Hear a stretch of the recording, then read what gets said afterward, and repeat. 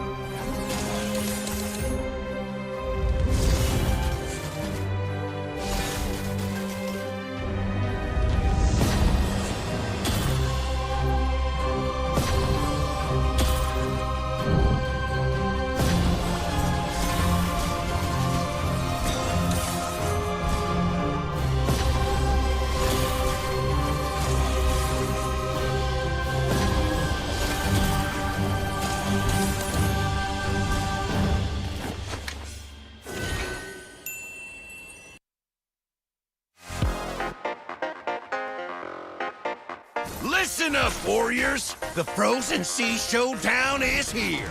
8 Francos, 2 sides. Ready your hooks. Well, the rules? Real simple. Hook 'em over, then bash 'em. Or hook 'em back and stash 'em. Remember, kills will make you stronger. More kills, bigger targets, so swing those hooks. More kills, better hook, so wipe off their looks. Crabs in the river, hook 'em. Reel 'em in for new skills. Stun. Magnet. Reflect. Chests in the cave, hook 'em. Reel 'em in for new skills. Team heal. Team super hook. Crazy ults. Total chaos. Triple hook. Recall hook. Trick hook. No equipment to buy. Auto upgrades for all. Take one down, get your hook back. Hook, kill, reset, repeat. Hook till you can't hook no more. Remember these words. Hook, kill, reset, repeat. Hook till you can't hook no more. Hooks ready? Let's go!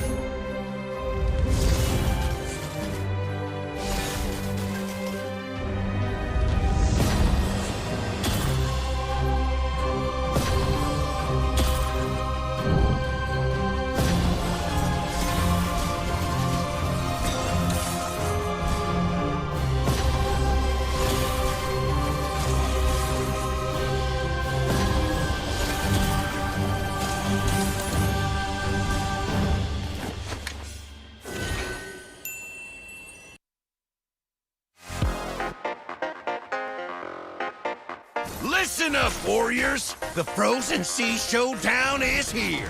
8 Brancos, 2 sides. Ready your hooks. Well, the rules? Real simple. Hook 'em over, then bash 'em. Or hook 'em back and stash 'em. Remember, kills will make you stronger. More kills, bigger targets, so swing those hooks. More kills, better hook, so wipe off their looks. Crabs in the river? Hook 'em. Reel 'em in for new skills. Stun. Magnet. Reflect. Chests in the cave? Hook 'em. Reel 'em in for new skills. Team heal. Team super hook. Crazy ults. Total chaos. Triple hook. Recall hook. Trick hook. No equipment to buy. Auto upgrades for all. Take one down, get your hook back. Hook, kill, reset, repeat. Hook till you can't hook no more. Remember these words. Hook, kill, reset, repeat. Hook till you can't hook no more. Hooks ready? Let's go!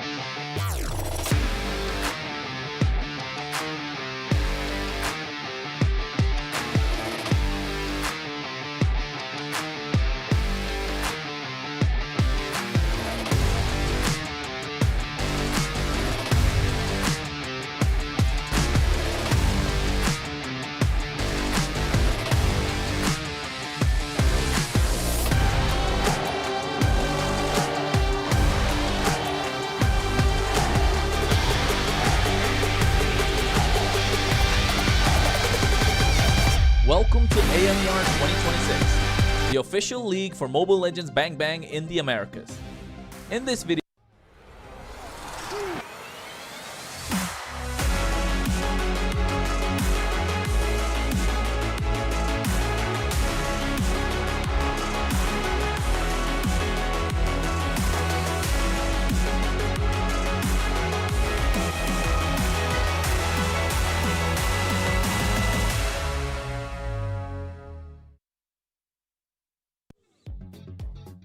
Welcome everybody to week 4, day 14 of MCT AMER North 2026 playoffs.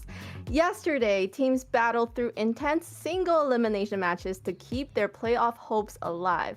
But today we officially move into phase 2 of the playoffs. Now entering the double elimination stage, the two teams that survived yesterday's elimination round must immediately face a brand new challenge as they go up against fresh opponents. We got some exciting matchups ready for today. Influence Rage takes on Stamina, who are coming into today after a strong 3-1 victory yesterday to keep their playoff run alive. And later on, we have Vendetta, who will face Leviathan, and Leviathan entering the series with a dominant 3-0 sweep in their opening playoff match. Welcome once again to MCT AMER North 2026. I'm your host Layla, and joining me today at the desk we have Kronos, ready to break down all of the key moment strategies and adjustments that we will be seeing throughout today's matches, and making his return to the desk, Trex. He is back once again to bring his insight and experience as we continue deeper into the playoffs. Trex and Kronos, now that we are entering the double elimination stage, we're going to talk about it, but let's go and look at the video of how the playoff is going to happen first. welcome to AMER 2026, the official league for Mobile Legends Bang Bang in the Americas. In this video, we'll walk you through the format of the competition. The league is divided into two regions, North America and South America. Each region features 8 teams, for a total of 16 teams competing in the ecosystem. The regions compete separately during the season before meeting in the Americas finals.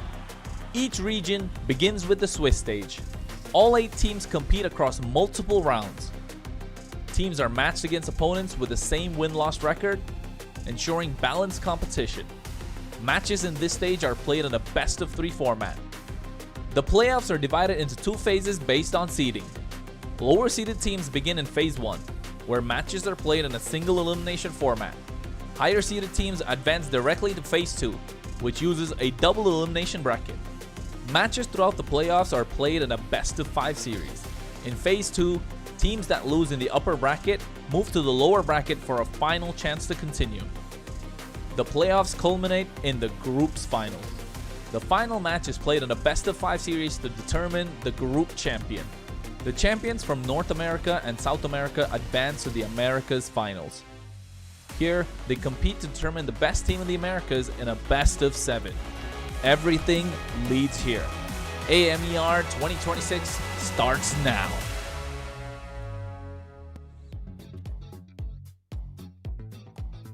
And that is the roadmap to the championship. Thank you. Applause. Kronos, now that we are entering the double elimination stage, how important is it for these teams to win the match today? They don't want to be in the lower bracket. You don't want to play more matches. No one likes working extra hard, right? Although hard work is important, nobody likes working extra hard. Just do the right amount and you get yourself to the grand final. So if you are any team right now, you want to get as many wins as possible on the bounce in the upper bracket and get a direct shot into the grand finals. Of course, Alpha 7 and Night Horde are lucky to be the pre-seeded teams because they got seed 1 and seed 2. But then again, if you are any one of these teams that are taking part today, you want to get wins so you can move on further, play lesser games, lesser fatigue. But then again, I've always said it, we always love a good lower bracket run, don't we, Trex? I definitely love a good lower bracket run. That's where some of the greatest wins in the history of MLBB have been made. So we'll see if any are made in this bracket themselves. Yes, and to be able to win in a state like this, we have to know how to play against the global ban system. So with that system, let's have a closer look and see how we should be able to use that to our advantage. We'll have the global ban in MCT Americas to bring more dynamism and special strategies. Under global ban rules, each hero can only be selected once by each team. After every match, the 5 heroes used are banned for the remainder of the series. The pick ban applies only to the team that used the hero. The opponent may pick it next game. In best of 7 matches, the global ban resets for both teams if it reaches the final game. Expect new strategies, fresh picks, and much more.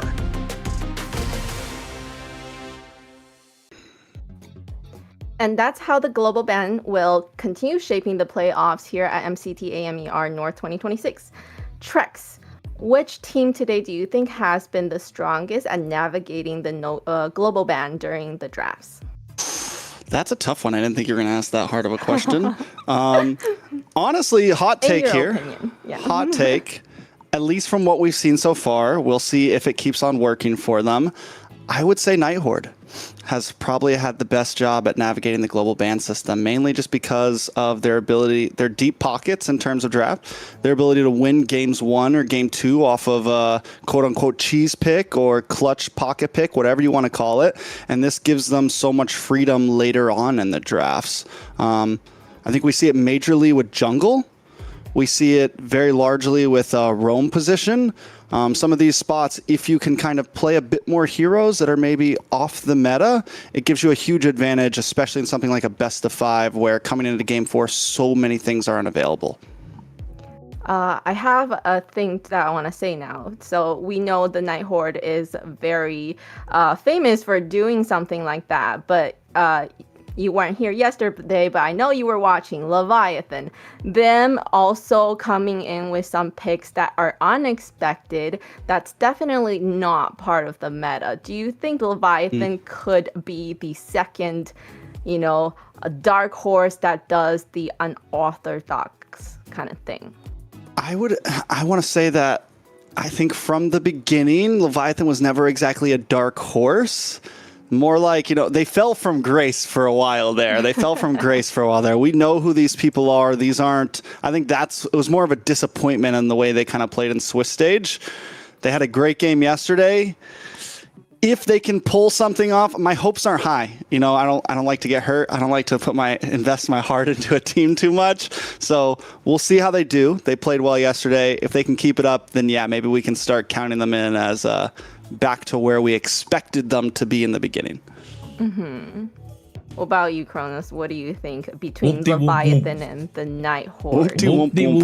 Let's go. I'm on the Whoop train right now. I'm on the Whoop train. I want That's a Kanye line, right? I want to But no, I'm on the Woompy train right now. A fantastic performance yesterday.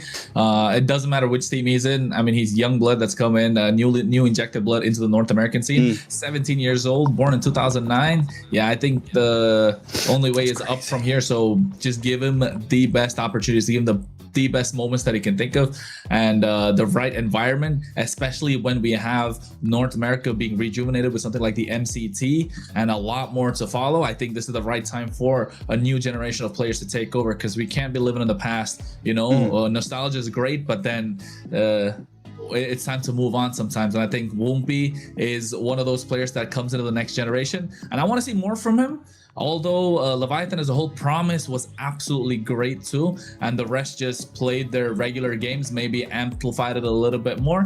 But yes, Woompy is star player so far. Maybe we're overhyping him just because they kind of beat a lower seeded team. I mean, today's day a real one Fanny, test, right? Today's first game of official professional play. Debut game, Fanny. You gotta overhype him a little bit. You gotta overhype him just a little bit. Like that takes some. Yeah. Definitely Kronos brought into a great point. What a great time to come onto the North American scene. great time to also have a word from our sponsors. So as the playoff battle continues here at MCT AMER North America 2026, we also want to take the moment to thank the partners that has been helping to make this tournament possible, like today's sponsor, Runestone.gg, esports instructor built for people sharing the future of competitive gaming. From real-time data to live fan tools, Runestone helps make esports more interactive and more insightful and more engaging for everyone involved. So make sure you go check out runestone.gg and up your game. Love me some Runestone. Yeah. Of course, who doesn't?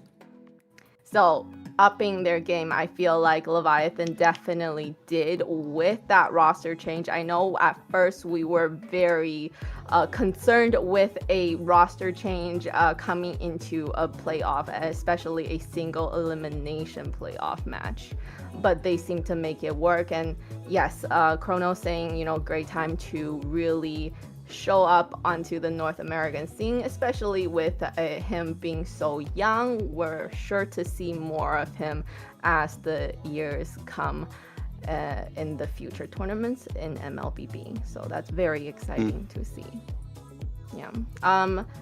Speaking of also Stamina though, right? Stamina has really pulled it together, I would say, for that single elimination match. We've seen them perform not so well, getting swept, right, twice in a row.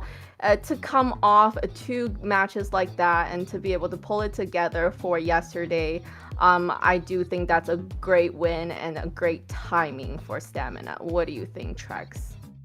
I think the first thing to point out, something we talked about a lot, was they lost a game and came back and swept. It's their first time winning a game after losing a game. So not only have we seen them grow as a team, but we've seen them just kind of evolve overall. And like you just said, taking 2 sweeps, then losing game 1 in playoffs, and being able to collect themselves, because that was kind of a weakness that I think I saw in Stamina a lot. They weren't really a team that could play from behind, but yesterday they were able to do that.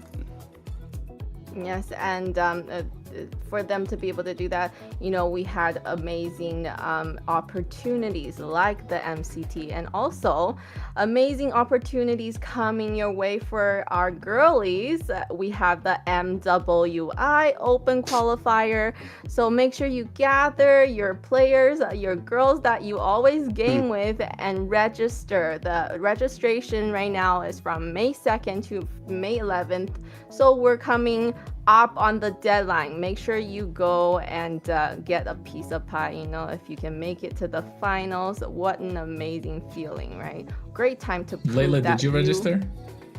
Did you register, Layla?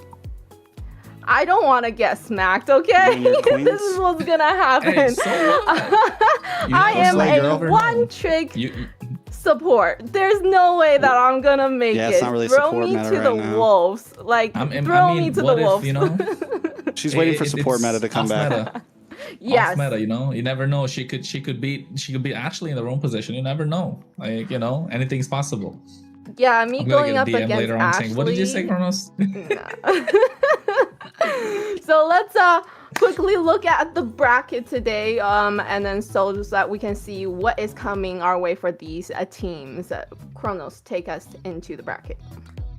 Oh yeah, taking a look at the playoffs bracket. Of course, we had the knockout rounds yesterday with Stamina getting the 3-1 against U2 Esports and Leon bowing out of the competition. The 2 Mexican teams are out, so we're not going to get that Mexican standoff that we were looking for. We did get it earlier in the Swiss stage, not anymore. Unfortunate. We'll be looking forward to seeing them the next season. Some of the players that we know are really good, the Bernoullis, the Povs, the Ziggy, the Zoltras. Hopefully we get to see them come up again. But we move on, of course, with Stamina Esports and Leviathan getting a 3-1, 3-0. Leviathan looking super clean with a new added roster. A little bit of a revamp there. And the matches for today, of course, going to be Influence Rage versus Stamina and Vendetta versus Leviathan. And the losers drop down the lower bracket, and the winners move on to face Alpha 7 and Night Horde. And the losers from that will go up against the losers of today. So it's another chance, of course, you have at getting to the getting to the finals. But then again, do you really want to be there? Do you really want to get to the point where you're having to fight for your life every single match, every single game. I think that's something that nobody wants to be in. So if I were Influence Rage or Stamina or Vendetta or Leviathan, I'd be looking to get the games in our hands today. Yes, today is going to be exciting for these 4 teams, and let's look at today's matches. So we have first a series, we have Influence Rage versus Stamina.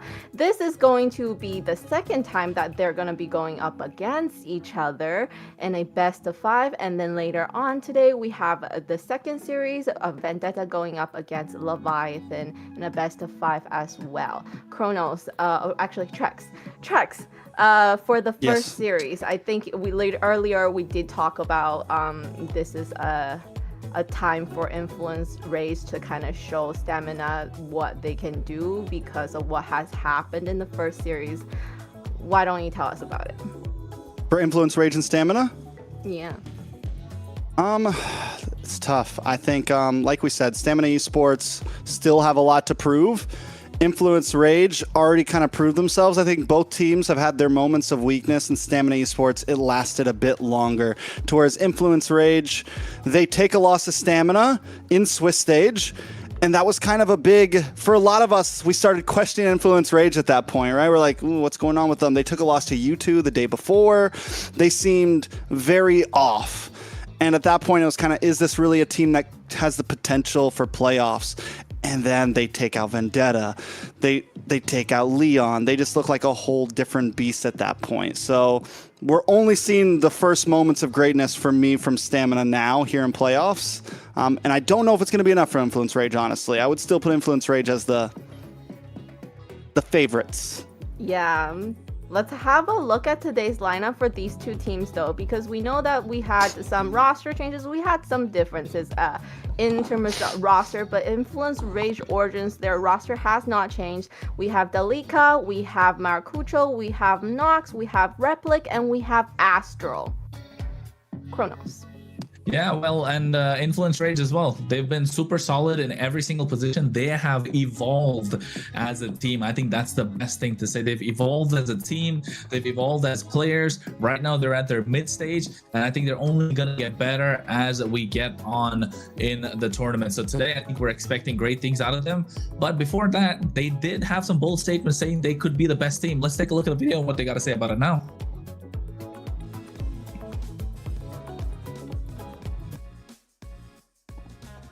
Hola a todos, soy Astro de Influence Rage Origins y hoy voy a estar respondiendo unas preguntas. Soy Astro. Hace aproximadamente 8 años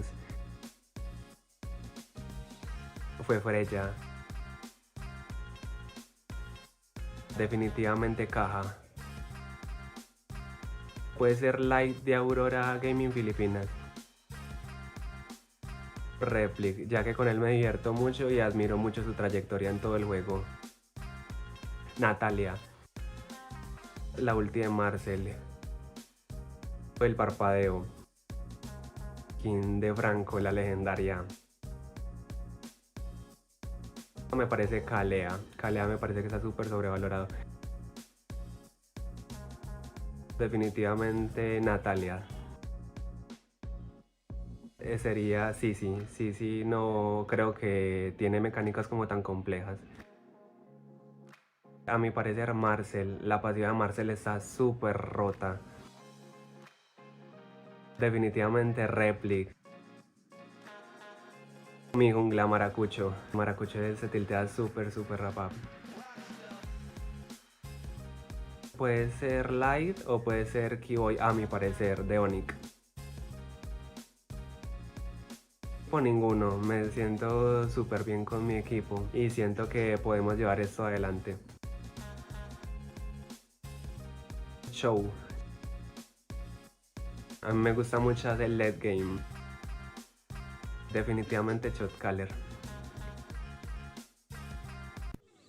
Great video, great interview with Astro. Let's now jump into the lineup for Stamina Esports today. We have Instinct, we have Dez, we have Yumel, Diamond, and Ricky. Now, all of these players we have gotten to know very well, right? These are players that we've known for a bit. But also outside of Dez, most of them still are pretty new on the scene. But for me, my eyes are on Diamond right now. He has consistently showed up. Dez as well, yesterday, able to finally kind of be online for his team. But once again, when going up against stronger and stronger teams, it's not going to be a one-man show. Everyone here needs to perform. Instinct, Yomel, and Ricky also need to be able to, at any point in this series, be the star.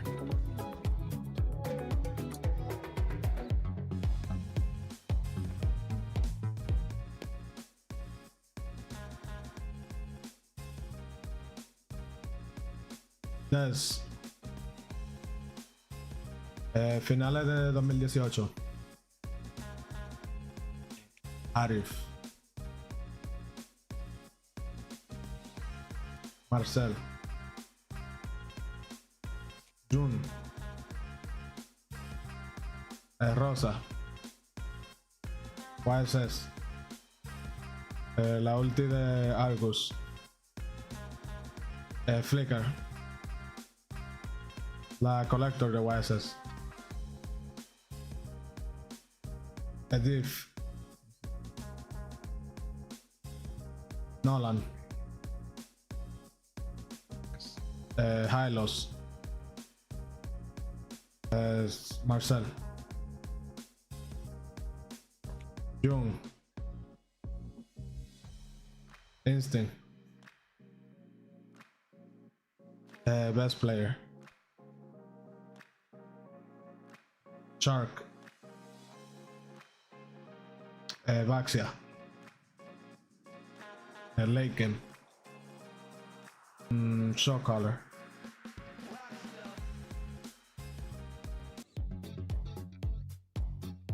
And coming back from that video, we kind of got to know a little bit about some of the players on these two teams. Very interesting that Des said that he does admire Yomel the most, which has kind of made me think about yesterday, the interview happening. So with the team, they're saying their communication was a little bit better. They let Yomel take more of the shot calling. Which role do you guys think it deserves that role to be the shot caller of the team? I'm gonna ask Kronos, and then you can give me your opinion, Trex. I think it's got to be between the mid laner and the roamer, right? For me, especially in the early game. And then around lore time, maybe definitely comes down to the jungler also. But come late game, it's your gold laner that kind of calls the shots. If he wants to go in, you go in. If he doesn't want to go in, you don't go in for these fights. So I think definitely it varies. But yes, overall, I believe mid laner has to be the main shot caller just to make sure everything goes well and he gets the final say, either the middle or the roam. So between the two. Yeah, I would agree. I think Rome is definitely whoever's getting vision, whoever's setting up these fights. Obviously, on every team, there's going to be a voice of reason, right? There's going to be your experienced player, someone who has done this, and someone that sometimes has to take on that captain role. In late game, there's going to be someone that I think shot calls in a sense for what we should all be doing right now, and that could be anyone. Maybe it's Dez, maybe it's whoever steps in that position. And then there's obviously the micro decisions of, we're taking this fight, let's go, or hey, I have a set, let's go. And normally, yes, there needs to be one person who does and all of that, but hopefully everyone is vocal. But I would agree. I think Rome is normally the best spot for that, I would say. Yeah, I couldn't agree with you more, because as a Rome, I definitely do the shot caller. Well, a support it's shot kind caller. of passive. Hey guys, I have my ults. We can go, poppy, poppy, boom. Go get them, boys. Go get them. Go get them. Like that. It's more like I get caught by 4 enemy teams. They use all their skills on me, and then everybody else on my team is like, okay, this is the time to go in. They have nothing. Your shot calling's like, help, help. So, you know, I'm screaming at my team saying, hey, come help me. I'm being chased. Can't you see? And then they go, okay, we wait for her to die. We wait for them to use everything they got, and then we go in. So yeah, I bet her team's like taking Lord on the top side of the jungle, and then she's at like purple buff for the lizard. Hey guys, where are you? Exactly. Fair enough. So let's go straight into the draft phase. Let's have a look. dangerous grass we have today. First ban. Ooh, okay, that's a respect ban. Des did really well yesterday with the Suyo, I have to say. Did he get MVP on that one? Or did Yomel get MVP on that? No, Check right now he for you didn't if get you'd an MVP yesterday. He didn't get a single MVP yesterday. It was game 2 was Ricky. it was yeah, Ricky, Rosa, Suyo game and was then Ricky. I think yeah. Yomel and Des got game. No, Des did. He got game 4 MVP Got on the MVP Fredrin. on- Oh yeah, the last Fredrin. one. Yeah, Yeah, yeah, the last yeah. one. The Fredrin was super solid. But then like I don't get this part. They had Lil Rosa playing yesterday, and then you got Diamond playing today. Maybe it's the availability of the players. I'd say that's probably the only reason. Otherwise, you don't want to keep switching your roster up so much. Although personally, I do feel Diamond that did have more standout plays and looked a little more solid than Lil Rosa in the gold lane. We'll see exactly how it goes. We are seeing gold lane bans with the Claude from Influence Rage here. I mean, definitely blue side, you're always going to target a bit more, leave some things open. With Freya banned out, Marcel banned out, Basha still available as a possibility. Did we see any, you know, I was able to watch some of the games. I didn't get too deep into the drafts. Did we see anything fall off the ban list? Anything really change up in terms of first round bans yesterday? Marcel got a win. Marcel got a win. Marcel got a win. I saw that. Finally. And Stamina, the ones to pick it up, and now Uranus on the first pick. Delicato was great on it. He got MVP for the week with this Uranus picked up as well, and also other picks. Even though Merciless did play a fantastic Uranus that week as well, but I think Marcel is banned out. I thought Marcel is left open. They just don't want to Bosch is give it open. away. Here's, but here's the thing. he said he's not gonna pick it up, right? Who? Des? In the video. Yeah, The he said in the Marcel? video, like I don't care. No, the No, Basha. you He doesn't care for it so Oh. much. Well, when Trex did some research earlier, I've noticed that Stamina literally first pick ban is always Marcel, and then second is always Freya. And there's something going with that ban that they have that they just don't want to play against those heroes at all. Well, they do decide to switch it up and pick up the Basha here. The only thing I'm not crazy about is that they locked in the Khalid along with it, which leaves any opportunity for flexibility here. If they did want to maybe swap Dez onto a more aggressive jungle, they've already kind of showed their cards of Khalid's our roam, Basha's our jungle, unless they do something crazy like EXP for one of these two, which I'm not insane about that. That wouldn't be the best. So we'll see how it starts. They do get some decent power picks though up front. I'm thinking carry here, right? Carry plus Valentina. Just take everything away from them. You're also like shooting them in the foot, so they can't pick Carry lock. Harith is okay, but that's a lots of magic damage. Now you're relying on a physical jungler. You're relying Harry on Potter draft. like a physical roam too. Yeah, it's not looking so good. It's the Wizards of Waverly Place at this point. But Harry Potter draft. Hey man, For they'll the try it. older, Give for the it older a people break. here. You know, I know, I agree. Harry Potter draft. Wizards of Way. Waverly Powerless Palace for the younger kids. You know, whatever. I don't know who the palace is, but yeah. No, I agree. I think too much magic already, especially around mid-game power spike with this Harith being picked up. If you're Stamina, you're having a tough time in the gold lane, so take away. There you go, the carry, so they can't flex this Harith into the jungle, just in case. And now all of a sudden, Stamina look like they have a super solid draft. Whatever heals that could come out from the Uranus as well as the Harith are kind of negated by this Basha. So I think Stamina Esports first half looking solid. I like it. I think Stamina Esports as well looking clean. I do think there's still possibilities for Influence Rage. They just need a bursty jungler, like maybe YSS, but then they're just so divey, right? If they go there, they really have opened themselves up. But I guess if they pick up to the greatest mag show of all with like a time. Valentina and a Harith, I'm scared to not have. I mean, I guess you could pick up like Leo Mord, right? Leo Mord could work with this. You still get a kind of a bulky front side to protect the Valentina and the Harith, but at least you have some decent physical damage on your side.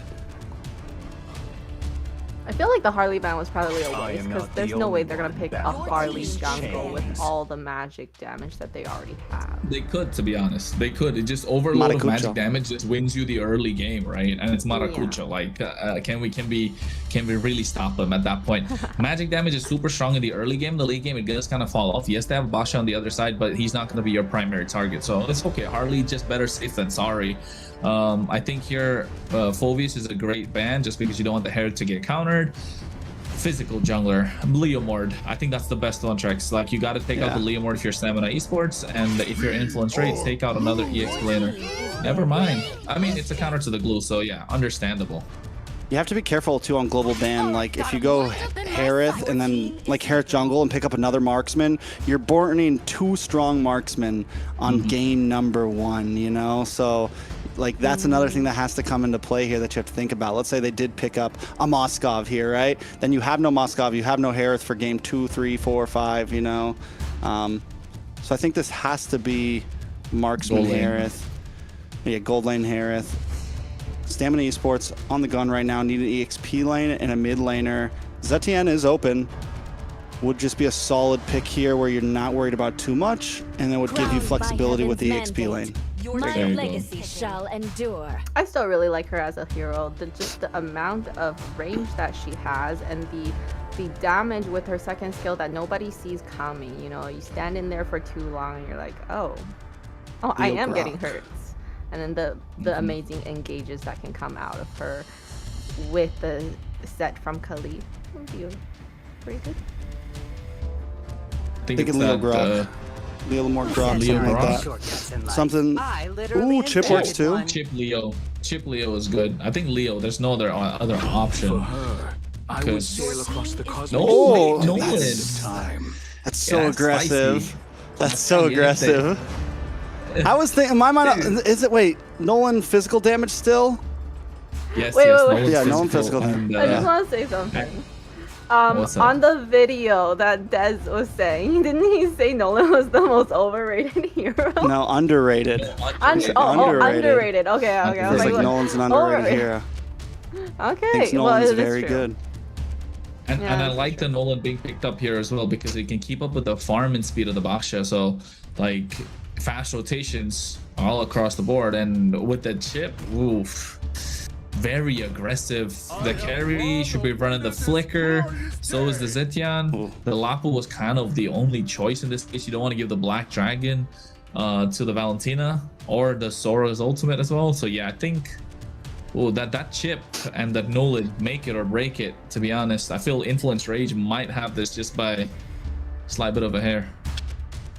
Yeah, level 4 power spike for Influence Rage. If they pop off, I don't see stamina coming back from it, but all stamina really has to do in my eyes is get to 8 minutes at like a no more than 1,000 gold deficit. Like if they can just hold things even together. 2,000, okay. And even 2,000, they have a lot of play potential.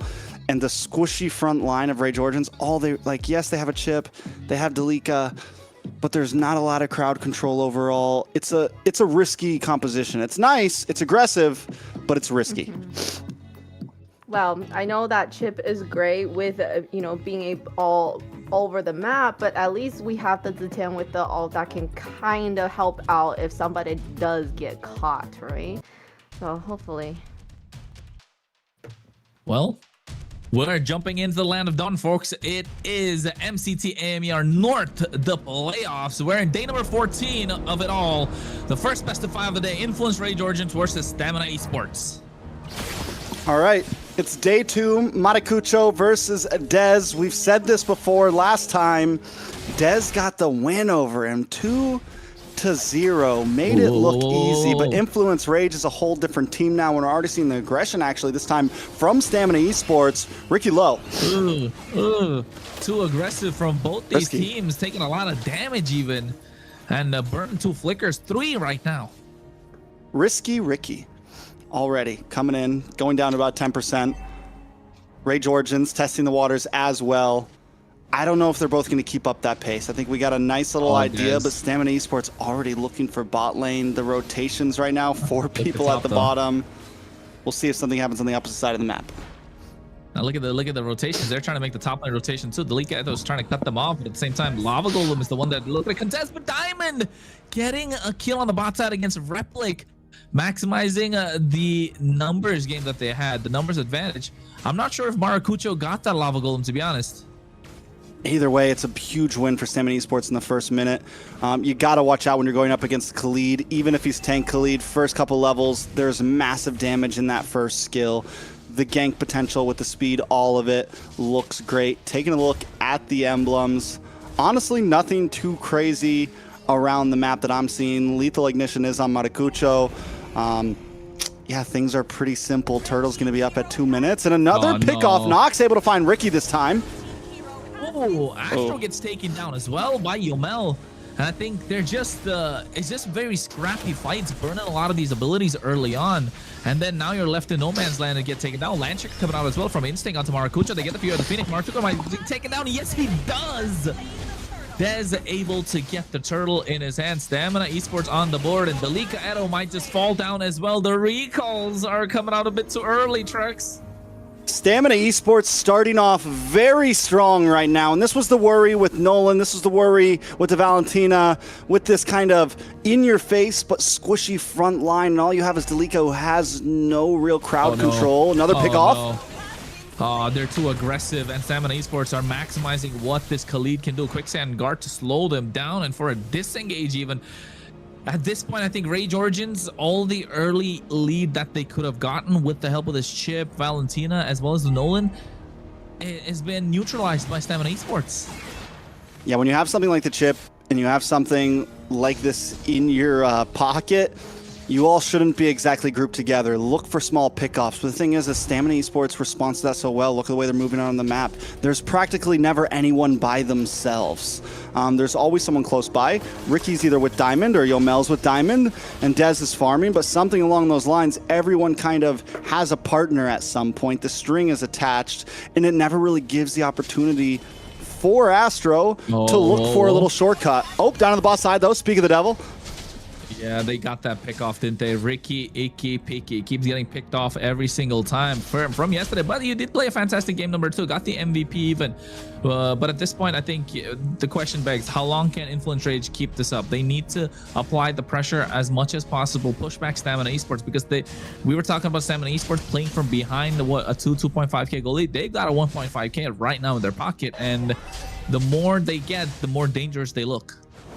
And Rage Origins, though, getting that, kind of bringing it back to 1,000 gold. Earlier I said if Stamina Esports can make it to the 8-minute mark, but it looks like they're the ones in the lead early on.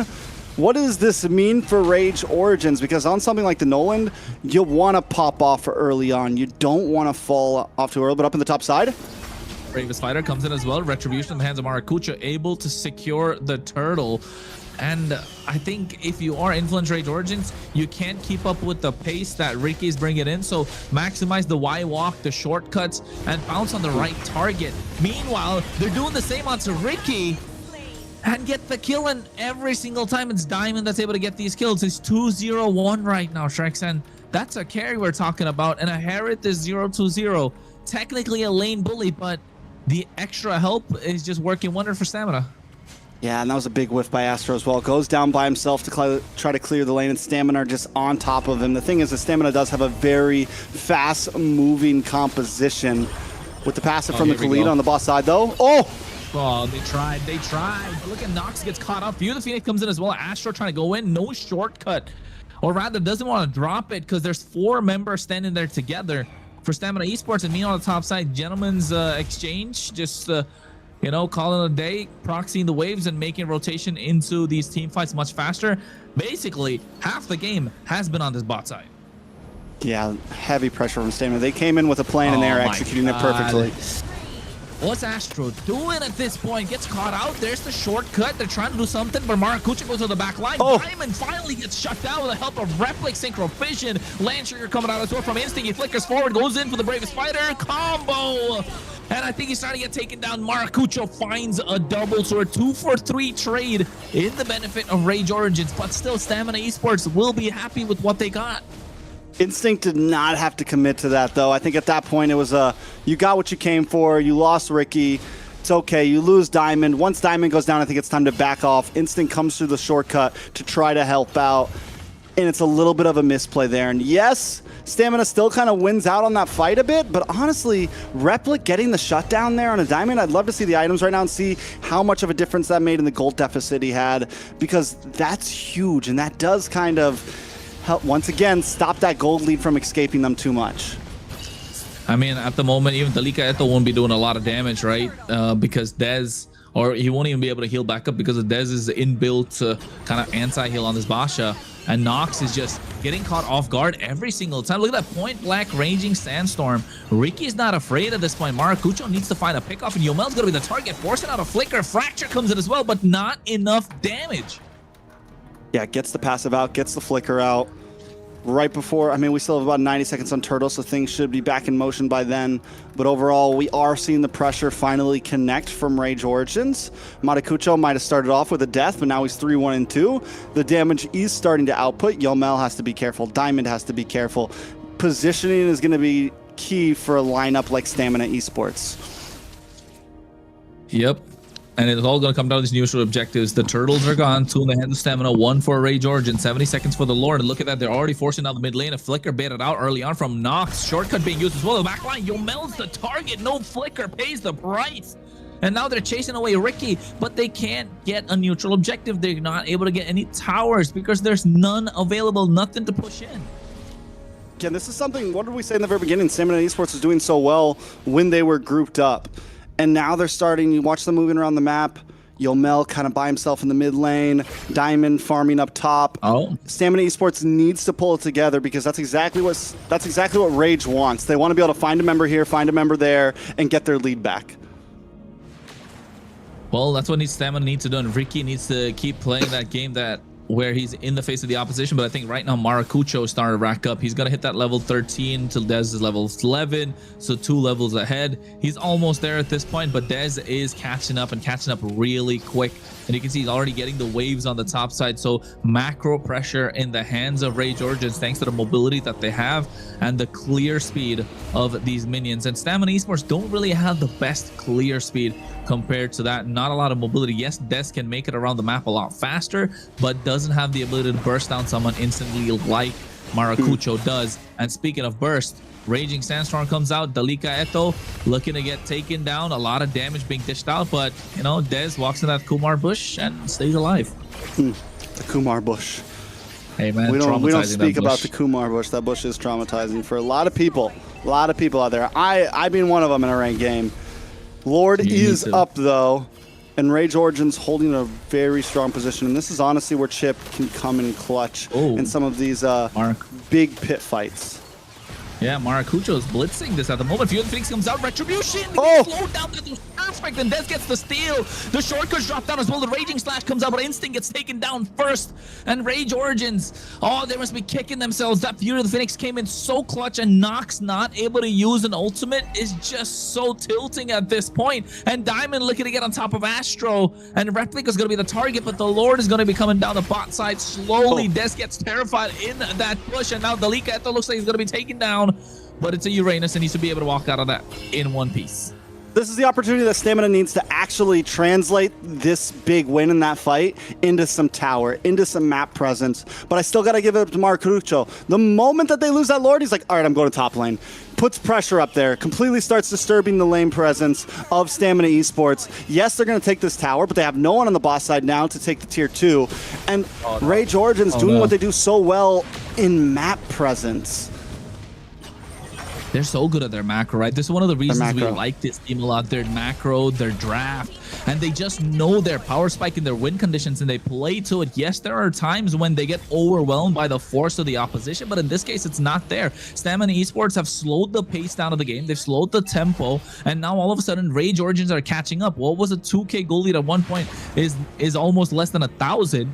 And Stamina Esports are finding ways to make things happen while playing Protect the President with Diamond.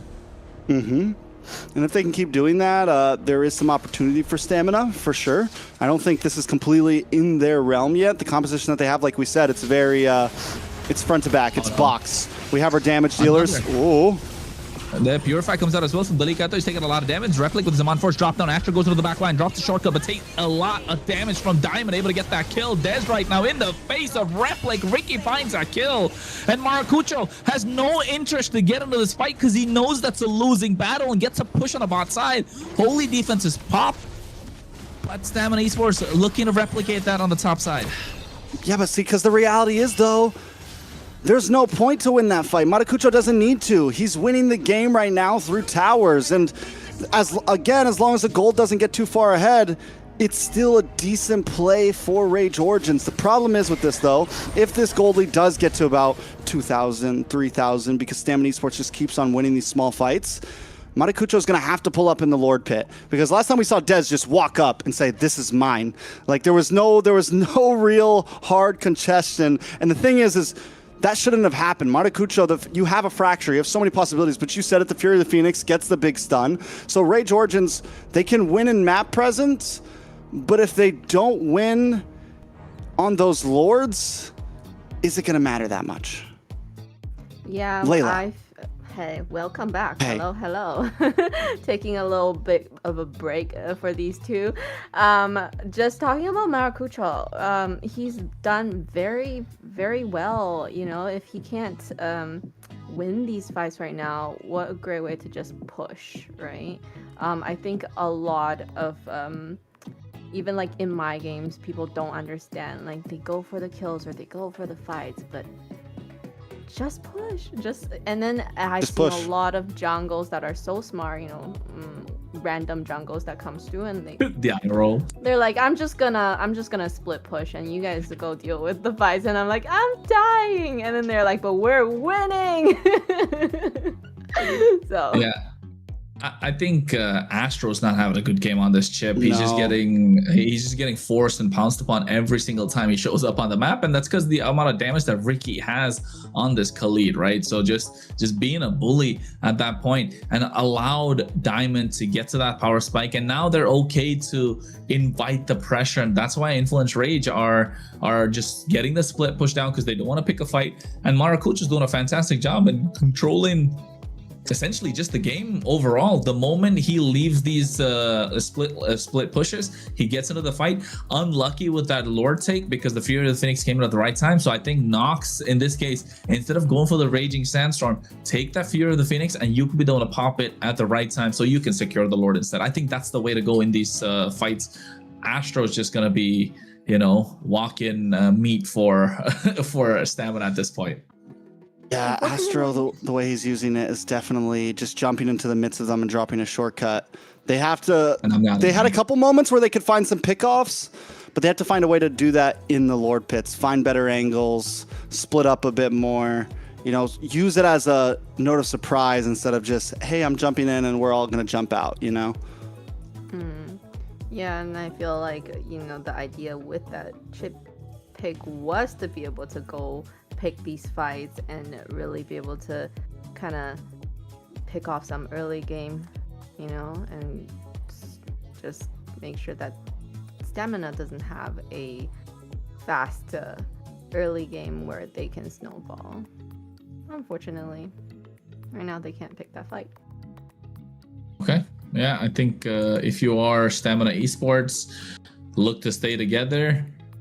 Use Des to kind of like clear the lanes, or Ricky to clear the lanes, and then you know they're gonna bounce on top of you with the help of the shortcut. But if you're Influence Rage Origins, let them get that split going. Don't get on top of them. Get your neutral objective, and then we'll take a look at finding the way to finish the game. But I think you're okay even if you're Stamina Esports. Let them get the Lord. They can come in. You've got a carry in your hands, and she melts heroes like butter at this point. I think she got the Malefic gun as well. So there's a lot of damage online for Stamina Esports.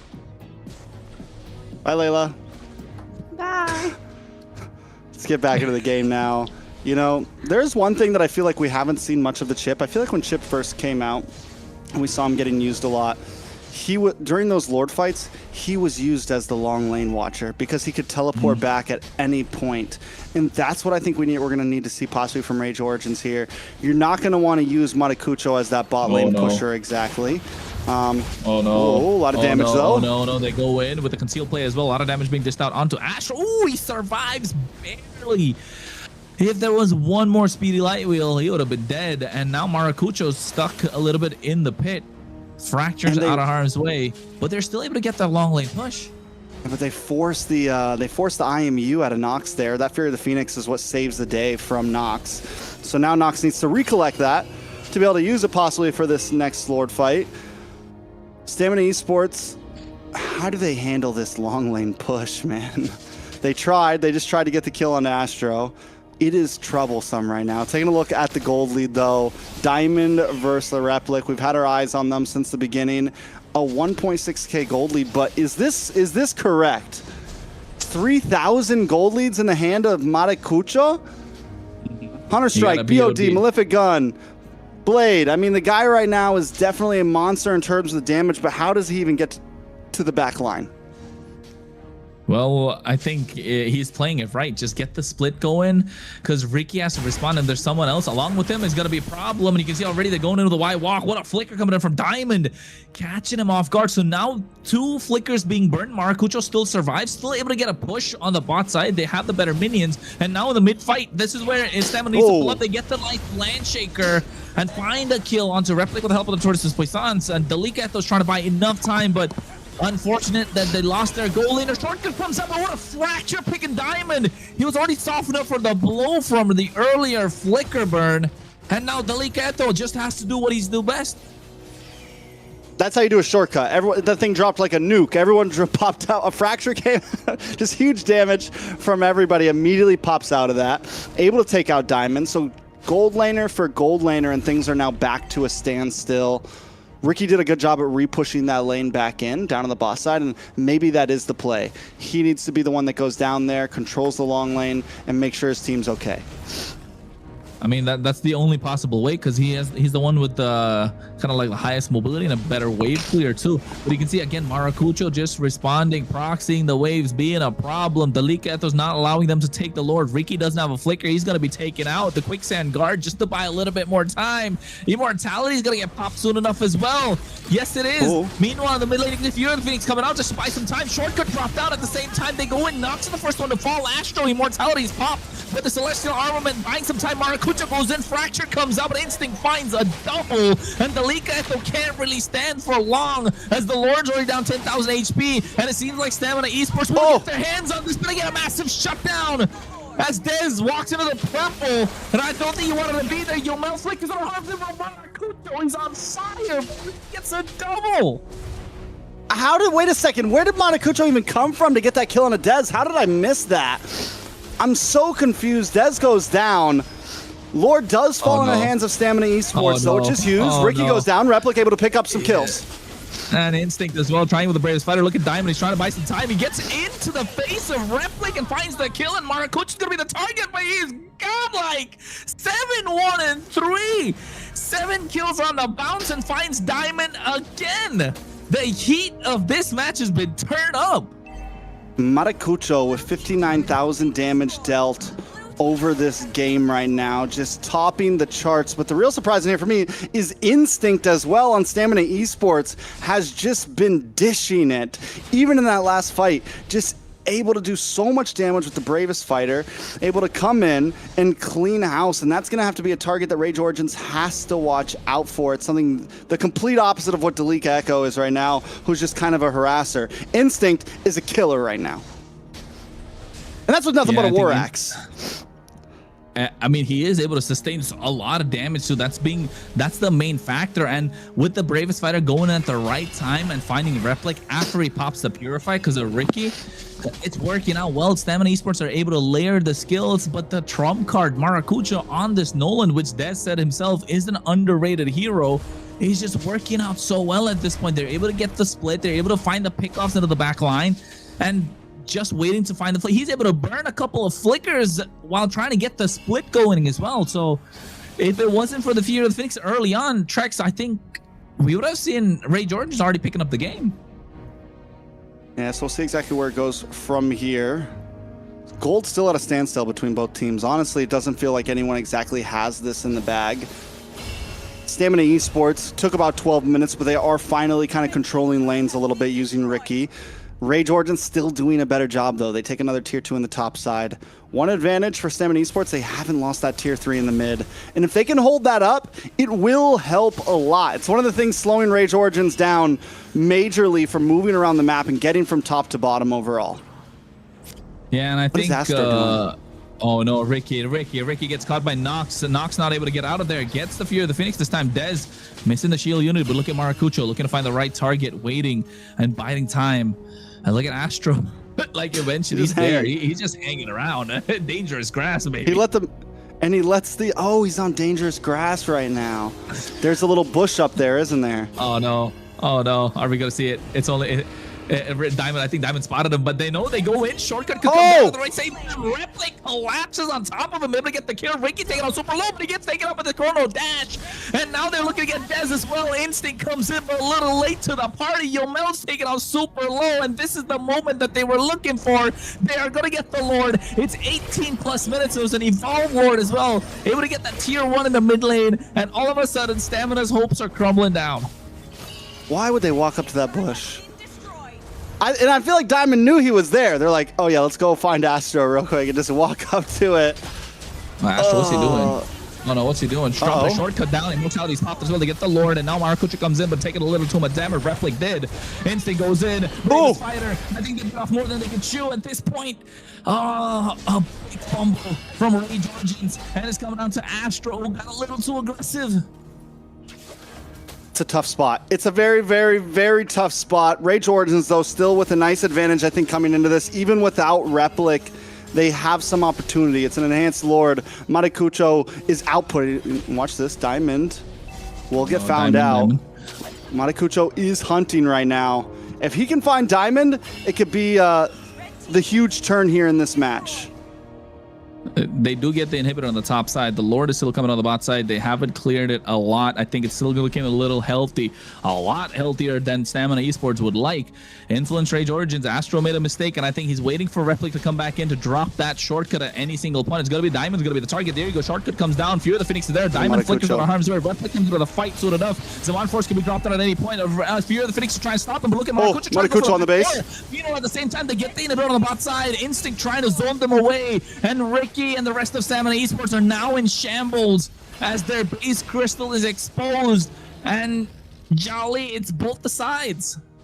Even in moments like that small fight there, Maracucho coming in from the top side, he knows he's probably not going to destroy the base, but he'll pull 2 away and guarantee that that Lord is able to crush in more on the bottom side.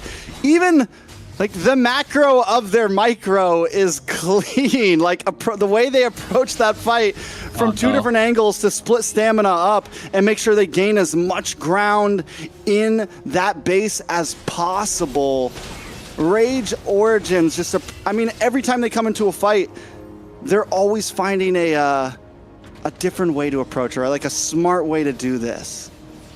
And you know what? Like, so far, this has been the pace that Influence Rage Origins like to play at, right? Yes, in the past week before we get into the playoffs, they got really good games back to back, but then those were fast-paced games. That was a different Influence Rage Origins that we saw. They can play aggressive, but most of the time they like to play this pace. They like to take it slow, very methodical, very calculated, very macro heavy kind of a composition, and I think they're doing wonders right now. And no Purefan has the lookahead, so he's still able to absorb a lot of damage though, but a lot of resources baited out. No Raging Sandstorm, there's no Tortoises Poissons. He can't really run away that fast.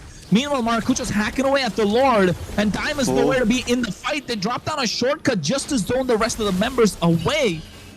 And Rage Origins gonna get another Lord on the board unless Yomel gets a perfectly timed stun with that Fear of the Phoenix. Ricky comes into the party, looking to go in. There's Fear and Yomel finds it. Ricky now caught in the pit. He flickers out of harm's way. His own stamina needs to abort. This is the second time Yomel's coming clutch with that Fear of the Phoenix. Maracucho, my guy. Figure it out, my friend. What are you doing? Rage Origins, you fool me one time, shame on you. Fool me twice, shame on Maracucho. What are you? Ay. Oh no. That is a chance. This is looking dire. Instinct goes in. Bravest Fighter as well. A lot of damage being dished down. Replica has the immortality. Raging Sandstorm comes out. Diamond goes into the fight as well at the same time. Nox taking down. It'll win to crown trying to survive. But Replica's the first one to fall. Immortality. Item swaps are coming in. But Diamond has the damage. He finds the double. Looking to find the third. Look at the base crystal for Stamina Esports as well. They're trying to go in for the back door at the same time. Shortcuts drop. The Astro doesn't even want to go back, but I think they need to. Ricky, Diamond, and Instinct are enough to finish the game. Fear the Phoenix comes out just to spot every single member. Fracture to catch Instinct off guard. The inhibitors down from the mid lane. They don't have the clear. Raging Sandstorm coming in at the same time. A lot of pressure is at the crystal, and Stamina Esports find a way after a crappy messy fight. A back and forth battle between Rage Origins and Stamina Esports. Stamina Esports on the ropes. Towers down. One Lord to rule them all right there. And Yomel with another huge play to guarantee the steal there. Last time Dez was able to walk up and retry it. This time Yomel took it with his bare hands. And that guarantees the game. It doesn't matter what happens throughout a game. It's always the last Lord that counts, right? Yep, it was a very close game for these two teams, and unfortunately, on that a major mistake like that will cost you the game. I was kind of impressed by Nox buy and sell there. Nox was supposed to definitely die, survive that, you know, and so that was great. And then Yomel with the clutch steal for the Lord. You know, Ricky was able to be there, open up the map, give the vision that Yomel really needed to be able to ult and steal that Lord. Amazing. I don't know. I don't know what to say, man. I feel bad for Influence Rage Origins at this point, right? They must be kicking themselves. Hopefully, they're able to shake it off and come back in the next game. But overall, there were good parts for Stamina Esports, yes, in the early game, in the mid game, but mid to late game, they were kind of like headless chickens running around, and Maracucho was running circles around them the entire time. Yes, they did get away with the game. A win's a win after all, but how are they going to translate this into the next game, and are they able to find momentum? Because definitely confidence is on their side at Influence Range. If they can shake it off, I think they can come back strong still. This is a series, man. This is going to be a series. Yeah, hopefully this doesn't hit Influence Rage too hard, but I agree. I think the fact that they were even able to come back, because Stamina had such a strong lead early on in that game. The hard focus onto Replic. Stamina came into that game with a very good game plan. And I think towards the end there, Influence Rage, they did a good job at zoning Stamina away from that last Lord, but at the same time, you already know there's a universal ult out there with the Fury of the Phoenix. You have to approach those fights carefully. You let it happen already once. Letting it happen again is a mistake on the side of Rage Origins. And I do have to give it up to Stamina Esports, because that is, in the end, it's not like a lucky thing. It's nothing. Rage Origin makes a big mistake the way that they approach that last Lord, and Stamina Esports just take it. They take full advantage of it. I feel like definitely with the last Lord fight, if they can just hold out the Ricky, you know, just not having that kind of vision to be to really able to time that. Maracucho, though, yes, he made that mistake with that last Lord, but he has really done exceptionally well throughout this whole game. He's really been really stable. He hasn't done major mistakes until that last moment. So, you know, props to him to be able to hold it together when they aren't really starting off well, or, you know, so, yeah. I mean, maybe just because, you know, how the Nolan kind of played, I wanted to see them kind of get this big win. But Stamina Esports, even though they were kind of like headless chickens, they were still ahead, and they maintained that as much as they could. And Rage Origins making more mistakes than they would like in this game, and it came down to not who's gonna play more clean, who was the one able to make more mistakes rather. And I think in this case, Stamina Esports making fewer mistakes compared to Rage Origins, really it kind of came down to that, if you ask me, right? They got themselves two big Lords. It could have been two big Lords, but it was just one. And I think the MVP of this game gotta be, I think, Ricky. Oh, never mind, Instinct. He was a monster indeed, Trex. Instinct was definitely a monster in that series. I mean, Ricky played a great early game, but I think Instinct throughout the mid game and a lot of those fights where they could have been one-sided, Instinct found some kills, right? He always at least found 1, 2, was able to hold down the front line, and was able to also be a damage dealer, because for a while we couldn't see Diamond really get online. So if it wasn't for Instinct at least like evening the playing field, then the snowball would have gotten out of control towards the late game. If it wasn't for at least some kill pressure and the fact that Influence Rage didn't have that much range on their team, it was pretty much a full dive squad, that's where the Lapu Lapu can really thrive. He can just jump onto Nox, he can just jump onto the Nolan, he can constantly put pressure down onto the Harith, and it ended up working out. Instinct did a great job of making sure they could get through. We're going to take a look at some of the replays. And the guy was aggressive. This is what, last Lord push here. And I think what we're going to see here in a second is he brings out a big Bravest Fighter, looks for the stun here, able to make sure that Replic is in a bad spot, and the rest of the team is able to just close in. Yeah, and I think not just that, right? Astro, I mean, he really dropped the ball, if you ask me, on this chip. And he was so aggressive to the point where he was even in the base crystal inside the inhibitors, when instead of trying to get out, he dropped a shortcut, which ended up being Replic's death sentence at that point. He shouldn't have gone it. And then it was Instinct who kind of picked up the kill. And that, although it was very small and kind of like, yes, it was noticeable, but it didn't feel as big at that moment, but it definitely was. That kind of shifted the tides. You don't have Replic for the next 40 seconds, and that 40 seconds was enough for Stamina to cover ground, even though they had only one more inhibitor left standing. Yeah, yeah, very, very iffy pick with the chip. The good thing is, with Rage Origins, they had 2 picks that was not so meta, so that leaves them, you know, with a little bit more flexibility and choices for the second draft that's coming up, right? So you gotta think about that as well. But with the chip, a chip pick is definitely not the best one. They don't have enough CC, as you guys were talking about, for that. So is this the downfall of Rage Origins and the rise of Stamina Esports, or do we think that Rage Origins kind of dust this off, maybe come back, tie things up in game 2? Stamina Esports, what I do have to say is the fact that they're able to go the distance shows how much they've evolved right now. The fact that they were able to be behind, like be ahead, be behind, come back and forth. We're seeing a very new breath from Stamina Esports right now. And honestly, I don't think Rage Origins was expecting it. Yeah, I agree. I think Rage Origins definitely didn't expect this.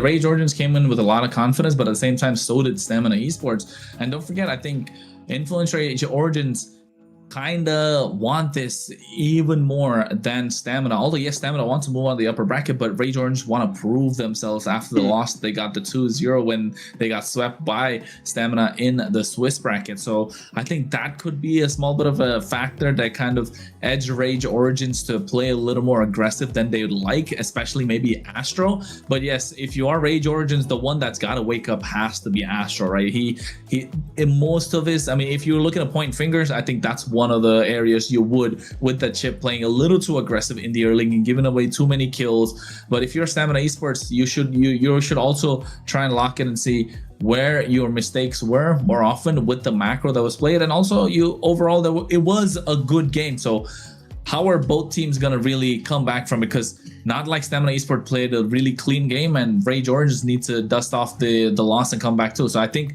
even though it's a second game of this best of 5, we probably are looking at both teams coming at this like it's a fresh game. Yeah, and then we're hoping that I was gonna say, who do you think is the shot caller in Influence Rage? I think it's got to be Astro, right? It feels like it's Astro. I sure hope not. Not after that game. Not, yeah. Not. Replic have no faith in Astro after that's done. So It's He kind gonna of be left tough. him in no man's land. He kind of left him in no man's land after dropping that shortcut in the base, and he was dead. There was no minions whatsoever. He was a forced shortcut. And at that point, he could have just, walked out of the base. It's okay. You had an immortality. It's not worth giving the kills on the other side. But I think they've switched up red and blue sides. Stamina Esports on blue. Marcel probably is going to be the first ban for Influence Rage. And then you get the Suyo as well coming out on the other side. So Jushin maybe. But Stamina Esports don't really like going against this Guinevere, do they?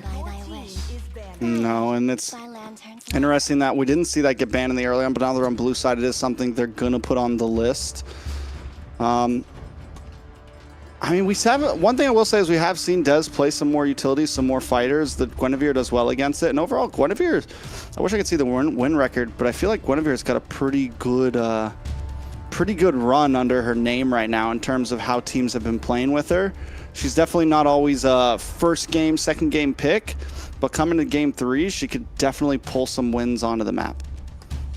Yeah, she has done pretty well in the previous matches that we have seen her. I'm very surprised that Stamina did not choose the first ban as a Marcel. So is it because they have a renewed confidence in the Marcel and maybe they might pick the Marcel? I think this is Marcel ban plus Marcel, Jushin, and Suyo. That's if you're Influence Rage, you want those off the table. You don't want to give Stamina their comfort picks. They're the only team that got a win with a Marcel. Still, a lot of teams are wary about this Marcel, even though it's not got a lot of wins. There are ways to beat it, but it's you get the opportunity to play a lot more aggressive than the opposition would like. So yes, I would say Marcel, Suyo, just to make sure Dez doesn't get his hand on the Suyo, unless you want to give it to him after a certain game, or you've already ready and prepared to counter that. But if your Stamina, Guinevere's gone, Freya's gone, maybe the Harley, or you can take that for yourself, or even take out the Phoveus at this point so you can get the Herod. Overall, I think clean. I think Phoveus is open. Like you said, I think, do they go for Uranus like Influence Rage tried to do last time? Now that the carry's gone, since they've been picking it, that could be something we see. I'm wondering if we see something like a Fredrin pick from the side of Stamina here with the carry ban, the Gwyn ban. We did see Dez play a great game with it yesterday. And Stamina, the way they're playing right now, even from last game, very grouped up formation. We want to fight together. We know that Influence Rage likes to play the map, so we're going to try to reverse that and just stick together and force fights, right? So maybe it's something we're looking for in game number 2. I'm going to say if Influence Rage don't ban Suyo, this is a 100% pick for Dez, no? Up or does front? he not want to use that right away for this? With Harley banned out, Suyo could be a good pick here, honestly, up front. Suyo first Wouldn't pick. be a bad. It's It wouldn't be a gotta bad first pick right here at all. Yeah, you give Dez what he wants at this point. Get the Suyo first pick. It's okay. I think the reply on the other side is probably going to be a Phoveus plus something. So you're denying the Herod. But yeah, I think, is there a better pick than the Suyo? Maybe the Uranus, but then again, there are other options in EXP as well. Never mind, Eve is going to be since Valentina's gone, so yeah. Okay. And even if they get the Suyo here on Influence Rage, again, like you can still pick up something like the Fredrin here that does cleanly and can hold, and paired up with a Eve, you have great pit control. They've been doing well already in terms of neutral objectives. Stamina Esports could just keep it simple, but like you said, Influence Rage, Phoveus open, Glue open, a lot of possibilities for EXP lane plus Suyo. Maybe third pick Zetien on the side of Influence Rage. What's That's been the pattern, right? It's been the pattern of the third pick Zetien all the time. Just because you get a solid mid lane before going to the second phase of the draft, or it's the first pick after. Aggression. Already a lot of pressure on Yomel on this Eve. Interesting. The Claude is They want to actually a play good early pickup. game. Is that what's going? I mean, if I they mean, I also think Hilda's been good no matter what. I mean, I used to think Hilda was only good against aggressive assassin junglers, but at this point, Hilda can bully just about anybody. yeah. There's the Suyo. And then what? The Claude's stolen away. Uranus? Terizla even? Terizla has been Hylos. doing Ooh. well. The slow. Lame. The Hylos is to counter Hilden, right? So that she doesn't charge at your backline as Yeah, you just fast. don't poke her in the head, you know, you just... I think Hilda's still gonna be able to walk up. I think Hylos more for the glorious path to be a disengage tool and initiating tool, and also at the same time inside the RWM you're basically slowing them down so much they cannot move, and that's when Dez comes in. You know, Blade Surge, Soul Sever, Evil Queller gets a triple kill or something. So that's the idea, but that leaves the Sora open, and it's okay if for now for Influence Rage they don't mind playing inside this RWM because they got the Claude, they have the Sora. So yes, I think still 50-50, but I think Stamina Esports have a slightly better draft because they've got the Suyo, right? One of the high priority jungles in this current meta, along with the Harley. Influence Rage has just been drafting so aggressive, I feel like. Sora, Claude, Hilda, towards Stamina Esports surprisingly has been coming up with more like game plan compositions, you know, like you said, like the RWM works great with the Hylos. So many things that can pair well in this composition. It's a much more we fight as a team. Everyone needs to be present. Towards Influence Rage, it's like Sora's gonna jump in, Claude's gonna jump in, Hilda's gonna run around. You know, it's two very different play styles crashing here right now. I think mentality has changed for both of these teams, right? With Influence Rage, with their new management, they're getting lots of pep talks. It's like, you know, we can do it. You know, they're probably taking more chances and things like that. And then with Stamina, with the Yomel doing the shot calling, they felt more like a group together, and so I feel like they are more stable as a team when they're playing. Magic is my life. Your team is banning. What do we need for Leomord ban? It has From to be. I Stamina? think Influence Rage are building around to get a Leomord, but also Zetian could be another good solid choice in the mid lane. The Joy's gone off the table because they don't want to balance. They don't want them to get the balance of the physical and the magic split. But at the same time, apart from a Leomord, what else can Influence Rage go for that can, you know, balance out this magic physical kind of split for them? And but I think they don't mind because Nox is so good in the mid lane.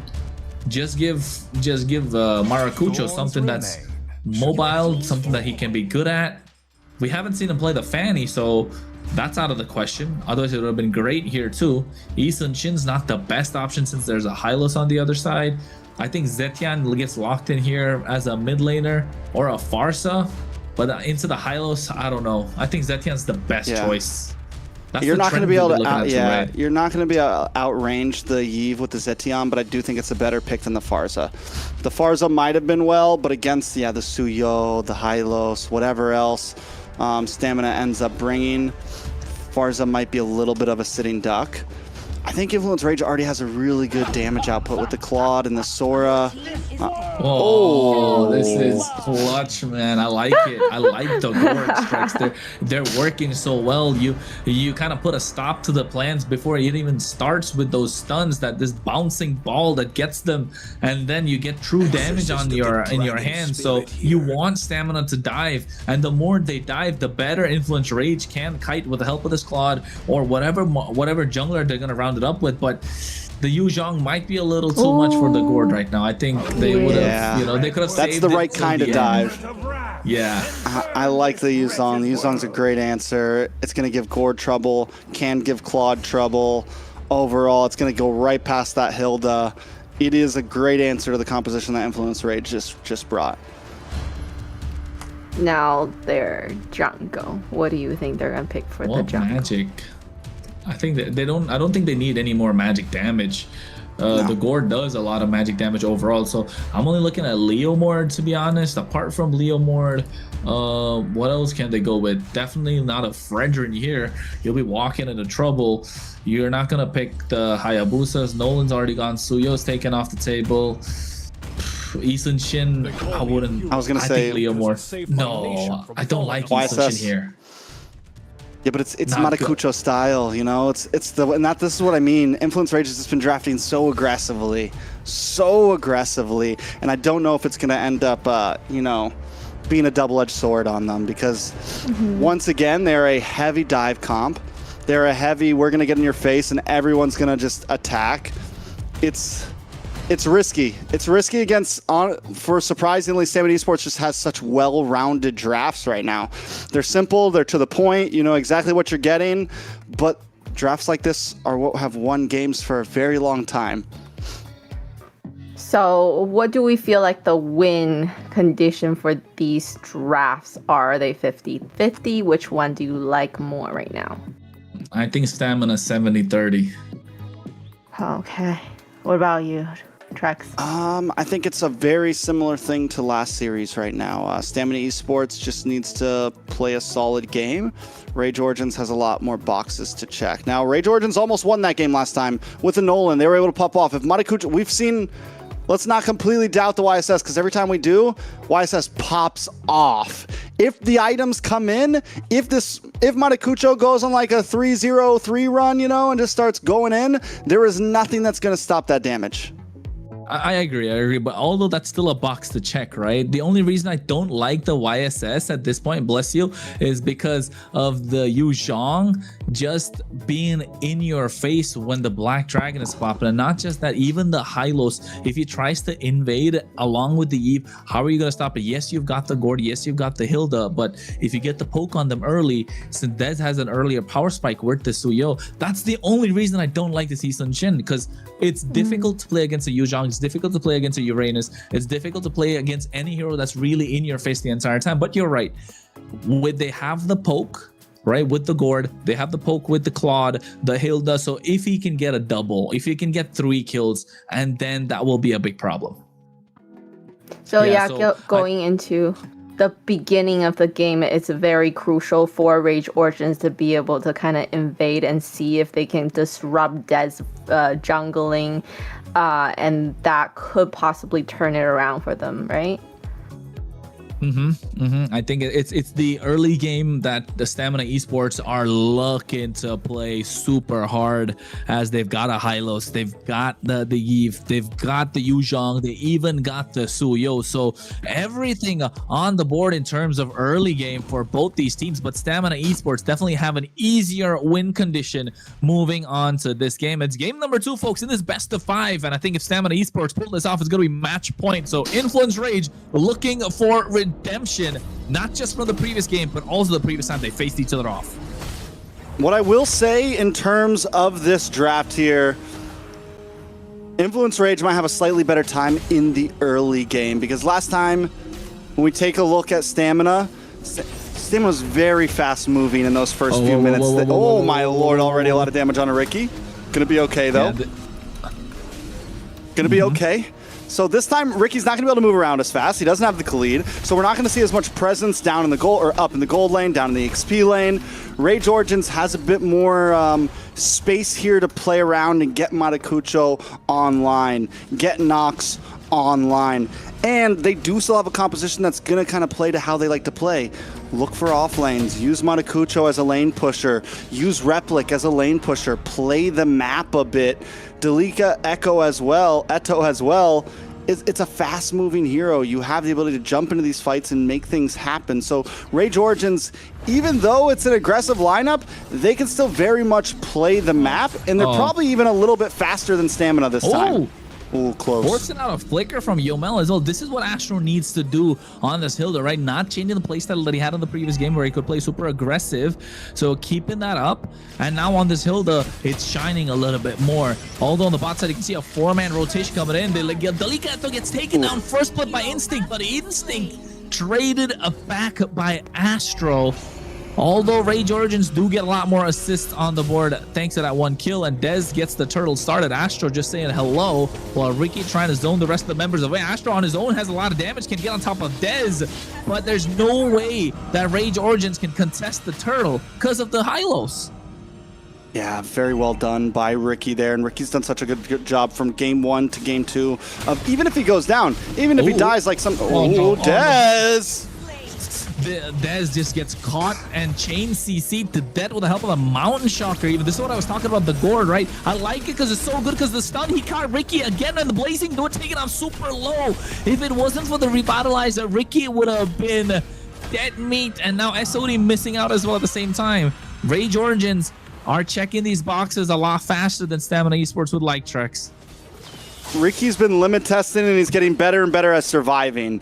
Last time he goes a little too deep, he might die, but now he's finding those moments where, okay, I'm at 10%, I can hang on, I can get away, and now he's on a hero, the Hylos, who does great at just that. You hit the Revitalize, you are hard to take down, you're annoying. Yes, it's an easy hero, yes, it's a brain dead hero, but it's still a thorn in so many teams' side, and that's why it plays well. Up in the top side, though.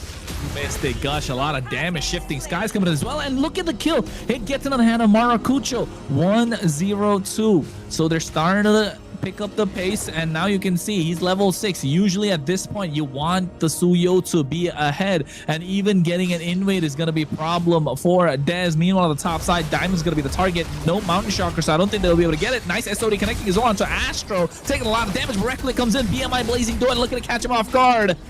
But Diamond able to survive with the help of the Purify, escaping those stuns coming in from Nox on this gourd, while Stamina trying to do the same on the bot side. Diamond's able to survive, but Rage Origins as well. Don't push the envelope too hard there.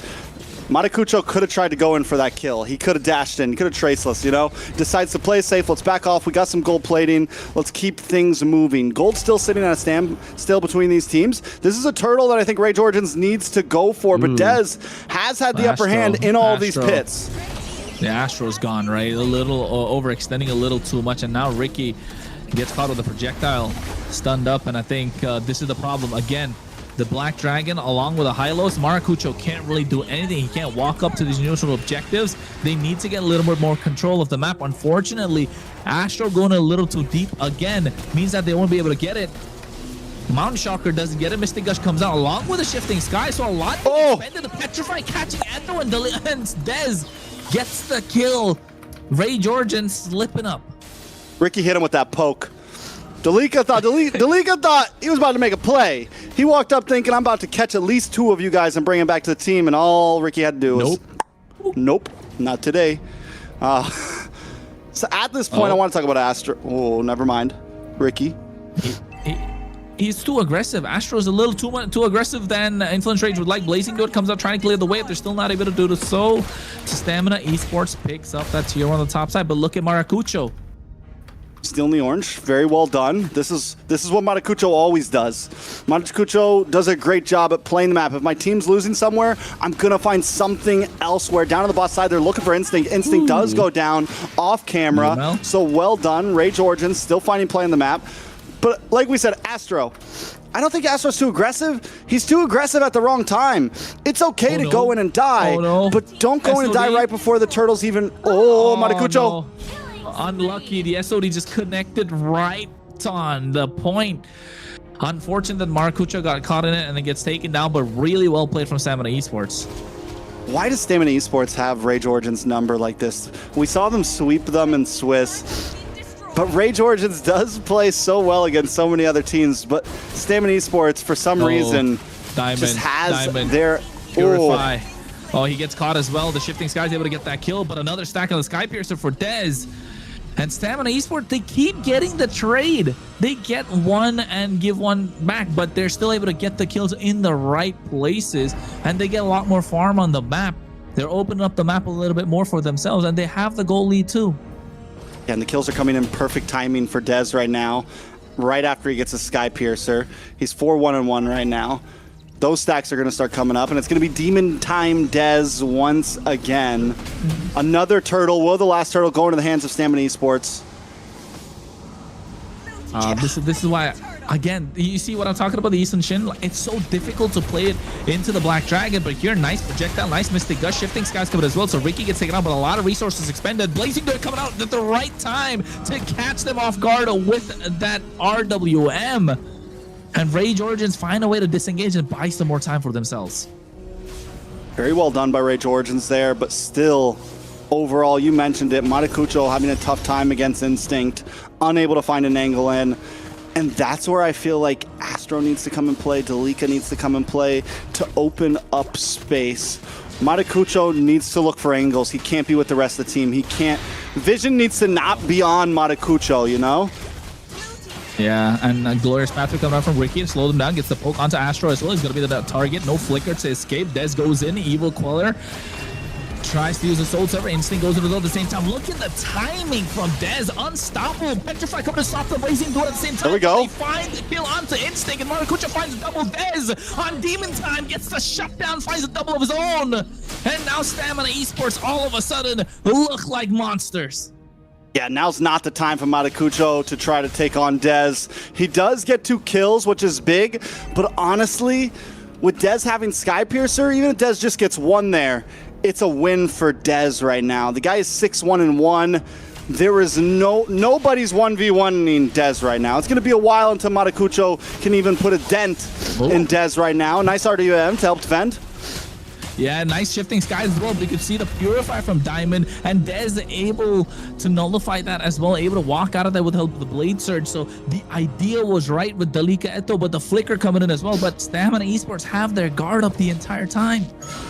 Yeah, that's the great thing about their composition, right? It's not only great for these big 5v5 team fights, especially in terms of neutral objectives, there's also great disengage. You can use the RWM as an escape tool. You can use the Black Dragon as an escape tool. You can use the poke and the Glorious Pathway as Ricky as an escape tool. But yes, the Blitz is coming down, but it's not going to be fast enough. Stamina Esports looking for the engage. Again, look at the shifting skies. The Blizzard coming at the right time. Replic goes in, taking a lot of damage from Desto. To the BMI, and Dez finds a guy. The Mystica comes out, but Stamina Esports just have the number of Rage Origins.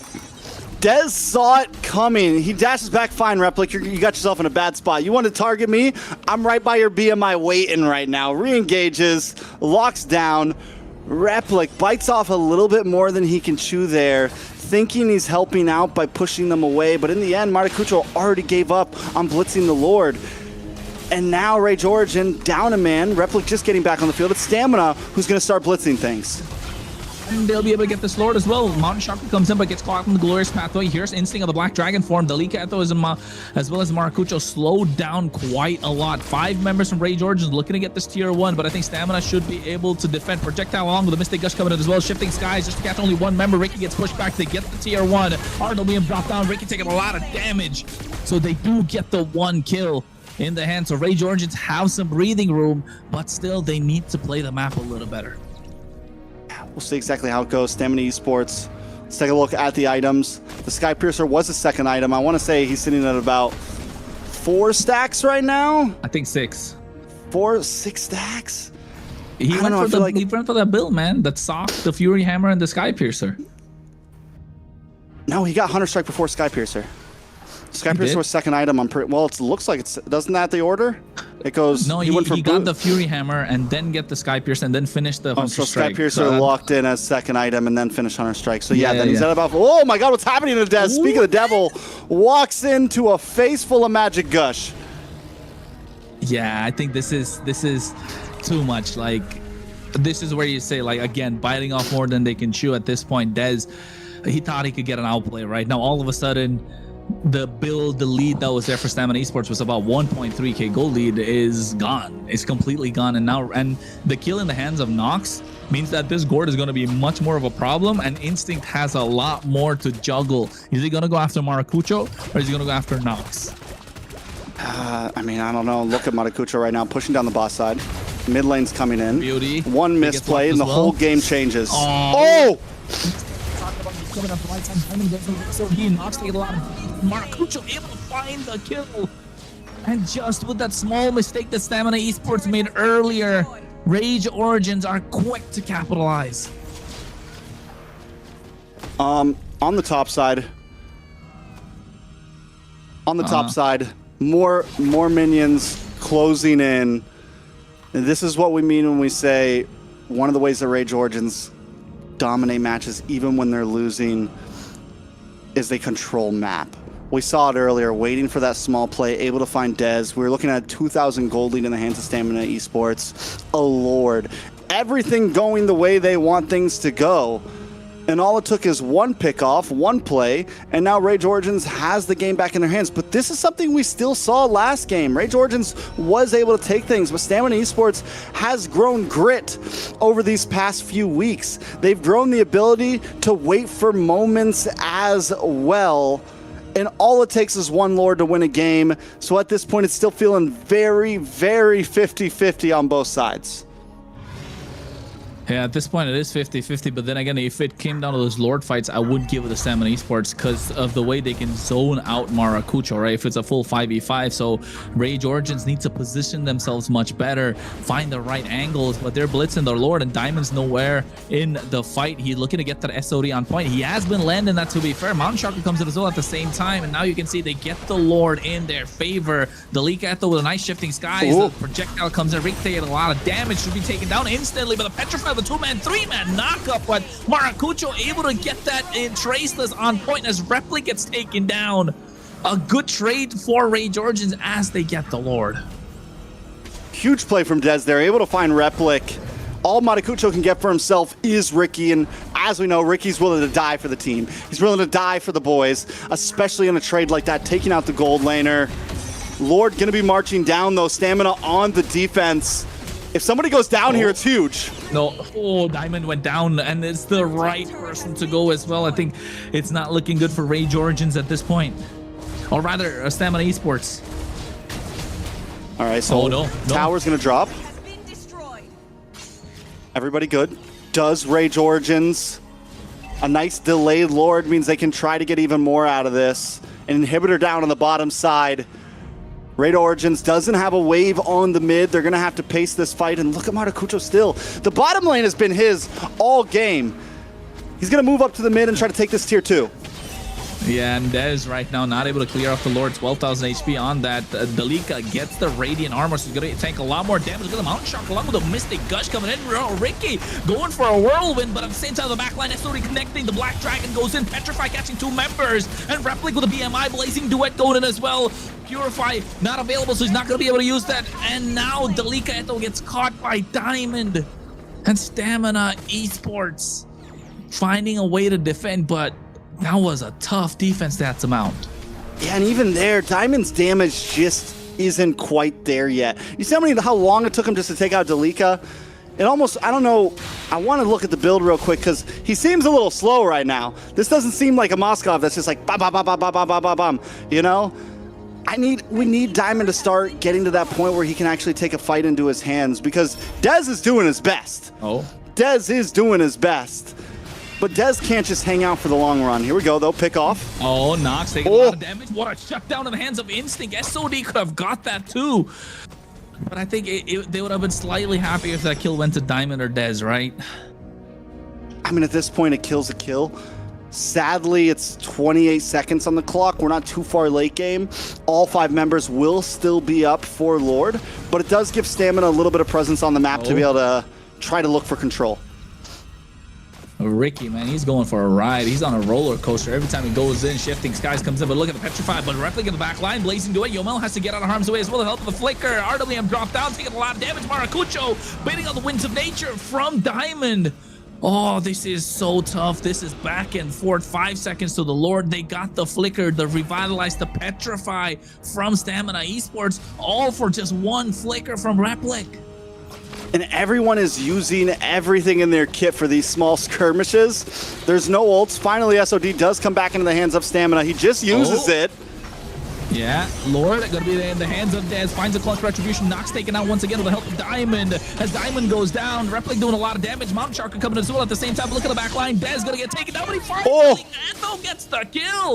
And Maracucho able to get a killing spree. Ricky's doing the best that he can to hang around, but takes a little too much damage. Immortality Dez has an immortality. Point, but look at Replic getting on top of Yomel with the Blazing Duet coming in. Ricky's immortality goes first, but Dez able to find the outplay. Looking to get Maracucho as well, finds the double, gets the shutdown, and now looking to get Replic at the same time. Dez is on demon time already. He's looking to find the third. Just give it to him already. Replic bouncing around with the BMI, and he finds it. He's unstoppable. The Lord is coming on the bot side, and Stamina Esports are looking like monsters. Dez is in flow state. Dez is on demon time. All he needed was an immortality, and he was willing to go in. I saw it. I'm like, this guy's got an immortality. He's got about 30% health. He can go in and take that fight, and he saw it too. He takes the opportunity. He takes the death, but he's ready to instantly get a kill the moment he comes back to life. And now he's on for more. Is he going too deep now, though? Oh, Winter Crown comes out. I think he's taking a little too much. Yes, and Maracucho gets the shutdown, and this could be an opening that Rage Origins can use. Overheating. Dez. Such a big fumble, right? We just praise him for all that he does, and all of a sudden he pulls us back to reality. What? Bruh. You had such a good moment. Such a great moment. Such a great moment. I guess the tower does go down, so there is some value in that, right? They get the top inhibitor, which is big because they need some lane presence. So was it worth it? Maybe. He's going to be back on the map in 10 seconds. You still have 67 seconds for Lord. And... Delicado. Maracucho. Knock up. Maracucho go to the back line straight onto Yumel, able to get the kill with the help of the Mystic Gush. And now look at the map again. It's favoring Rage Origin. The Instinct trying to go along with Dez. Winter Crown Club as well at the same time. They get the fast item swaps as Maracucho finds Rose Gold. And Dalika gets the pick off onto Ricky. And now all of a sudden, Stamina Esports are pushed back. The waves are crashing in. Dez back on the map. Can Dez and Instinct defend this push? It's 20 seconds on the clock for Diamond. Oh, Dez trying to get the clear with the help of the Soul Server, but gets caught into a projectile and knocks able to get the Mystic Gush, gets the kill. Instinct will be the next to follow. Rage Origins want the wipe. They get it, and they get the game along with that. I'm in shambles right now. Imagine having possibly one of the greatest plays we've seen so far in playoffs. Maybe one of the greatest plays we've seen so far this season. Just to instantly... There's so much play. back and forth that 1 minute you think... Freaking airball, huh? Holy That's- freaking airball. Freaking airball. Wow, what can I say? I feel like, you know, once Maracucho lost that Lord again, I was like, okay, that's the end, right? And then, you know, another mistake from Dez, and and that flicker ult by Nox. Oh, that was crazy. I was shocked. I was like, well, you're gonna definitely go in for that kill with a flicker, and you know, it worked out. It worked out amazingly. In this game, it just looked like only Dez was playing for Stamina. I mean, I know you got no words because I was like, I got nothing, He man. was, like you mentioned, he's on flow state, demon time. We'll call it whatever you want. He You can't was do that there. to me. Dez was him for what, about like 30 seconds? And then just 15. throw them fumbles the bag. Oh my God. I was But then hyping again, you up, Dez. I was your wingman right there. Like, how do you do that to me? But then again, like, even Maracucho, right? Like, let's not take away anything from Maracucho. 10, 3, and 9. Just like Dez was 12, 4, and 3. Dez got the kills, but Maracucho was everywhere around the map. Yeah, I think the jungles on both of these teams has done exceptionally well, and I feel like, you know, is this what's gonna happen in the next matches that we see from them as well? You know, everything funnels into the jungle because we haven't really seen the marksmen really pop off yet. Yeah, I mean, it's a tough spot. Even with Dez going down there, I don't want to just like throw this all on him, right? The rest of the team shouldn't have got caught off there. I think after that big play getting Lord, everyone was supposed to just back off. Dez goes too deep.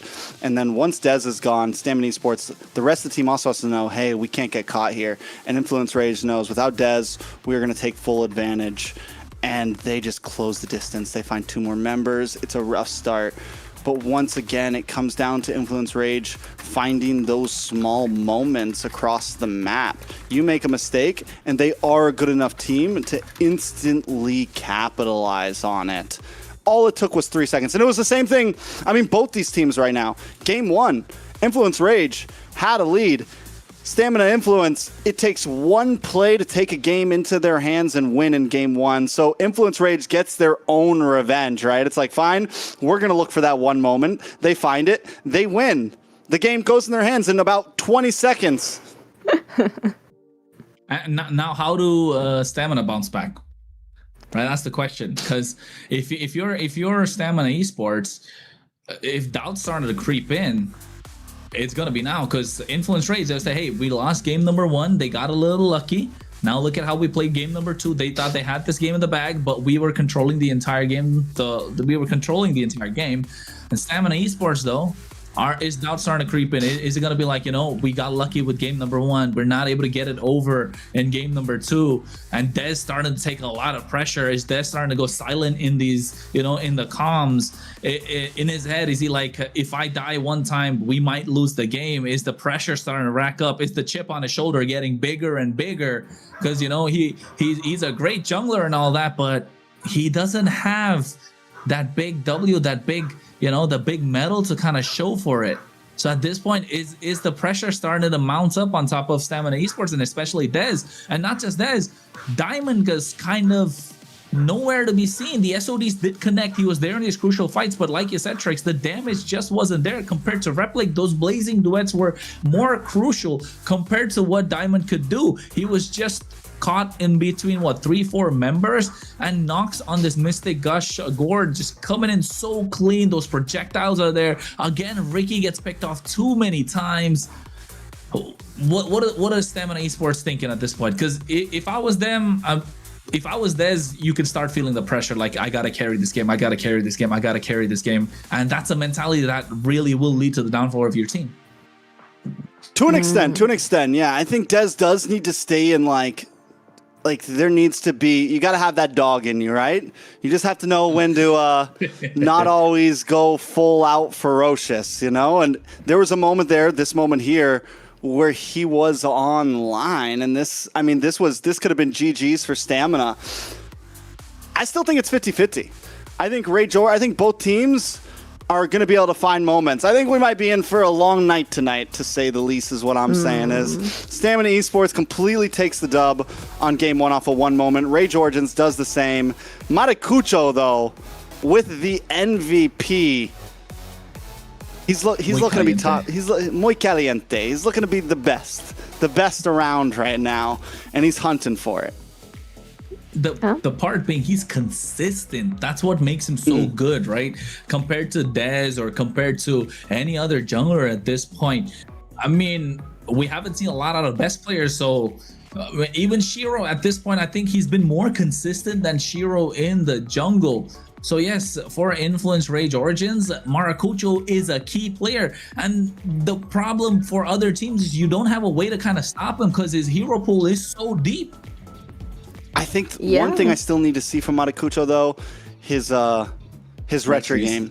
I was gonna say retro game a little weak right now, but honestly, he's been consistent in also losing the retry. That's what I'm saying. Like, he's a consistent jungle, very good, but it's right?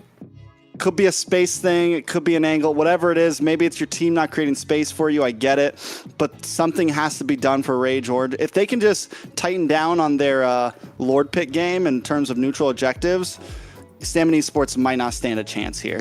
The moment we start to see Rage Origins really taking neutral objectives, I think that's when we know it's a wrap for Stamina Esports. Stamina Esports, on the other hand, Dez, if he can keep on playing the way he's playing, there is still a big chance that Stamina Esports can do this.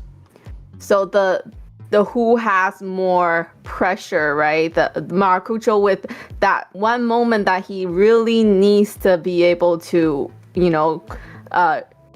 win, or Dez needs to play the whole team really, really well. Like, who has more pressure? Yeah, I think Rage Origins has been winning games without winning objectives, right? Like, they're winning through map, they're winning through other things, they're map control.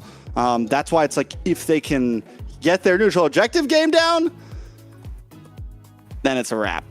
So we'll see. Not just neutral objective. To be honest, they control the pit quite a lot. Their map control is really good, and their wave control in terms of how to get the long lane pushed in with the extra minion. So like it's 4 versus 3 minions, and then the 4 minions get kind of a push. So yes, they have everything. Even in the Lord pits, even in the Turtle pits, their position is really good. It's just I think they're allowing the opposition to walk in, and I think the decision making in the heat of the moment is just not the same for everyone. I think it's not, maybe not crazy in terms of everyone having their own opinion or their own shot call, but it's just maybe probably Maracucho saying, hey, you guys got to stop him. He's going to come in and take the retribution. But by the time they stop him, it's too little too late. So these small things, although it seems like small things when you dig into it, but from a macro perspective, it's such a massive objective, right? That's such a big play. And you're right, if they fix that, I think Influence Rage Origins is a beast of a team. And you know what, Trex? I don't know how far Influence Rage Origin are going to go into the season. I might be calling it a little too early, right? But imagine this team in the next season. Like, more time under their belt, more games. They're going to stick around. If they stick around for a little time more together, they're going to be definitely a problem for every team to deal with. Yeah, I mean, you brought it up for the comms seem a little off for the neutral objective, and I think Astro has been he needs to tighten up a bit, or there's definitely communication distance. I think it was first or second turtle, maybe third. Astro kind of, he did the right thing. You go in, you try to push Dez away, but his timing was off. He died for it, but if he would have done it when Maracucho was actually ready to engage onto the turtle, it would have been a very different story. It would have been worth taking that death, but he goes in too early. Maracucho was just finishing his purple, and that's what I mean when what I mean when I say We got hacked. It's okay, continue. Yeah, we're just a little off. It's the Canvas hackers. I know, right? Where are you guys at? We got to report you.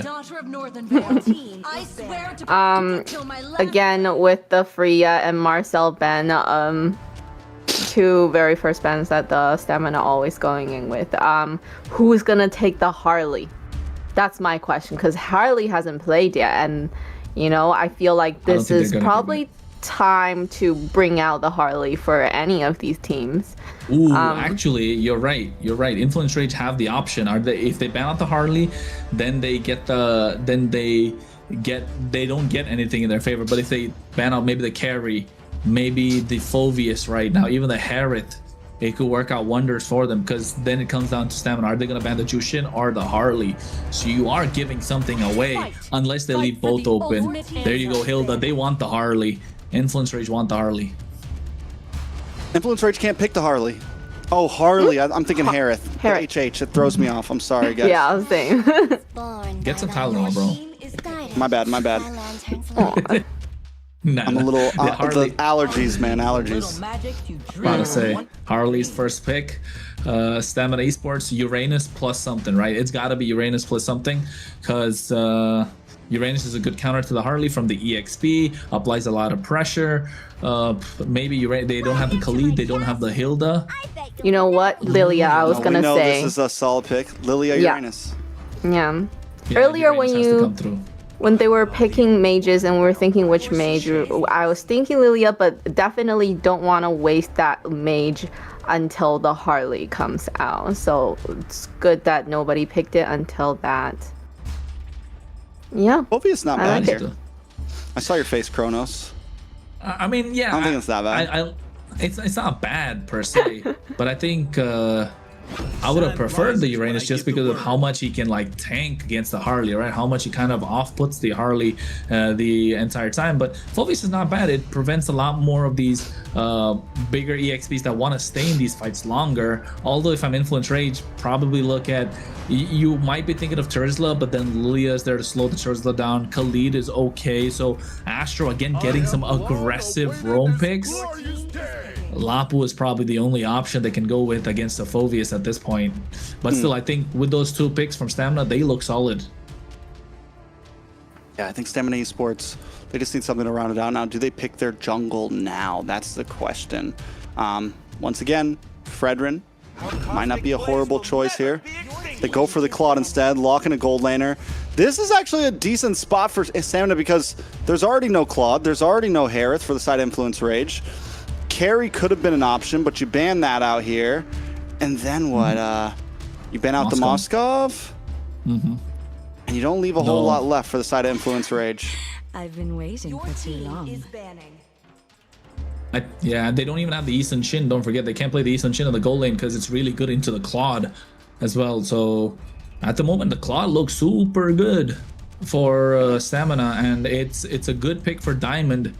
It's definitely a comfort pick for any marksman right now in the current meta. Any marksman player, if you don't know how to play the Claude, you shouldn't be in the pro scene, in my opinion. But yeah, for Influence Rage Origins, I think take out junglers. What could be more problematic? The Fredrin's a good shout because it amplifies what the Lilia can do, amplifies what the Phoveus can bring in this case. Along with the Fredrin, maybe Bosch has already been picked up. Lands so hot. I mean, yeah, it counters the Harley with the when he uses the deadly magic, so in a way. Sniper ready. Give me I do like the Fredrin pick. banning. And they banned the Leslie. I mean, like I was gonna say they could pick Leslie for the claw, but I feel like Leslie would be having a really hard time with the Lilia. Yes. The Phoveus jumping on her. We're proud of you, Layla. We're proud of you. Yay. I'm learning. We've got playoffs and even Layla's playing this playoff mode. You're right, absolutely right. Lilia's gonna absolutely decimate the Leslie with those glooms, right? So Leslie still, but covering their bases just in case. Your team is Fredrin And they banned the Fredrin. Leomord Okay. from Stamina, maybe a Yve from Influence Rage here. Leomord's still open banned. for Ask my fists first. Leomord's banned? picking. Yeah. Oh yeah, Leomord is banned. Oh, okay, Cho. So what, Yve and Yve and Moskov? I don't know. I don't think Yve, maybe Moskov plus, but yeah, I think Yve is probably the only next best thing that's available. They don't have the Zetian. No, they can go Zetian. So I think Yve Zetian. I'm sorry, Zetian Moskov. Or what other goal lane can they go for? Lilia. Ranger? No. Yeah. Not the Granger, right? Not into the Claude. Crazy take, Melissa. I was gonna say Melissa, the same thing. I was the thinking go away. Ixia, but then Melissa looks good here too. Just against the Cho, has solid damage. Can Phoveus, but it's a lot of things, overlinking too. Yeah, so The planes exist. The Eve equilibrium. Moskov. Eve Moskov. Keep it simple. Keep it I simple. get it. I'll take that. Last Jungle. Oh, this is tough. Uranus Hayabusa? jungle. Hayabusa? Or Nolan? There you go, Assassin. It has to be Assassin here. Doesn't have to be. I think Haya is The good here. Hayabusa's done well against the Harley. We've seen the Hayabusa actually do pretty well against the Harley in previous games, so it could be solid. It's a comfort pick for Dez. He's good at it. Yeah. Something that works with. But I would sail across the cosmic No sea one's to the better. end of time. Faster. All right. and better kill pressure on the Yve and the Khalid. Like the Hayabusa isn't going to be able to. It'll take a while for Hayabusa to really be able to like take down a Yve with an RWM up, take down a Khalid with a quicksand guard and all that. Yeah, and go ahead, Layla. I was gonna say, I think Stamina does have the great picks. I just don't know about the Cho.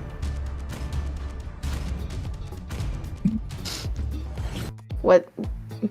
Please let me know. Educate me with the Cho pick, please, somebody. The Cho is for the kind of like. The Cho is for the Riz. To play aggressive.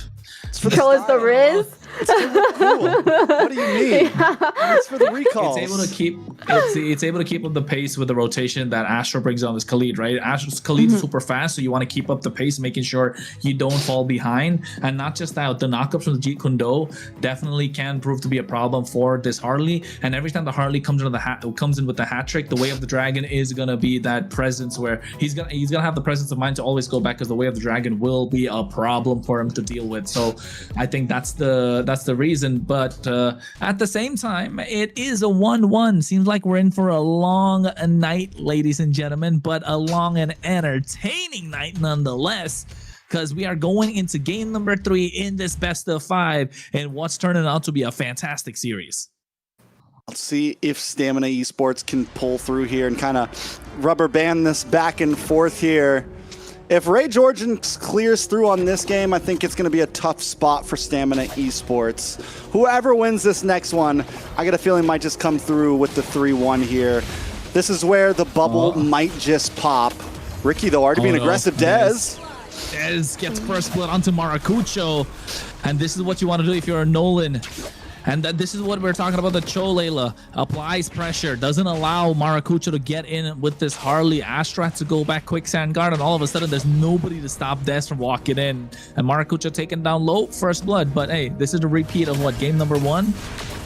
Yeah, I think it's a slight misplay from Rage Origins there. Something on the Harley, you want to wait for level 4. You want to you might not want to always go for the Litho Wanderer is my main point, especially against a Noland, a Cho, a Lilia, who really pack a punch and have most of their kit already ready to go. So Rage Origins need to kind of regroup, rethink. This is a huge lead already for Stamina Esports. Oh, it is Stamina Esports getting the lead. A good start for them. So Ricky right now getting control over the river. Astro able to at least trying to contest it, but Yomel on this Lilia, they got such fast wave clear. It is going to be a problem. Look at Dez not shying away from using the fracture whenever he gets the opportunity, and now they're trying to get control of the turtle pit. Ricky looking to get the pick off. Maracucho needs to find someone with the help of the hat trick. Oh, a lot of damage from Instinct. Yeah, it goes in as well. Taking out a lot with the help of the deadly magic. And look at the land checker with the bravest fighter coming out. Oh, Dalika taking a lot. The flicker. Jeet Kundo knockup. Able to secure that 1 kill. So they get 2 for the price of 1. And Nox trying to buy some time. But Yomel does have the black shoes. Able to get out of harm's way. Ricky goes in with the help of the Jeet Kundo. And now the turtle is not going to get contested. SOD connecting and almost catching them. I thought for sure he would commit to that, honestly. If I'm him, I might have committed to that SOD there. But I do notice Replic is at about half health, so maybe that's the reason. Nobody remembered whether Maracucho had the deadly magic or not, so they play it safe. They get the turtle. They get a 700k gold lead. I mean, a 700 gold lead. On top side, Stamina Esports looking for pressure, and it's the same for gold lane against Diamond. Yeah, and Maracucho able to find a good pick. Yomel even had the black shoes, or probably just got it. Now, if you're Rage Origins, you want to start racking up these kills. Stamina Esports needs to keep the pace up, because Dez has been, like we call it, on demon time. 2-0-0 on this Nolan. A fantastic game from the Suyo, just making small mistakes. Hopefully it's not going to come back to haunt him. Replic able to get that gold crab right now. Look at Astro. Playing a lot more slower compared to game 1 and 2 tracks. Which is surprising, because he's on a Khalid. You think that he might be a bit more in their face, but maybe, you know, they get back, they say, hey, we need Astro, slow it down a little bit. You know, wait for the call, wait for the move, stay with the team, don't get too ahead of yourself, because that's where we've seen Astro make those mistakes. And if he can do that, that is huge. You also, even though you have the Khalid where normally you'd want to be hyper aggressive, against something like the Cho, you gotta be a little careful. You get knocked off at the wrong point, your quicksand guard's gonna get run out. You get kicked back at the wrong point, and Yomel and Dez are gonna take you out. Yeah, man, you can't jump into dessert without having the main course. The starter's still going out. The appetizers at the moment for Rage Origins, they need to be able to savor the early game, right? But Stamina Esports not allowing that. And look at Ricky. This is what we like to see. This is what we like to see with a Cho. We saw this yesterday in the hands of Promise for Leviathan. But Ricky, how far can he pull it off? Can he keep up the same pace? Can he go deathless in this game? Can he find the right pickoffs? And the right pickoff being being Maracucho, already zoned out from the turtle. Dalika Eto looks like he's gonna get pounced upon. There's the way of the dragon. Bravest Scholar comes out. SOD along with the RWM, deadly magic, everything being used. Ricky's the first one to fall. Dalika Eto to follow. A dark wave from Instinct, able to find Astro, and Replic pushing them back, but able to kite as well. Nox finds the kill. They get 3, and Dez gets taken out in that fight. That is huge for the side of Rage Origins. Replic, an inch away from death there. Probably just gets the skill cooldown in time. Pushes Instinct away. Instinct looking for a moment to take the whole game into Stamina Esports' hands, and it blunders. It blunders. I mean, at this point, Rage Origins now takes a huge lead. Second turtle in the bag. Lord's going to be, or next turtle going to be coming up. They can honestly, it might not get rushed. It's so late in the game that we could see that quickly turn into a Lord. Maracucho 2-1 and 3 after taking a death early on has kind of, okay, I'm a threat once more. He plays at his own pace, doesn't he? He plays at his own tempo, doesn't let anything around him affect him, which is very rare to see in junglers, and that's the sign of a top-tier jungler indeed. But at this point, look at that Fracture coming out onto the league. They're taking a lot of damage. Astro doing the same as well. Instinct goes in. Oh, they're not able to find the angle to get a push, but to the benefit of Rage Origins, they kind of have RNG in their favor. The turtles on the bot side, but look at the top side. They got the tier 1, and they've got a Moskov to split. And looking at the item tricks, they're both building for the Trinity. Both got first item, and both marksmen going to go for the golden staff soon. Both teams taking a very different approach as well here, right? Whereas it's 1-4-1-4, with Stamina Esports letting their jungle farm the XP lane, to whereas Rage Origins letting Delika down. But already we're seeing Delika start to rotate to the top. Rage Origins maybe looking for an advantage fight here, 5v4. Yeah, just utilize the numbers game in your favor. And you can see they're all favoring heavily on the top side, knowing that the turtle's on the bot. And I think this, any team that goes against Rage Origins need to watch their map. And Stamina Esports have been doing that really well. And in this game, to be honest, we want to see Diamond pop off, unlike last game where he was not really there anywhere to be seen. Yomel with the same. And Asher right now, I think is a little too deep. Ricky flickers. Oh, and at the same time, so did Astro. So both roamers having the same idea. The Leviathan getting caught in a dark wave. The Fracture coming out on top of Astro as a raging sandstorm. The RWM dropping down. You can see they're going to the bravest fighter after taking a lot of damage. Gets knocked out by the Jeet Kune Do. They get the SOD connecting. The Blazing Duet comes up from Diamond as well. A lot of damage from Instinct with the Infernal Pursuit, but only Astro falls down. And Replay caught in no man's lane takes a little too much. And Instinct is keeping the game alive for Stamina Esports. And that was a trade that was in favor for Stamina for sure. For a second, I'm like, wait, Maracucho doing Maracucho things, not involved in the fight, but looking for a neutral objective, looking for play on the map. But the fact that Stamina Esports ended up getting Replic there, it's a huge win for them. Plus, they get a tower now. If it was only Astro, it was questionable. But because they get a tower plus Replic, Diamond's still deathless, it's a good place for Stamina Esports. And I like what you said about them starting to control the map, starting to meet Rage Origins' pace. It seems like they've been evolving over the past 2 games. It seems like Stamina Esports has been evolving over the past several weeks. And if they can keep on doing that, that's going to put them in a chance where, okay, they're a new team. Every game, they seem to be learning a little bit of something. They seem to be finding a different page, matching their enemy's tempo. And maybe a best of 5 is what Stamina really needed to shine. Opportunity to download a bit through each game. Concealed play coming out as well, but at the same time, a lot of damage being missed out. Diamond goes into the Blazing Duet, finding the right target. RWM's not going to save them. Black Shoes coming out from Yomel. Maracucho able to find Diamond. He might just be able to survive, and yes, he does with the help of the regen. Oh, it's not good, and nothing's going the way of Influence Rage at this point. And Stamina Esports are pulling the trigger, being the initiator, and taking the front foot to Rage Origins. All right, so knocks down, taking a look at the items. Let's slow things down a bit. Still no Trinity build for Diamond yet, but also not for Replic. And the fact that they're so close in gold means they're going to both be hitting about the same time. And that could be the moment where either team, where the bubble pops. It's something we've been liking to say a lot. The moment that these gold laners can really get involved in these fights and make a difference. And that's where, instead of it just being Maracucho versus Dez, Diamond versus Replic will be a topic. We've also been talking about the roamers a lot. Ricky has stepped up in Astro right now, 0-3-3. Both of these roamers have made their mistakes. Both of these roamers have had their great plays over the past several games. But this time, Ricky is standing up. So he comes out as well with the help of the RWM. They find 2. Speaking of Astro, he made the mistake, but Ricky is going to get caught out right now with the help of the Deadly Magic. Maracucho's on a killing spree, so that finds them more time to kind of clear out this wave. It's going to be a 4v3 for this Lord Pit, but still Stamina Esports don't care. They have the numbers advantage, and they're going to utilize this and as they blitz down this Lord in the 10th minute. All right, so that's a big Lord for the side of Stamina Esports. They do it perfectly, finding Delico, find a target, get the Lord. look for map presence. Top lane, slow pushing Diamond. towards. Oh! Mega kill. Maracucho finds another. And he's 4-1-3 to Dez's 2-1-5. And he was the first blood. How is he doing I don't think people understand it. I say it every time, and I feel like I'm going like it's a broken record at this point. But every time Stamina Esports makes a play, Maracucho finds a response.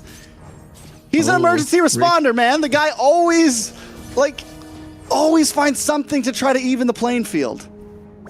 Amen.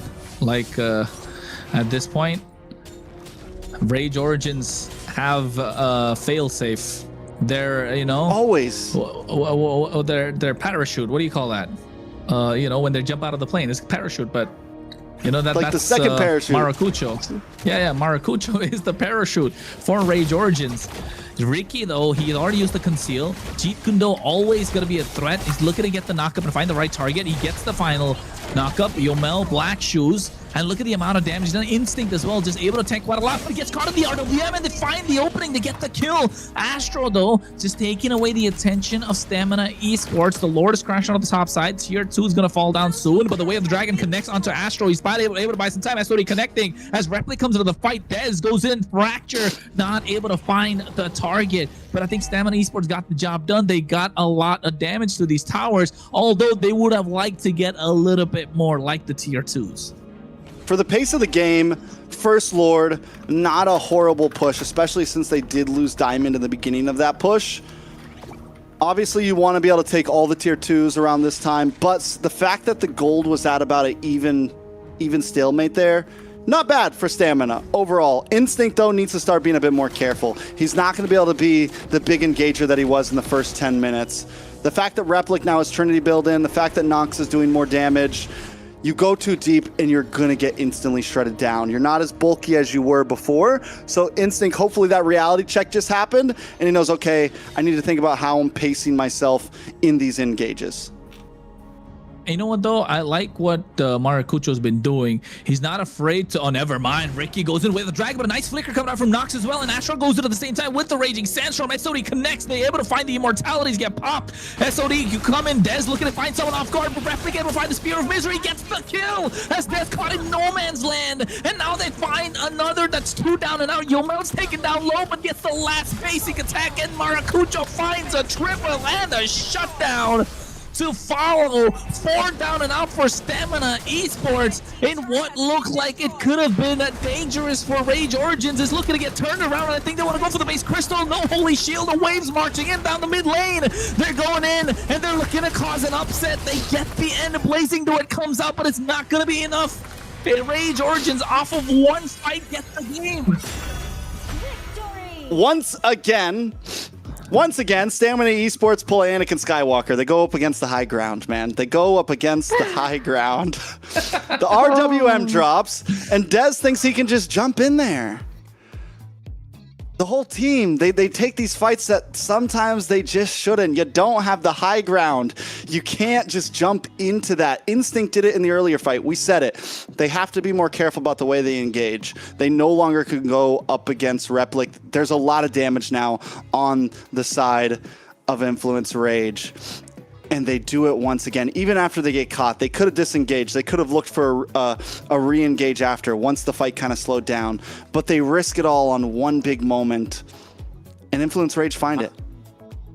Yeah, and I kind feel of like... taking a look at that replay from that play, right? Dez gets caught at the edge of the RWM, goes in with the dash. Look, he wanted to get on top of Nox, but Dalika Eto was there with the bravest fighter, and he dropped down that Landshaker to able to slow down Dez, catch a stun, and Dez gets stunned when he walks in, and then gets pushed back by the Spear of Misery. So that play, Dez got a little. You're fighting against the high ground. Yeah, he got He's looking like Anakin. Man. Yeah, and at this chopped point, in half. Unfortunate. That's what happened. Rather, in this case, speared into half. And I was just about to say before that fight, I'm liking what Maracucho's doing. Able to use the deadly magic even on the Phoveus. Even though he's a tanky member, he's not afraid to use it. And just when I said it, like, boom, the fight just broke out. And a big fumble from Stamina. everything was working right in their favor for Influence Rage. The waves were marching in at the right time. Who wants the Lord? Just call the game.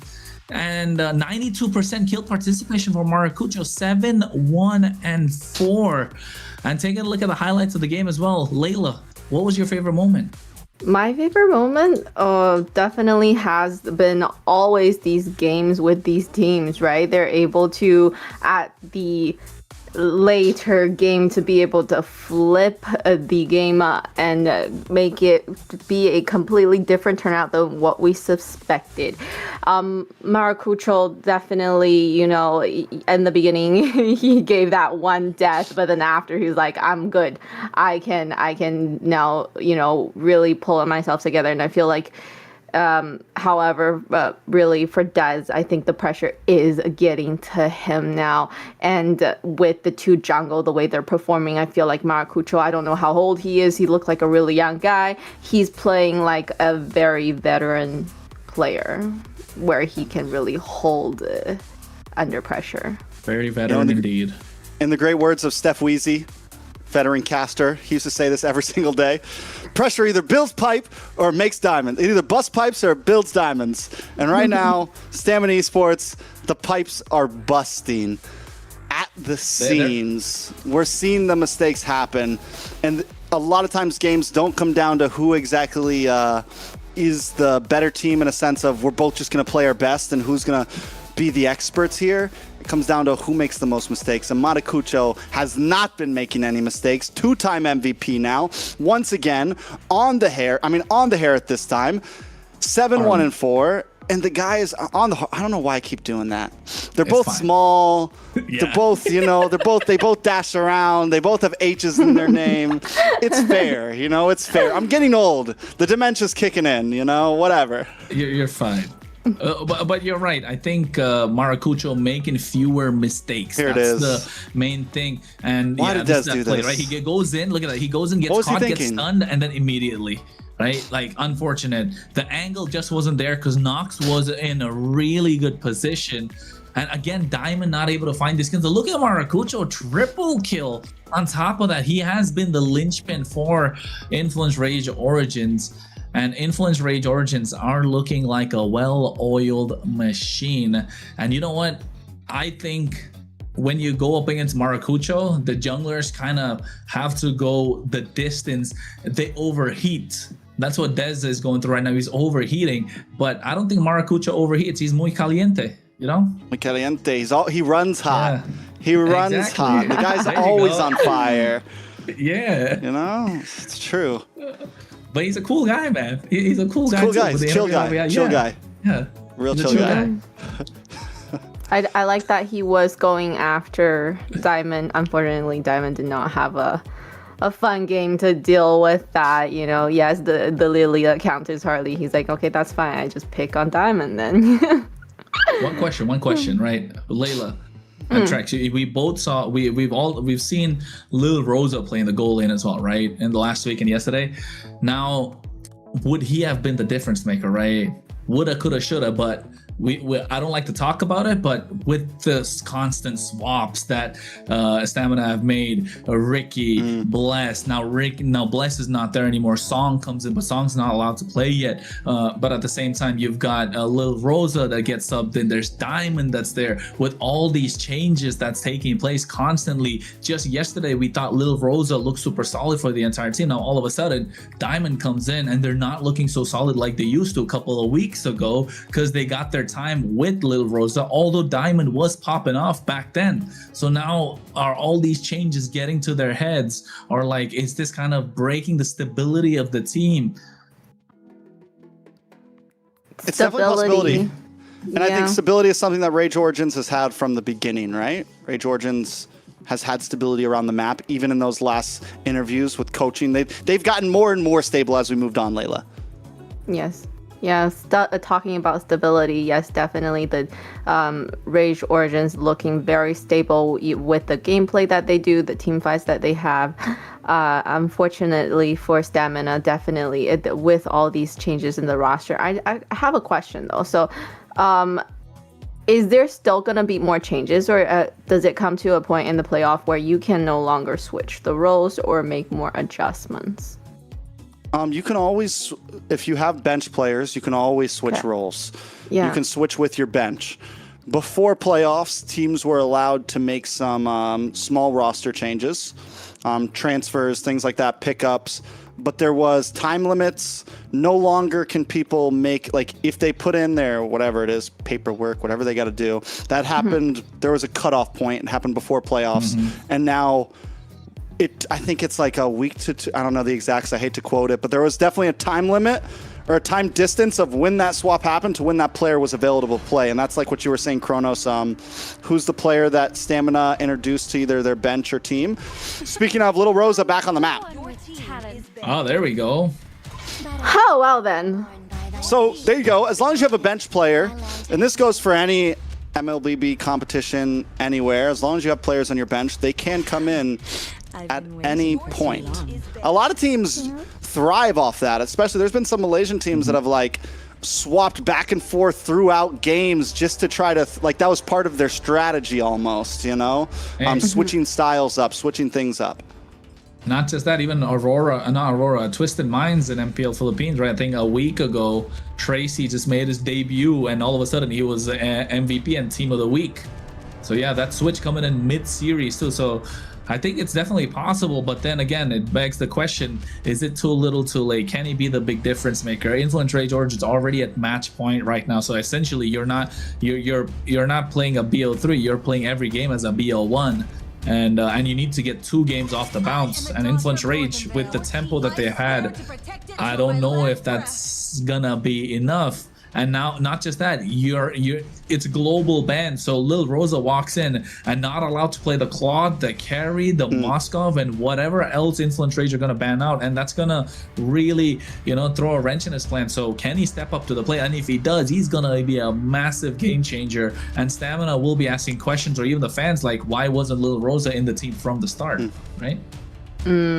Yes. Yeah, because we thought maybe it was a scheduling conflict, and clearly it's not now. So having him come in a little too late, I feel like... Hey man, he was at a concert. He got caught in traffic. He had a hot date. Give him something, Exactly. Lil Rosa. Pull it up. He got the chain and everything. He was hanging out with his future ex-wife. Oh, hopefully, it was worth it, because now he's really got to pull it together and hopefully make it an even 2-2 for Stamina here. Or that's it. They're going to the lower bracket, right? What about me? You know who has to pull it Wait, together, I missed that. What? Nothing. I don't think. For some reason, Kronos loves my jokes. That's why me and him are always on test sales. Someone has to laugh at the things I say. It's fun, bro. It's fun. Get the hospitality lingo and all that trash talk behind whatever goes on. But you know what? Who has to step up though at the moment? I think it's Astro. Right, Influence Rage have been doing well, but Astro has been and you give Marcel away to the only team that's won with Marcel. And it was Little Rosa with the team that won Marcel. So, Give him the Kronos. Granger, maybe Granger. A lot of the definitely a lot of the goal lanes has been picked. So I feel like that it's, his choices are really limited. But a Granger with a Marcel would be amazing. It would be fun to watch.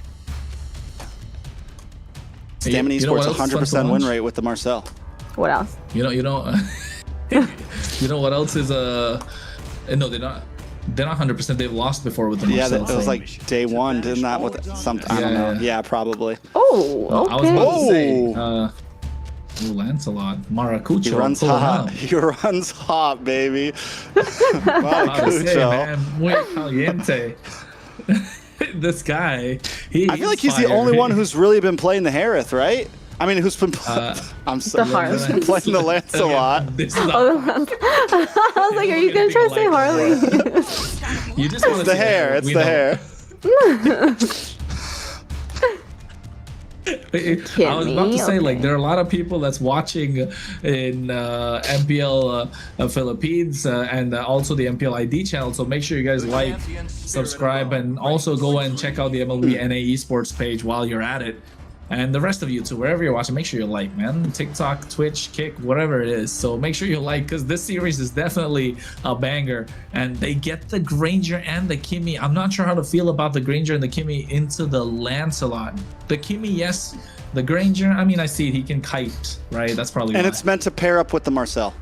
That's the major reason. Like, it's not about exactly how we're going to do against the enemy. They're focusing more on what are good skills to pair up with the Golden Hour that will... you know, range skills that stack up, and then once the golden hour ends, boom. You know, those types of opportunities. So I get it, but you're right. They're not going to do great against the Lancelot. They're squishy. Squishy. No flickers either, really. Just dashes. Your team is banned. Oh, wow. We've seen this. We've seen this. Oh, no. They're the only team to do it. They're the only team to do it. This is going to be exciting to watch, not going to lie. Oh, jeez. I'm so excited. The neighbors are going to complain again. But then Odette, but here, right now, there's still 2 more options left. And I think they picked up the Odette in the first phase because Stamina Esports probably know the way to counter it. And for those who want the lore and everything, you know, Lancelot, Odette together, side by side too. Cute. Yeah, sure. Cute. Oh, no, Lancelot. You never know. My bad, my bad. I don't follow the lore, man. That's what I have you here for, Kronos. No, but now they can kind of like get a knockup, right? They have the roam. The Sora has to get banned out. I think that's a good way to stop the what do you call it? The Swan Song. Does that count as a knockup? It does, right? The Shifting Skies. I feel like so. Yes. Yeah, should be. You Well, get- whenever can you pull- pull, yeah, he knocks him up. Yeah. Yeah. So. Yeah. What about? Oh, Gwynny's banned, so you can't go for Gwynny. Team is banning. how Brendan does is this still work now? open for stamina. Doesn't matter. Okay, yeah, I think the 1 dash. I mean, at least it can hold itself. Can you taunt Odette out of her Swan Song? No, only Or knockups. only suppression. Only knockups Only and hard knockup suppression. and knockup and suppression. But the problem is, why Like would you want to Franco go Kaja. in there, especially No if hooks it's like in a golden hour? You wouldn't want to go in there with that. You would have to wait. I'm just thinking about something that can at least hold its own and not get bursted down. Oh, it's tough. I think Sora's got to get banned if you're Influence Rage. You're thinking of what else could be a problem. I think Sora is probably one of the best ones, just because of how you can use the Shifting Could be a Skies. good answer. right? I know they already have their roam. Fredrin banned. Telling you guys, Fredrin's just a solid jungler. He's not the best, he's not the worst, but he can always hold his own and help you secure. And especially with the way Dez has been securing objectives, like he's a go-getter when it comes to the retry game. Maracuja needs to, you know, take a couple of lessons from Dez regarding those retries. Probably a page out of their playbook, but that's why they weren't afraid of letting go of the Marcel. But what's gonna be the one that kind of amplifies what the Odette can do? A Roam Kaleas could be a good option, but is it the best one? Is what I'm thinking. Like, yeah, there you go. Kaleas banned out. Influence Rage. What can they go for here? No aggressive, no more aggressive Gold roamers. laner? That Golden Roam, right? Golden Roam. Could they go for something like the Kaja here? Something with hard crowd Gatot Kacha. control? Gatot Gatot Kacha would be crazy here for Influence Rage. The amount of AoE that they would have, like they don't have to pile it on each other just separately. Like that covers so much. That's the entire like half The of map, river. the whole map. No. Like, That's crazy. They could even go for the Grok, to be honest. Here, if you're Influence Rage, Yeah. they have a lot of options. They definitely have a lot of options. Your team Beatrix, go. oof. Okay. I think we've seen Replic on the Beatrix possibly before. We've seen a few Beatrixes pop up here and there. Hasn't done bad, honestly. We've seen some really good games with it. We've seen a few losses. But in the hands of Replic, I think it can do well. Influence Rage just really need to round out their draft now. Having something like the Lancelot, the Odette. Yes, the Odette works great against the Marcel, but you're missing some front line right now. You are a little squishy. You're easy to dive on. They definitely need... I think you're right. The Gatot can work. Stamina Esports, on the other hand, finally pick up the Leomord. And for them as well, solid EXP line. There goes the Sora. Ooh. I think the Sora is the only threat now for like Influence Rage's Swan Song composition. But Influence Rage, what could they get here? Bro, Gatot, right? I'm only thinking of Gatukachar here right now, to be honest. Or maybe Grok. Watch Yeah, them pull out something crazy.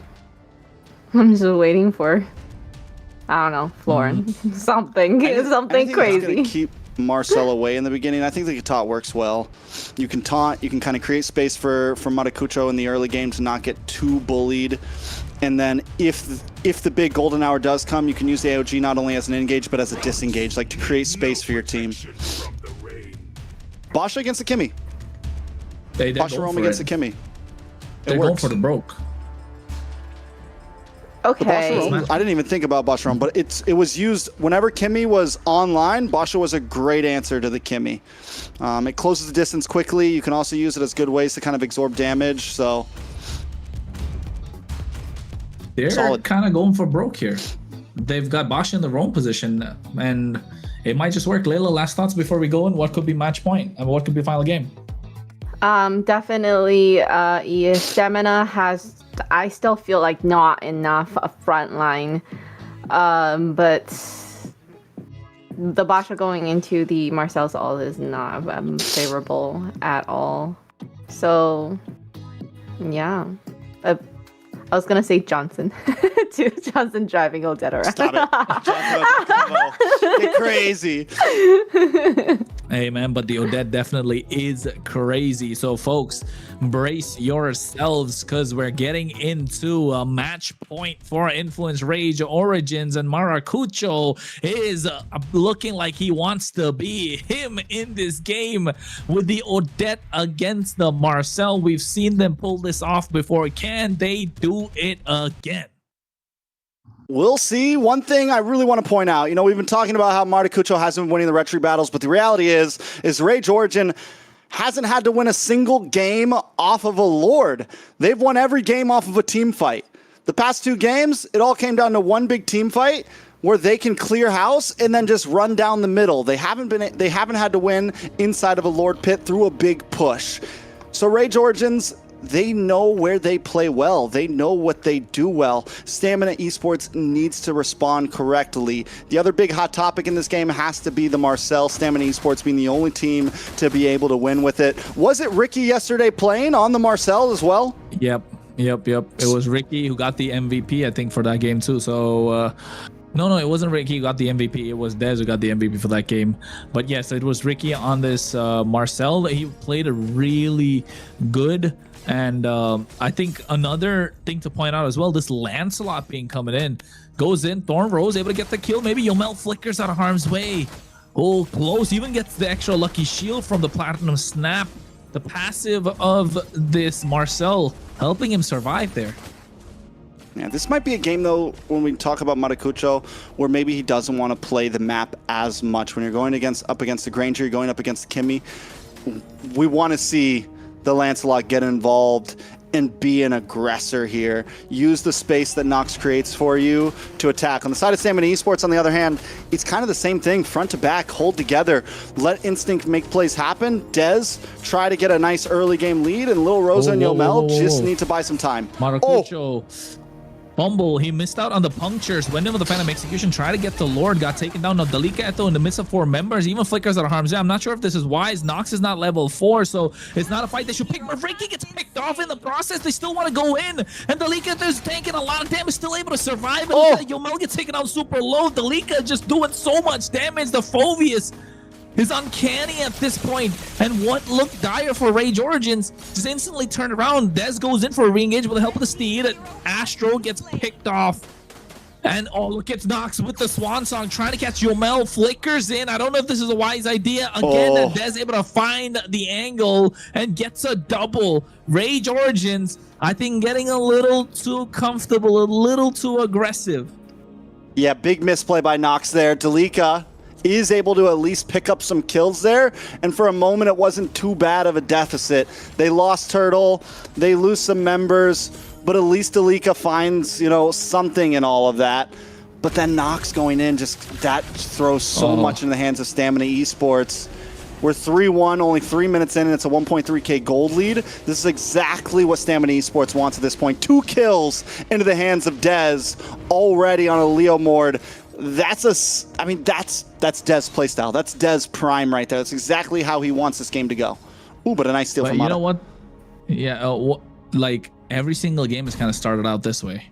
Dez gets 2 kills, Maracucho's the first blood, he's already behind, and then all of a sudden it translates somehow for Maracucho to get ahead. But to be fair, he's not as clean on the Lancelot that we would thought he would be, right? He's missing these punctures. He's not able to get the Thorn Rose. He's not able to get the Phantom Execution on point. So maybe it's going to take a while to warm up those fingers if they aren't already, to be honest. So maybe this could be saving grace for Stamina Esports. They already got 1.5k goal lead.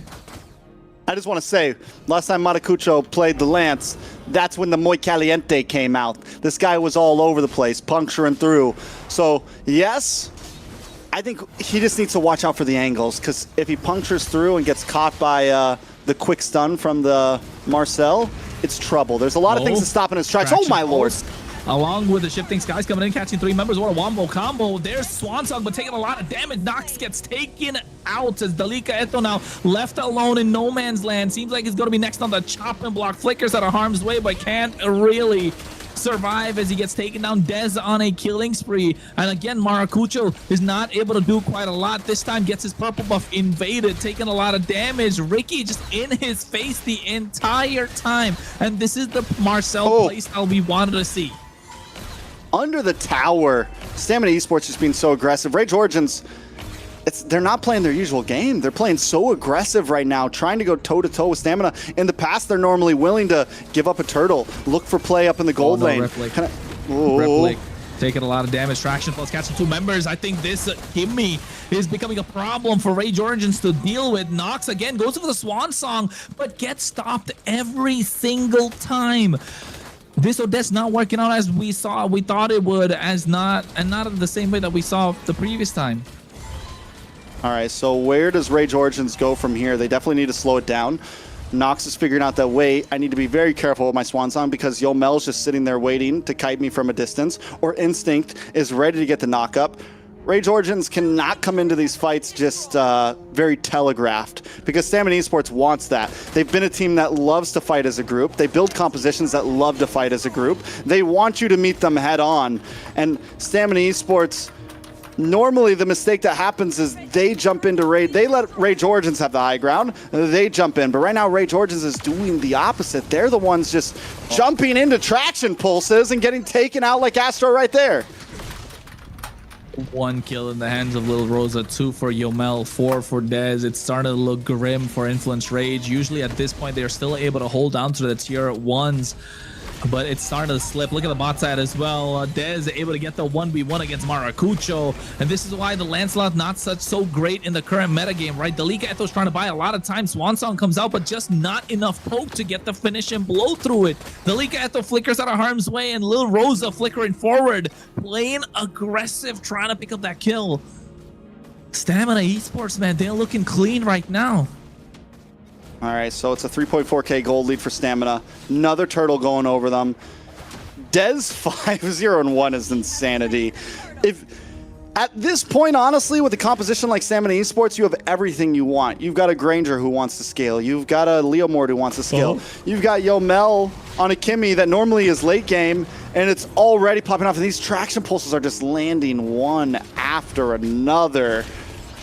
I'm already wondering where is the answer for Rage Origin here, and we're only 7.5 minutes in. This game should already have the bow on it for Stamina Esports. Yeah, and I think you can see they're trying to finish the blow as well. Oh no, Maracucho, Thorn Rose, but I think he's gonna get picked off. Ricky trying the best that he can, but a Phantom Execution coming a little too late. Bennett's raid, but the Golden Hour catching all three members. Nox trying to go in, but he doesn't have the angle. He flickers forward, gets the Swan Song as well, tries to dash back.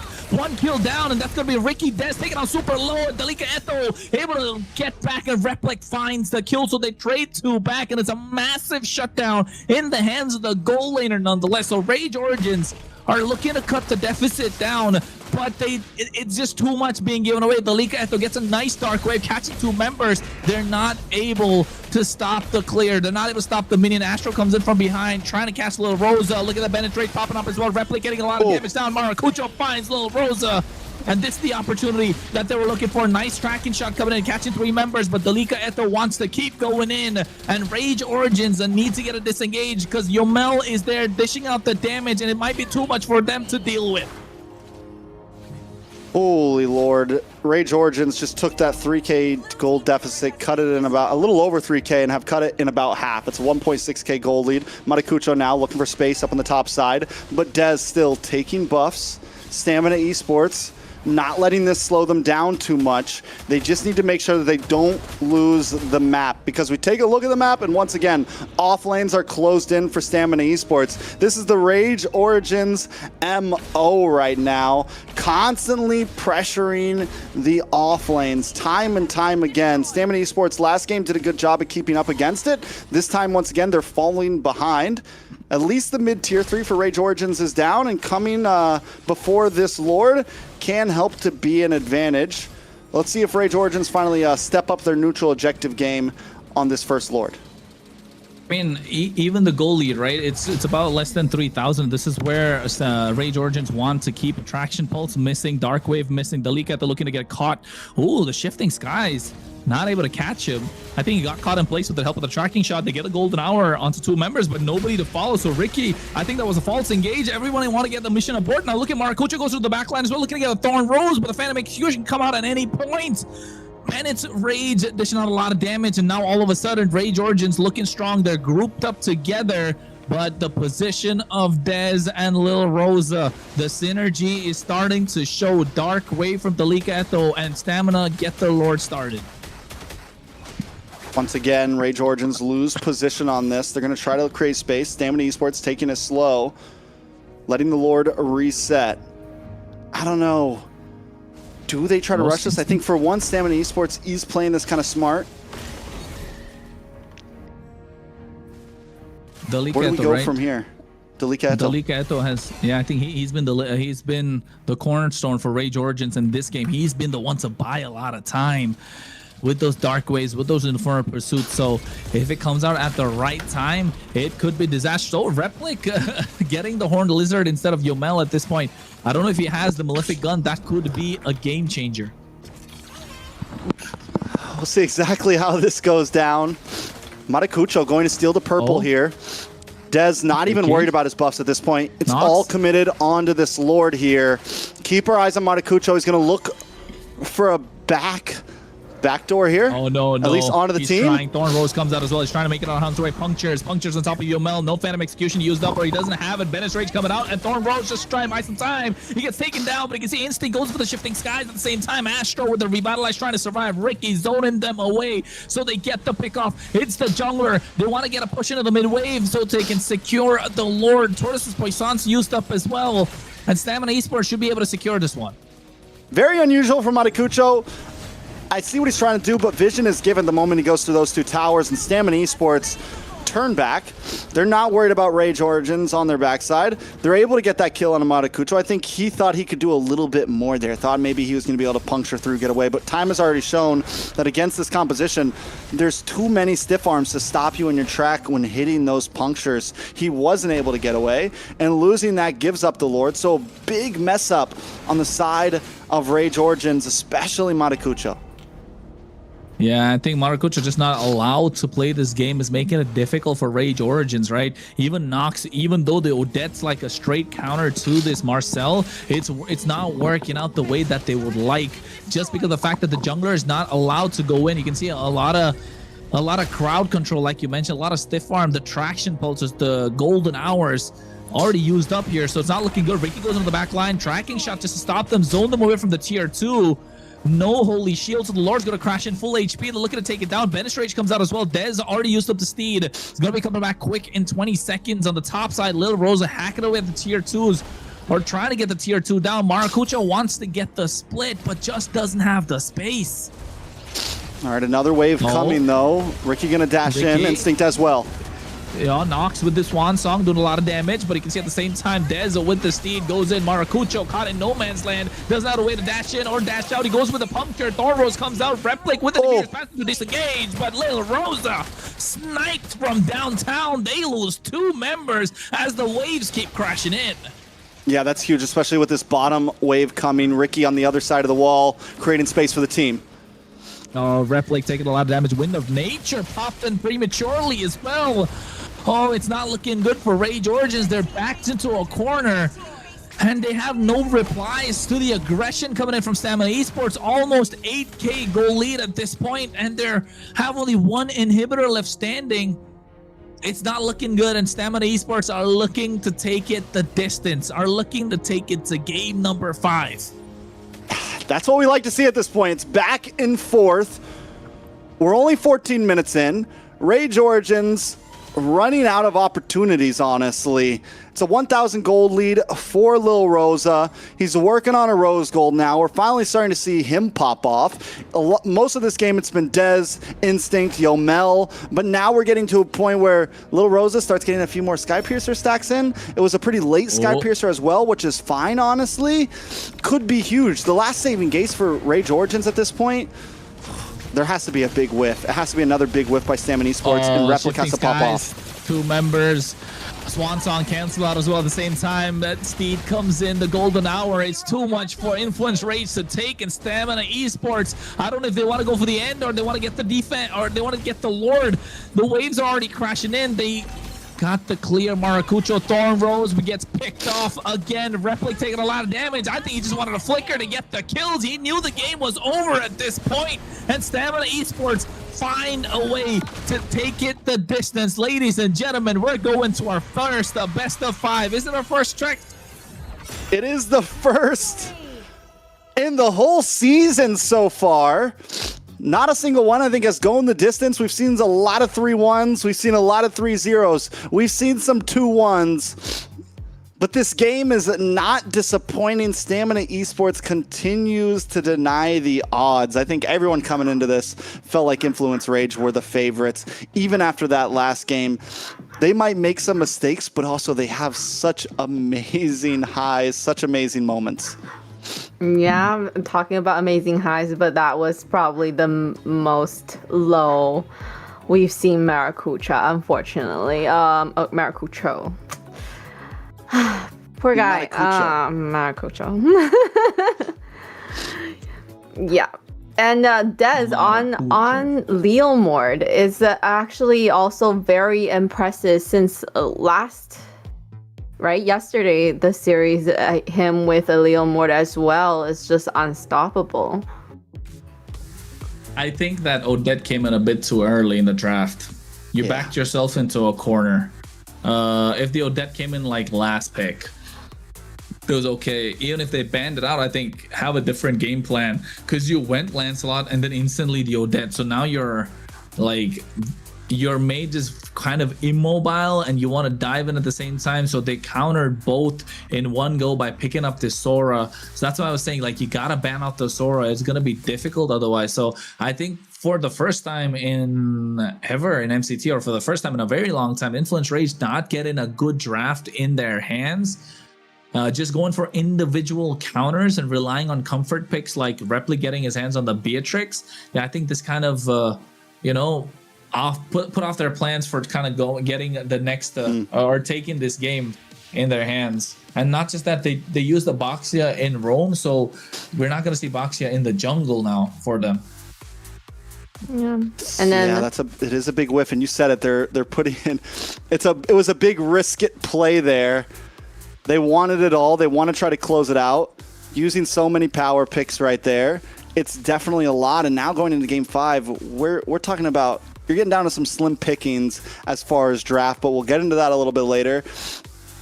I think the Odette pick, it's like there's a big chance it would have get banned in second phase. We weren't crazy about the Granger and Kimmy pick into the Lancelot, but also the Odette pick. Yes, it's a counter in a sense to Ricky on the Marcel, but it's an easy target for the Kimmy and the Granger. You've got nice range. You've got poke. They all have a small dash to kite back away from the Swan Song, and Nox just never really had a shining moment in that game. And Nox has been a player that has been able to step up into that role sometimes for Ray George, and so Matakucho is unable to play. Nox is unable to play. It doesn't matter how well Delika is able to create space. It doesn't matter how well Astro finally seems to do on this Basha when your two major damage dealers can't do anything in the early to mid game. And then the MVP for this goes to Yomel with the Kimmy. 3-0 and 13. I mean, he was the one who kind of set the pace of the game right from the start, right? Those traction pulses landing. I think there's like very few those traction pulses that missed. And also the damage that was just being dished out consistently in the mid game, in the early game, that kind of caught Maracuja off guard and then gets first blooded. So I think in this case, Yomel played a fantastic game. But you're right, Trex. I still think Influence Rage are going to be favorites moving into the next game as well. They got the Marcel, they got the win. It's fine. So now how do they get another win at this moment? Because every single game, the draft has been kind of like 60-40 or 50-50. And in a 50-50, Rage Origins always get the better of them. So I think something we have to watch out for there, if Stamina Esports can kind of keep that pace, keep the strategy, and Rage Origins mess up on the draft again, because now, you know, we're down to the line. It felt like that was more of a draft issue, right? It wasn't exactly a gameplay mistake. And for the first time in the past 3 games, the draft hasn't really mattered that much. Both teams have had win cons. Both teams it's been more about in-game stuff. So game 5, Rage Origins, can Stamina Esports win out on this, you know, before the game even starts? I mean, what heroes are left? You know, that we'll we see haven't in a second. used because We're running out. Yeah. This is our first game 5 as well. Yeah. So it's definitely crazy. 20 crazy heroes series. banned from each team. Each team lack 20 heroes right now. Plus whatever, 25, because 5 heroes will also get banned. 50 banned in total. 50 That's total, crazy. but each team can't pick 25 heroes, essentially. Yep. And talking about the Marcel. Whoever's on red side, it's 26, because they don't get first pick. True. If you really... Layla's just like, oh my god. Wait, what do you think? Well, Stamina doing great with another Marcel win. So definitely probably people who are going to go up against them again will want to ban that Marcel and don't let that through. It seems like they kind of figured out how to work with it. Or maybe just Ricky knowing how to use the Marcel better than some of the other roams out there. So a little bit scary. That's another dub. Only team to just keep on pulling out dubs with that Marcel. But honestly, the draft worked well with it. And I think the Kimmy and the Marcel are a very good combo together. One, because you get that, the framed moment where you get the small quick stun, or is it the tracking shot?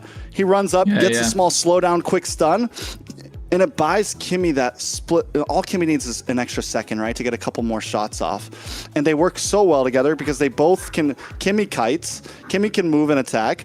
Marcel can get those quick stuns, run up. So they both just run up, get a couple more seconds. You're able to also get the stiff arm off, which is why Matakucho couldn't play, because he punctures in, immediately gets stunned by the Marcel, and then Yomel's just getting free shots off. So Stamina Esports have found a way to make it work very well and have been using the right compositions. Not to mention there was a final play there. The golden hour was dropped, and it's also used as a great shield. The Nibiru's Passion came out from the Beatrix, and just nothing could happen because the golden hour comes out and it's essentially just a wall stopping any distance attacked. So Stamina Esports have definitely kind of cracked the code on the hero, at least so far in terms of teams that have used it well.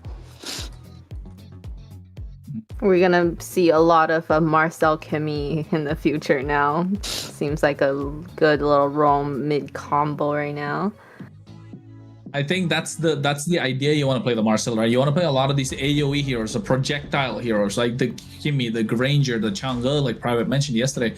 I mean, these are the combos you want to play with the Marcel if you want to maximize what the Golden Hour can do in terms of damage. But Shax couldn't have mentioned any better, because the Marcel is a hero that wants to play as aggressive as possible, and having someone like the Kimmy to go in and dish out the damage, like being so mobile, just allows it so much more. Not just the mobility, but also having good wave clear at the same time, because Marcel's not going to be the one to help clear the waves. Like, he's going to be the one that zones everyone out. So Kimmy able to kind of in the early game, if you guys notice, able to hold that one minion back right in the mid lane and making sure that Nox wasn't able to get the clear earlier, so had to go forward to get anything, so denying a lot of minions coming through as well. So well played from Stamina in the early game, and knowing and understanding what this Marcel can do. But now look at the bans. Jeez, 20 bans already. What happens when we get to, like, where are they going to put the rest of the heroes in a best of 7? I feel like we're already kind of out of space under here. We're going to get smaller. Like, where are we going to put the other? They're going to get. Oh, we're going to get smaller. We're going to just get pushed up. I would say they should get smaller. Personally, I enjoy my amount of space I have here. Yeah. I think we're going to get smaller. Let's see. Let's hope not. Every time more heroes come in, we just start shrinking. Yeah. Well, you can't really make these bands smaller than what it is already. It's very small. Like, sometimes I have to probably squint. Gonna get smaller. That's then you just, won't like, even they start going see. into Layla's ground over here. They start like going over to the mid side or something. You know, I don't know. We'll see. Yeah, that works. Bands coming out though. Freya still unable to be picked. Jushin not getting put in the game. Harith and Harley. Harith, Harley, been expanding rivers. There's no Hilda open. Or no, there's still a Hilda open to Stamina. Fredrin open to both sides. I think Fredrin's going to be contested here. Hilda's got to be banned from Influence Rage, right? Yeah. Honestly, Fredrin could just be a solid first pick for Influence Rage here. Like, what does Stamina even have to deal with that? No Basha, no Suyo, no... Fredrin is the prime picking right now, I feel like.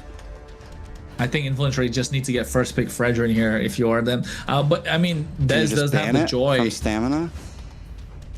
Then you give the Marcel over to Influence. No, I don't think you want to give the Marcel. Ooh, they're giving the Marcel. I care. They're giving the Marcel to Influence. They don't even have to pick it. But will Influence... will they be able to use they Marcel like that, though? I still think you take Fred up front here. Yeah, I would. Because there's no Suyo, there's no Suyo, Leomord, Noland, Basha. Dez can play Lance.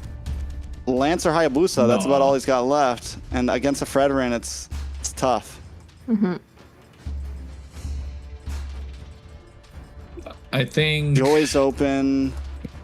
Joy play that against the Fredrin. No, I think just go Fredrin here if you Influence Rage, right? Fredrin or Kaja even at this point. I will be the star above her darkness. But the Guinevere's open. The Gwen's open. It's good against the Fredrin too, so yeah. And that's Joy. Joy pick for Stamina? Not now, probably third, but it's got to come out of the first phase. Otherwise, not going to make it through the second for sure. But here, if you're Stamina, what can you go for? Stamina still has... picked up. They still do ZTN open. Might not be the best pick against the Guinevere, but it is still there as a possibility. Uranus plus Zetian? I think Uranus plus Zetian. Yeah, you have the Consecration. You can pick Purify on both of them.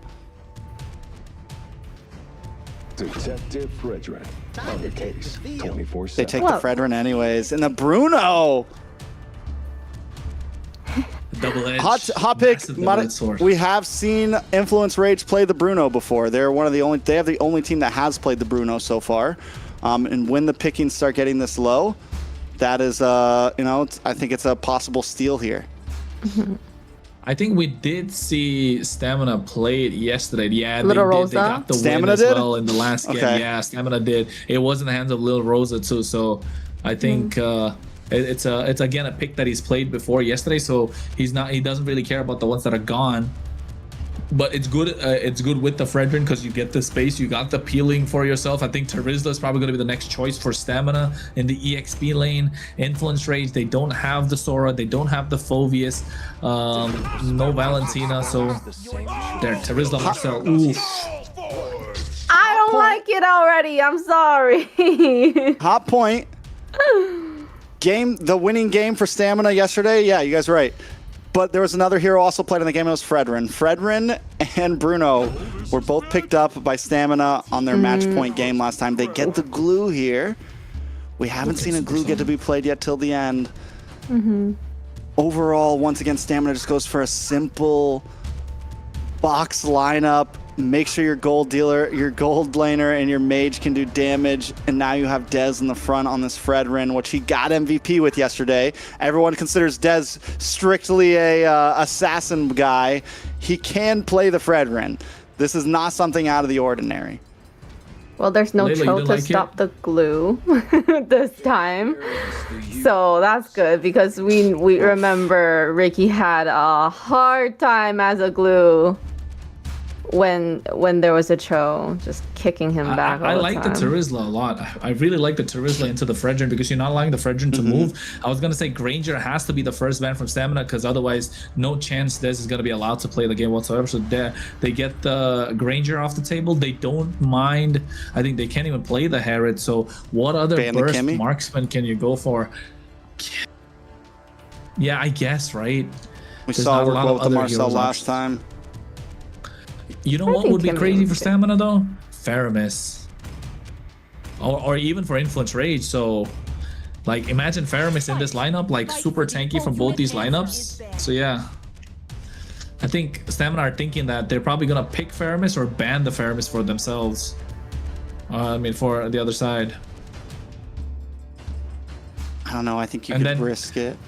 I don't know if Influence Rage wants.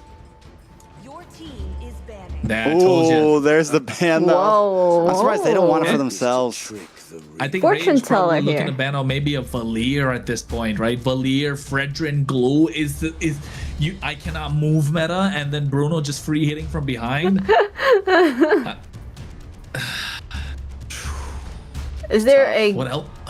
gourd out? I mean, even for honestly, for Stamina, you could put a lot of mages in this lineup and be pretty okay. I mean, heck, you can drop in a Vexana for all you want. Louis too, yeah. Crazy but I think Louis does well for Influence Rage. Louis does even better for Influence Rage rather than Stamina. Yeah, there you go, Valier. I told you guys. Even though there's a Gwenny on the field, oh no, and the Terizla, no, Farza won't work really here. Gord, right? Gord is now kind of like your answer in this case. Gord or for Stamina? Yeah, for Stamina. Gord or what else? No, I don't know about the Vexana. I think you maybe wait on the mage pick. Maybe you just pick up your roam here. Yeah, I Do they take the chip this time? Oh, that's crazy. No, I think this is Glue Roam. Glue Roam. And then you go like Lapu EXP. Oh, they already still take the Uranus, can't they? Oh, CC. Oh, that's good. For some that's damage? Really good too. To make up for the Fredrin? They're looking really good. These game 5 draft is coming in clutch for Stamina, and Influence Rage better pull up something really quick. I think Influence Rage has to pick Kimmy here. You need something for the Marcel. Kimmy plus Hanabi? You can kite. Kimmy Hanabi doesn't look bad here, to be honest. No. I know. I'm just kidding. Leslie? Like Leslie, yeah. Earlier I was we were worried about the Leslie's Leslie, another right? option. Yeah. Don't go Layla. Clint. Like I think Layla's too late. Melissa. Finally get to Melissa. Well. Oh, I don't know how to feel about this. Not Melissa. bad against the glue. The CC is going to destroy it because CC doesn't need to get close to you. CC will be able to attack you even with the go away out. Glue won't be able to jump on you, I guess. But yeah, it's a little. The only thing you're really worried about is the. Well, you think so? I mean, you do outrange. At least you maybe you, how do you do in lane against the Bruno? You can maybe, Good, I mean, if Influence Rage plays aggressive to the gold lane here, I think that's a big win con. Maybe look for an early pick onto Lil Rosa here, play aggressive onto the Bruno, get Replic online. Farsa. Ooh, I was saying any mate, like, Melissa's gone. Melissa's gone. Guinevere and Terizla aren't going to want to waste their ult on Farsa in a big Lord fight. They want to try to disrupt Fredrin, right? So Yomel's going to really have pretty free range here. Hey. Well, there you have it. Match point, baby. Match point, game 5. We have these guys, they're locked in. Stamina look like they have a really good setup here. Lots of pressure, I feel like, on Maracucho to really be able to land some of these skills. I don't know, Trex. I still don't like this Melissa. I would have preferred the Leslie here, honestly. Okay, I hear you. The Leslie. I think, I mean, yeah, the Melissa's a little iffy. Leslie's more burst damage, though. I think at least with the Melissa, you can kind of get a little bit of shred, and you do get range over the Bruno in early game. We'll see exactly how it works out, though. Take us in. Hey, it's game number 5, folks. It's make it or break it, upper bracket or lower bracket. This is the decider in this playoff match, ladies and gentlemen. We're talking Stamina Esports taking it the distance against Influence Rage Origins. Who will come out on top?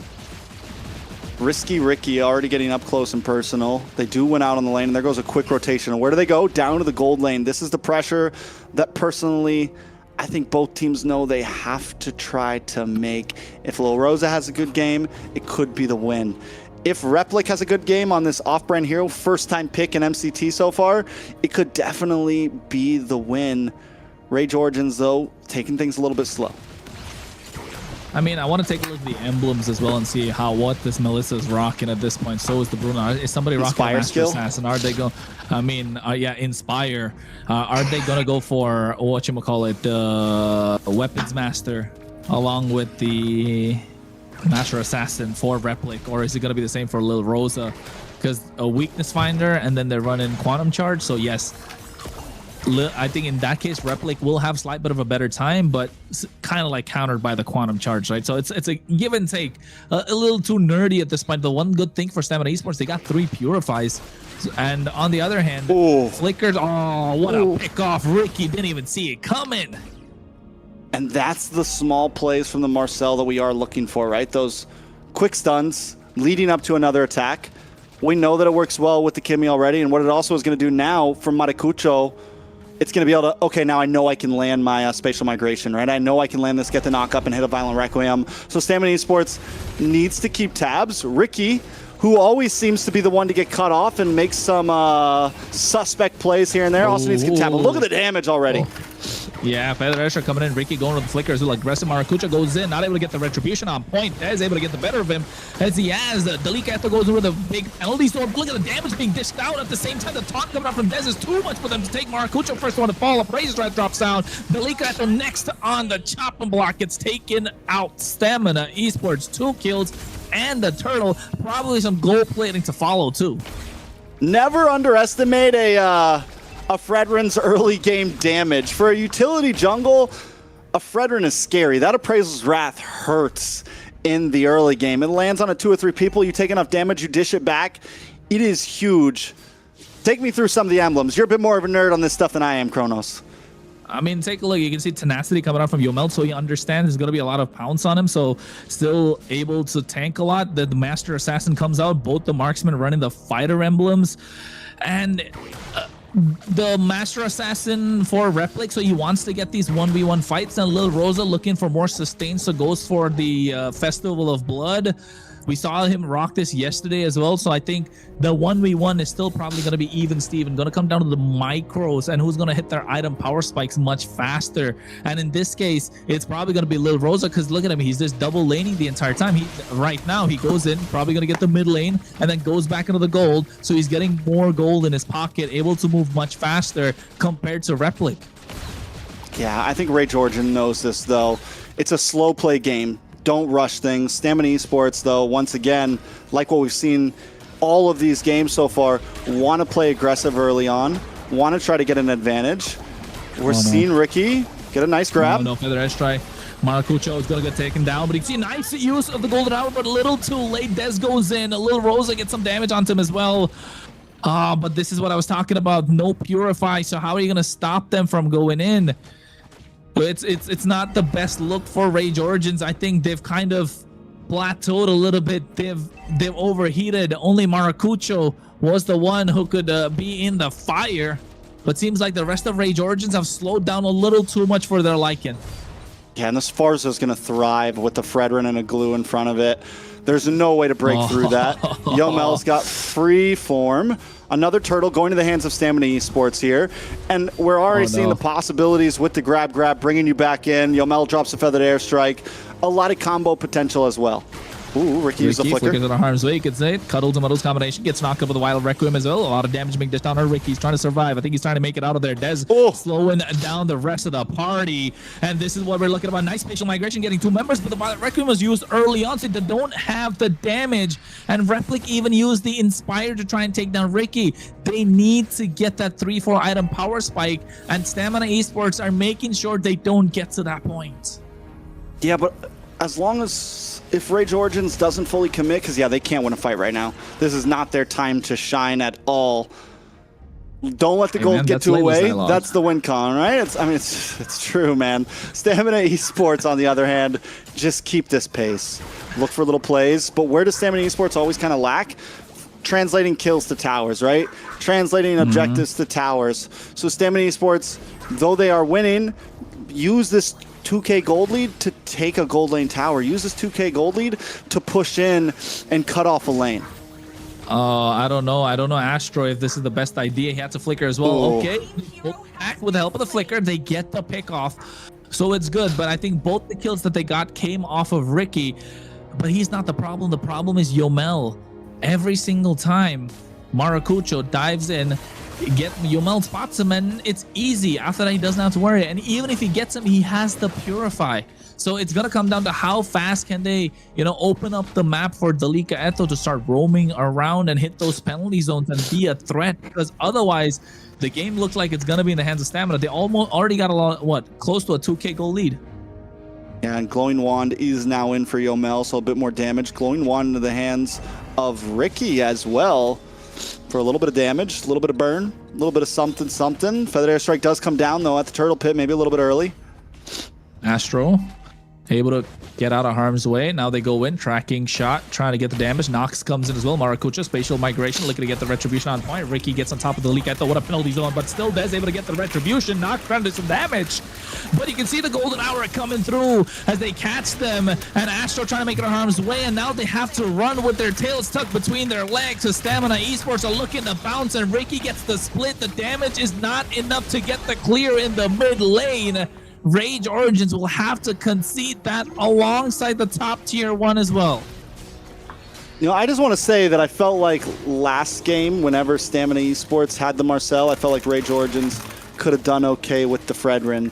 And now we're seeing exactly why it can work well. Because the thing is it doesn't matter if you take a stun to the face. Nox's damage on the Kimmy isn't going to be able to break through the front line. And that's where this is the same composition that Stamina Esports has kind of been running. So Rage Origins at this point, was it a draft issue again? Do they still have a possible win con in this game? Or is it already a wrap? I don't know. I think it's going to be super late, Trex. It's going to come down to, 15, 18 minute timer with this Melissa. I think that's going to be the big game changer at this point. They need to find a way to...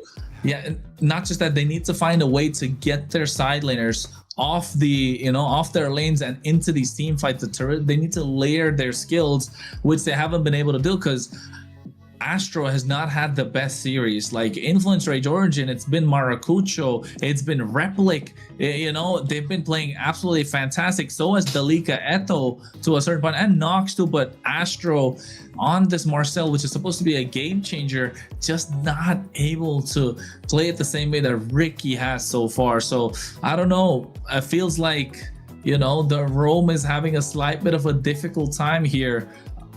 But if they find the right opportunity, the right moment, I think Influence Rage can make the comeback. But so far, Stamina Esports look solid. It's easier to execute. That's the best part. So what do you say think? there was no pauses yesterday? There was, yeah. Maybe it is the Trex La curse. Maybe Move. Oh, yeah, what's it called? Is it called La Mufa? Trex La Mufa. The curse is real. 5 games, 3 pauses so far. I think next series might be 5 as well. Yeah, guys. Yeah. It might be 5 as well. Let's I go. can see that, yeah. It's 10 p.m. on the East Coast right now, 7 p.m. on the West Coast. We're hanging out. We're here for a long night, baby. We're here for a long night. And so are Stamina Esports and Rage Origins. I think Rage Origins would love to take this game as late as possible, but Stamina Esports don't want to get it to that point. And even if they do, they've got Yomel on this Farsa. Those feathered airstrikes, there's nothing to stop it, especially even the Purify. So you're giving so much space to Lil Rosa just to free hit the entire time. And Rage Origins needs to find the right moment. But if Stamina Esports stick together like this, what can they do? Not much, because we haven't even got on the topic of Little Rosa yet. And as you said, late game, the Bruno's going to hurt as well, right? Even if Replic can do something here, Little Rosa as well is going to dish out some crit damage.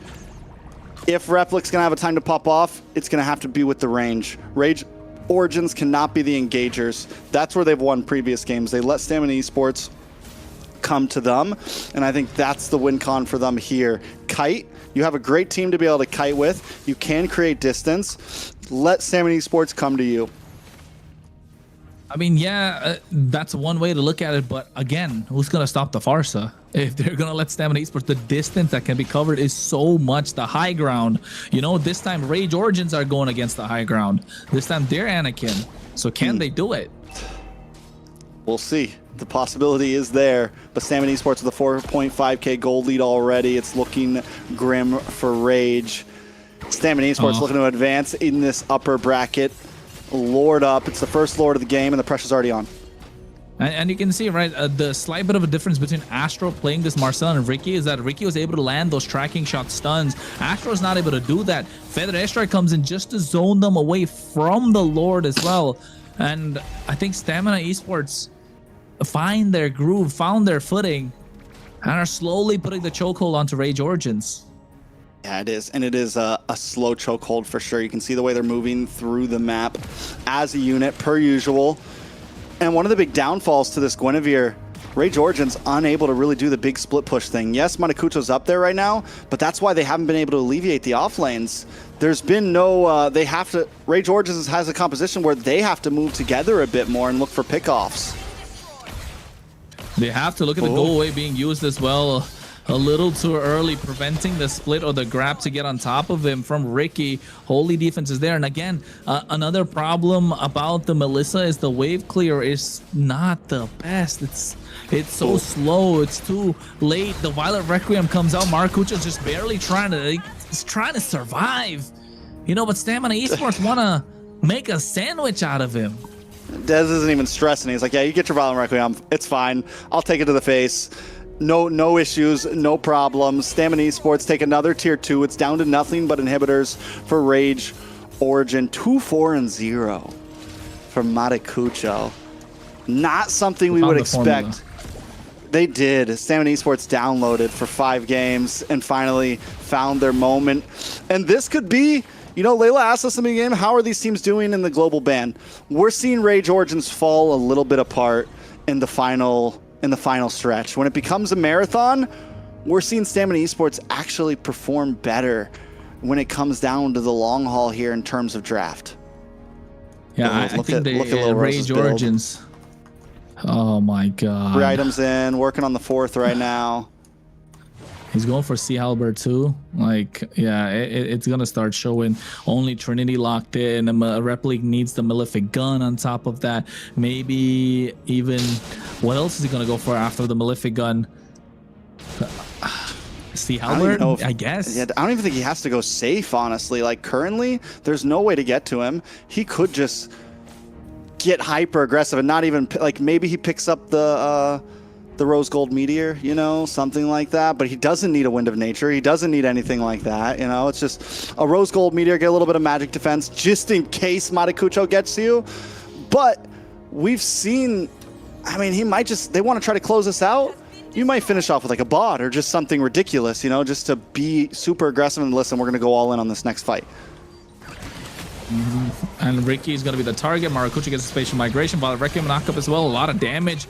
Look at Replik. He had to use the Inspire. So now they've used up all their resources, and Dez is trying to march in. Instinct comes in as well. Yomel is in position. They're looking to nuke them down, but Influence Rage Origins find a way to back off. And now the Lord is up for contest. And I think Stamina Esports still have control of the map. Yeah. Problem is, Little Rose is on top side along with Dez. This Race Origins should try to burst this down. That's what they're going to go for. Oh, Federation damage. Maracucho is down and out. Replik's not able to get the kill onto Instinct. Dez taking a lot of damage. Look at those projectiles coming in from Nox. But then again, Dez is super tanky. He has the defense item. He has the Radiant Armor. There's no way he can penetrate through it. Nox has to be the one to dish out the damage. And I don't think he's built a Sky Piercer even. So it's not going to benefit the fact that a lot of HP on the side of Dez just cannot be executed. And this is why I was saying, like, maybe Leslie would have had a slight better chance, but you know, we're already 13 minutes deep. No point talking about that right now. This Melissa has to work somehow for Rage Origins if they want to move on in the upper brackets. They might be able to shred down this Lord, but once again, Rage Origins, you can't go when there's a Fars on the field. You can't be the one to jump in first. You gotta wait for some of those skills to come out. You have to let Stamina Esports be the ones to attack. You have a great composition to kite and keep distance, and they're just continuously going for it and biting the bait. They're not able to stop. Yeah, they're not able to stop the Lord's aggro going to the base crystal. They lose the inhibitor. Now look at that. They cancel out the Feather Airstrike of the Purify to survive. Astro goes in, gets a nice golden hour, catching 2 members, but they don't have the damage because Replik got caught in it as well. And Little Rose is able to get the nice kill. The knockup comes in. The Final Requiem is there, but at the same time, they don't have the damage. Appraiser's Wrath drops down. Little Rose finds a double. Delika throws out. Astro flickers in her harm's way, and this could be all she wrote for Rage Origins. They're trying. They're doing the best that they can, but Stamina Esports pull up and they find the game, taking us the distance and getting the series in the last and final game in this best of 5. Stamina Esports going from a team that had such a rocky start overall. I mean, from Swiss stage to now just squeezed in through Swiss stage. A lot of people questioned if they were even going to beat U2 yesterday. I think most of us felt kind of like Stamina might be able to get it, but it was pretty 50-50. I don't think a lot of people thought they were going to be able to come in and take this dub off of Influence Rage. And at this point, like I said earlier today, the team seems to be getting better and better. Yes, and you know, with a best of 5, that last game, how much did Global Ben have to, you know, that affected this whole team play? Because I have to say, you know, the last 2 draft for Influence Rage was just not in favor of them, and that's really unfortunate. And also because of that, you don't see a great team comp that could support Maracucho into these lore contests. And you can see it there. It's unfortunate, and it was a really fast game. Stamina wanted to win. Yeah, they were ready to finish things up, and they had a composition to be able to do that. You get the Fredrin. Once again, you know, we said it, the Fredrin Bruno. And Dez shows that, like, maybe this was a pick for the end. I've been waiting for it to come out. I knew it was going to be a solid pick, and they were able to make it work right when it mattered. And even with Influence Rage thinking they had the upper hand of, okay, we know they kind of want the Fredrin here. We're going to take the Guinevere as the counter. Stamina makes it feel like that Guinevere was just useless. Maracucho, once again, 2 games in a row, couldn't play at all. And I think even the Terizla they picked up in the first half along with the Marcel, so it was good, but they didn't see the glue coming, right? The glue, I feel like, was too problematic for them to deal with. Yes, Ricky got taken down 4 times, but it's always on the back of your mind. This glue, how do we stop this glue? That's why I said, like, I'm not really a big fan of this Melissa. Okay, you can get the kills onto French and you're able to close the distance onto Lil Rosa in this Bruno, but how are you gonna take down the glue? You're gonna spend the inspire, the cuddles, the muddles combination along with the go away just to take down one member, and even then you weren't able to get Ricky, right? So maybe, I mean, call me a broken record, but I think in this case, yeah, this is where you pull out the Leslie, the true damage, the burst is going to start showing. And then maybe if Ricky is too afraid to go up close, because it's not a combo skill where you got to use it along with the inspired to get the kills, right? It's just there. It's a basic attack that will keep racking up. And, you know, it's just poke after poke after poke. And you add it along with the Kimmy. And next thing you know, Maracucho can jump in, get that finishing blow. But hey, you know, coulda, woulda, shoulda. It's not going to happen. Stamina Esports find the angle. Ricky played a fantastic game. Yomel was good. Dez, Instinct, Lil Rosa. And I think, is this what we want to see from Stamina Esports? Is this the lineup we get to see from them moving forward? No more Diamond, just Lil Rosa. Maybe even Ricky after they make their substitutions with Song coming in. I'm not sure if they're going to go with Song or Ricky next week, but they look super solid after Lil Rosa came in, right? I mean, even before they won their game 1, right? Stamina Esports, or no, they lost game 1, won game 2. I don't want to completely count them out, but Dez finally securing an MVP, Layla.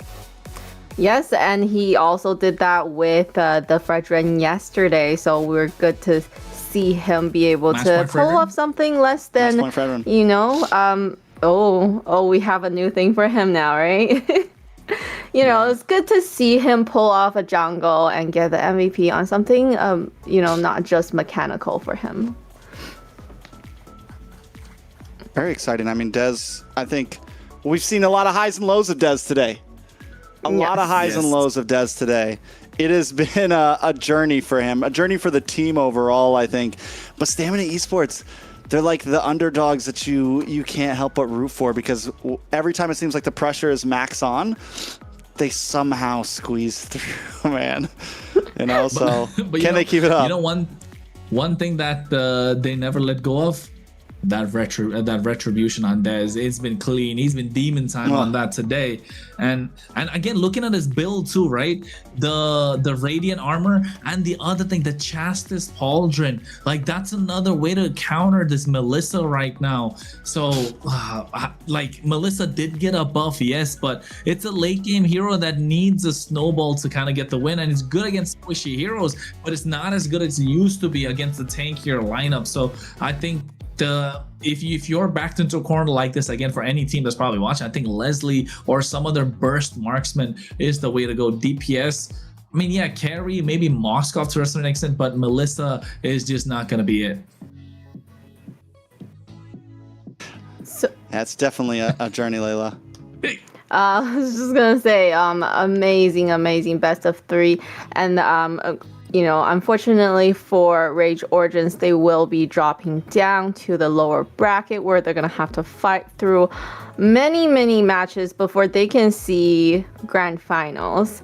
And for Stamina, you know, they're gonna be sit comfortably going into phase 3. Do we know who they will be facing though? Yeah, they're gonna be up against Alpha 7. Oh wait, no, Influence Rage or the Nighthawk. No. Oh, sorry, Stamina. Stamina goes against Alpha 7. They're on Upper bracket. Yes.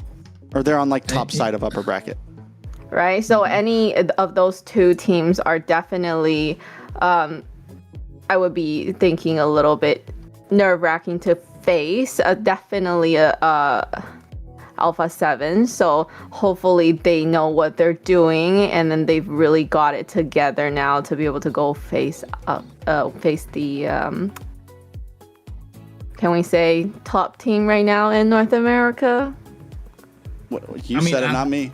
They did get number 1 seed though, right? They did get number 1 seed, and the number 1 the other seeded thing team is, yes, and like, a lot of fans have been asking for this matchup, right? And I think finally we get to see it. That's coming out next week. It's going to be a great best of 5. But then again, are they there yet? Are Stamina Esports there yet? That's the big question. So I think this year is great. But as Stamina Esports has been evolving throughout the entire competition, will they continue to evolve against Alpha 7? That's the big question, because if they don't, Alpha 7 is just gonna, we've seen what they can do against compositions that don't, give them a little too much respect, don't play their own tempo and find their own momentum in the game. Yeah, and what? Oh yeah, go ahead. No, you go. Oh no! You finish what you have to say first. Okay, I think if Stamina Esports, it's less than a matter of draft and compositions. It's more a matter of like execution, right? Because I do think the drafts that they're making are simple but very well put together. Simple. They always work well together. The skills, the heroes, and that's what you want to face up against Alpha 7 with. You don't want to get too crazy. You don't want to get too off the walls. You want to keep it simple and just try to win the game through skill, right? And that's where I think influence rates started to fall apart there towards the end of that last series. Their drafts got too off the bar. They weren't able to really hold it together, and Stamina just every draft was just boom, we know what we're doing, boom, we know what we're doing, front to back, box, make sure our mage and our gold lane are in good spots, or Dez has something that he can pop off with. Very telegraphed drafts, but overall, it was easy to execute. Yes, execution on a great drafts like that has a lot to do with their coach. So we're gonna get Coach Bear on an interview so that we can we have definitely some questions for Coach Bear. So hello, thank you for joining us. We have now Coach Bear from Team Stamina Esports. First of all, congratulations on the win. And it was a very intense series. We have best of 5, all 5 games, especially with so much pressure surrounding these playoff matches. My first question for you would be, what do you think was the biggest factor that helped your team secure the victory today? I feel like my player all mentality is very good, even though we are in the 1-2 score, but they still can manage it and go through to another match, and we can win the match in the end. So I really grateful that I have them and they can play like that in the tournaments. Like it. Follow up or Kronos, you got a question? Coach Bear, congratulations on the win. Stamina Esports has been evolving every step of the way throughout the competition, right? But the question I want to ask is, what's with the lineup? Why so many changes, right? We had Diamond before, he was playing well, and then Lil Rosa comes in, he's playing well, and yesterday Lil Rosa played amazing, and then all of a sudden today you start with Diamond, you get Lil Rosa. Is he your trump card? What's going on? Are they fighting? Did Lil Rosa have a date or something? He was late to the game? Yeah, to be honest, Rosa is the main roster in our team. But I just want to give Diamond a chance to play and giving him some play time. And in the end, and I feel like Rosa is more suitable with a team. Then I just bring him back to the team to play with us in the match 3. Okay, so I'm going to ask 2 questions then, because I want to follow up on that. Coming into some possibly harder matches, will you still give Diamond play time, or are you going to kind of starting off with Little Rosa? I guess you don't have to say that, but is that kind of the goal to maybe use both throughout the rest of playoffs? I think for now, still not sure, but we're gonna have a scrim later, but I think we probably might play with Rosa. Yeah. For now, I think... Tricks. Well, just off of that, back of that. What about Song now? You got Song as an addition, right, to the team, the new roamer. So is he gonna play? Is Ricky gonna play? There's been a lot of changes at Stamina Esports. We're asking questions. We have questions. You guys did this. Yeah, you guys did this. So you can't blame us. Yeah, I also know we have a lot of changes, but I'm a head coach, so I want for the best for my team. That's why we always try to find the best way how to win the games. But for Song, maybe for now we're not sure. Maybe he just our secret card. So just let's see it later when we fight Alpha 7. Oh, that will be interesting. I'll let Layla have. There's only one more question. I'll let Layla finish things up. One more question. Do you have the time for the one more question? Yeah, I do. You're going up against Alpha 7 next week. That's the real topic here. Any words to them? Anything you want to say? What, you're going up against the number 1 seeded team next week. Give us something. Trash talk. How do you feel about the match? Yeah, I think it's gonna be an interesting match because like we already fought them in the scrims and we really feel they are really strong team. So yeah, just good luck, have fun, and just give our best later in the tournaments. Okay. Perfect. Once again, congratulations on the victory, and thank you so much for taking the time to join us at the desk and answering our questions. We'll see your team in Phase 3, and good luck. Okay, thank you very much. Sorry. All right. I kind of wanted to ask that about Song. Like, it made so many changes. They made too many changes. Yeah, Sorry, so we get excited sometime. The two of us, we get really excited. No, that's okay. That's okay. The testosterone is running. Great question at the end, though. Yes, we do want to kind of see where they are in terms of mentality or how ready they are to go up against a seed 1 team, right? And definitely, do you think Song would be a sub or? I don't even think they know. I think it's like, okay, you did really good in the scrim last night. You're starting, and then second half we're gonna sub in this play. I think, which isn't always bad, Yeah. So we'll see. It almost sounds like Diamond and Little Rose are both like fighting for starting. It's like, and that's how it is on a lot of sports teams. Like sometimes a player steps up and it's like, hey, I'm gonna be starting gold laner now, and if I mess up, then yeah, you can bring in Little Rosa. Or I'm gonna, Little Rosa starting. If Little Rosa, if they lose 2 games in a row, maybe you throw in Diamond on match point. Things like that. So.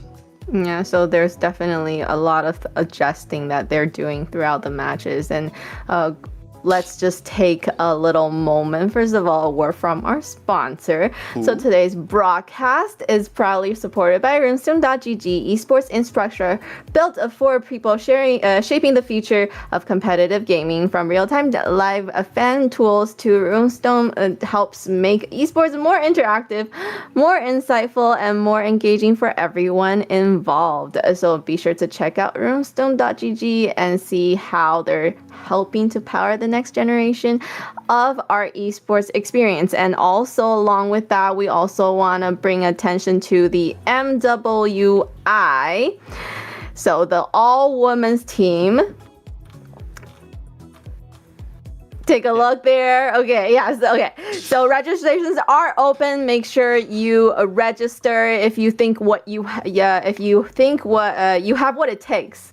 You and your team, if you think you have what it takes to go up against some of these best teams, make sure you grab your girls and get that registration in. And next, I just want to make sure that you guys all know which social media channel to follow. So make sure you follow MLBB Esports. That is the official channel that we will be on.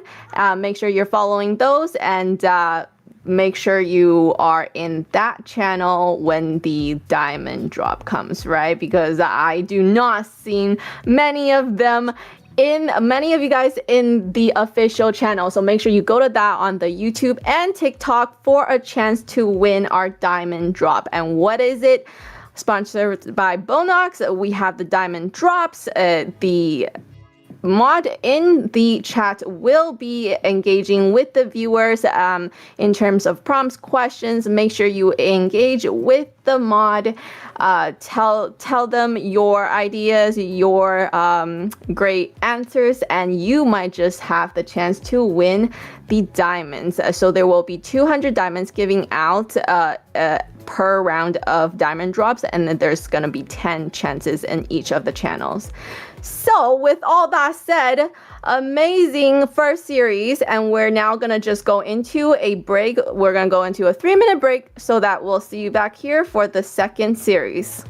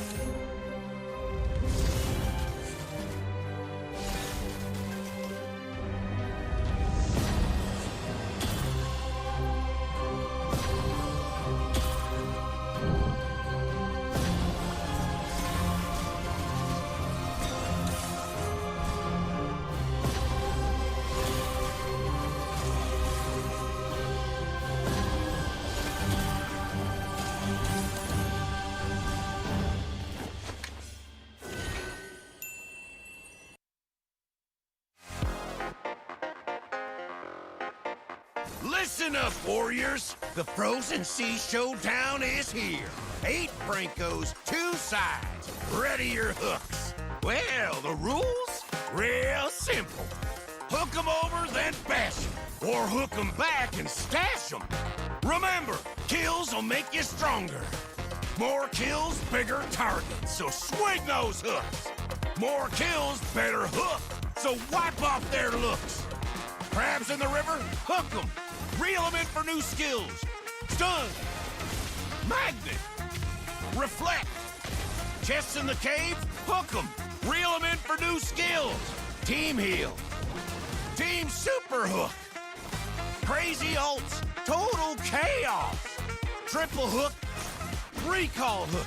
Trick hook. No equipment to buy.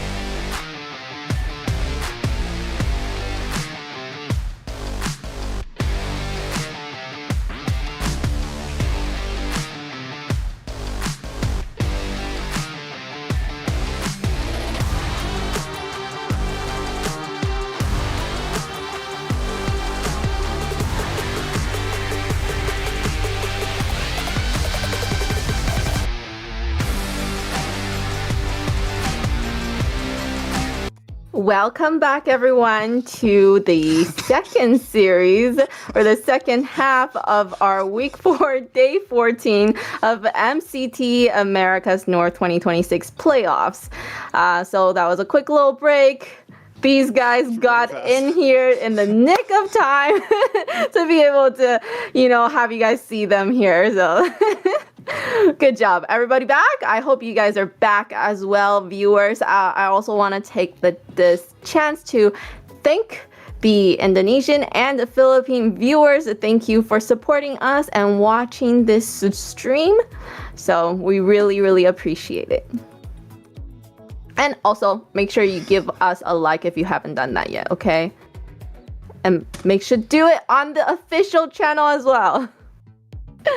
All right. So, moving into second series of the day, Leviathan versus Vendetta. What are we looking at? How are we feeling about Leviathan with the new roster? Like, how are they gonna go up against Vendetta, though? We've seen them perform really well. Woompy. We are Woompy fans. We've seen them do really, really well, but that was against Leon. So now going up against the fourth seed, what are you trying Vendetta, to say, right? So what do you mean that was up against Leon? It was up. Well, I'm not saying anything, but they were seed 8. Okay, so now is it gonna be twice as hard because Vendetta is seed 4? Okay, so there you go. So what do we see? What do we see for it's gotten better. Leviathan? You can't pull one over her now. Yeah, I've been trying all night. She's doing homework. So let's just Vendetta. Yeah, before we talk about how Leviathan is gonna do, let's look at Vendetta's lineup, what they have to go up against. So on Vendetta, we have Merciless, we have Tarzan back, we have Churrobami, we have Melon, and we have T. Yeah, and you can see this lineup. They have made a change. The Bam brothers no more. We got Coach T added to the mix, gonna be in the roam position, and we'll see what this team has to say about themselves just in a bit with this short clip.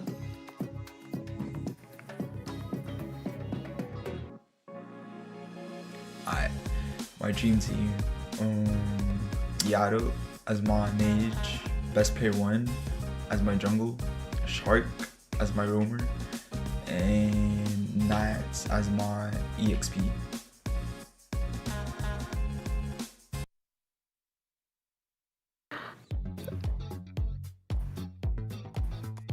And we're back.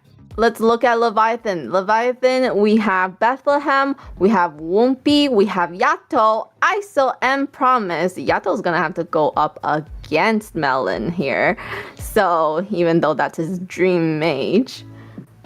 Yeah, it's definitely going to be a... I mean, this is a lineup right here. We have the new rookie, the new face, which all you guys have been hyping up. I haven't gotten to cast a game of him yet, so I'll be the final judge here. It's Wumpy in the jungle, and then we have some familiar faces still on the lineup. Yato, ISO, Bethlehem, Promise, the guy with the most second-place finishes in NACT history. This guy has come so close and has wanted it so bad and has showed up so many times, has done such a great job. But let's see what Leviathan has to say in one of our videos.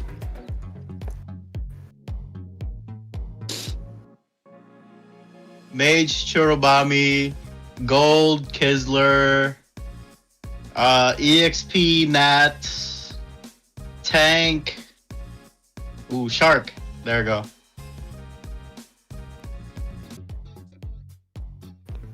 Did you catch that? He said tank. He didn't say roam. He said tank. So very important. And also we see what he prefers in terms of what kind of roam he likes, right? Sad for me. Obviously, he doesn't like the supports. What's your dream team, Layla? My dream team? She wants King Kong, Kyrie, Carl TZ. They can't both be on the just team. Give me 4 junglers. Just give me... Well, would they ever, right? Kyrie and King Kong? I don't think so. Not even for Layla. Okay, so we have first match coming up for Vendetta and Leviathan. Coming on to what we just left off about Leviathan, are they ready? Are they ready to take on Vendetta, right? And Vendetta with that interesting sub or replacement with Coach T.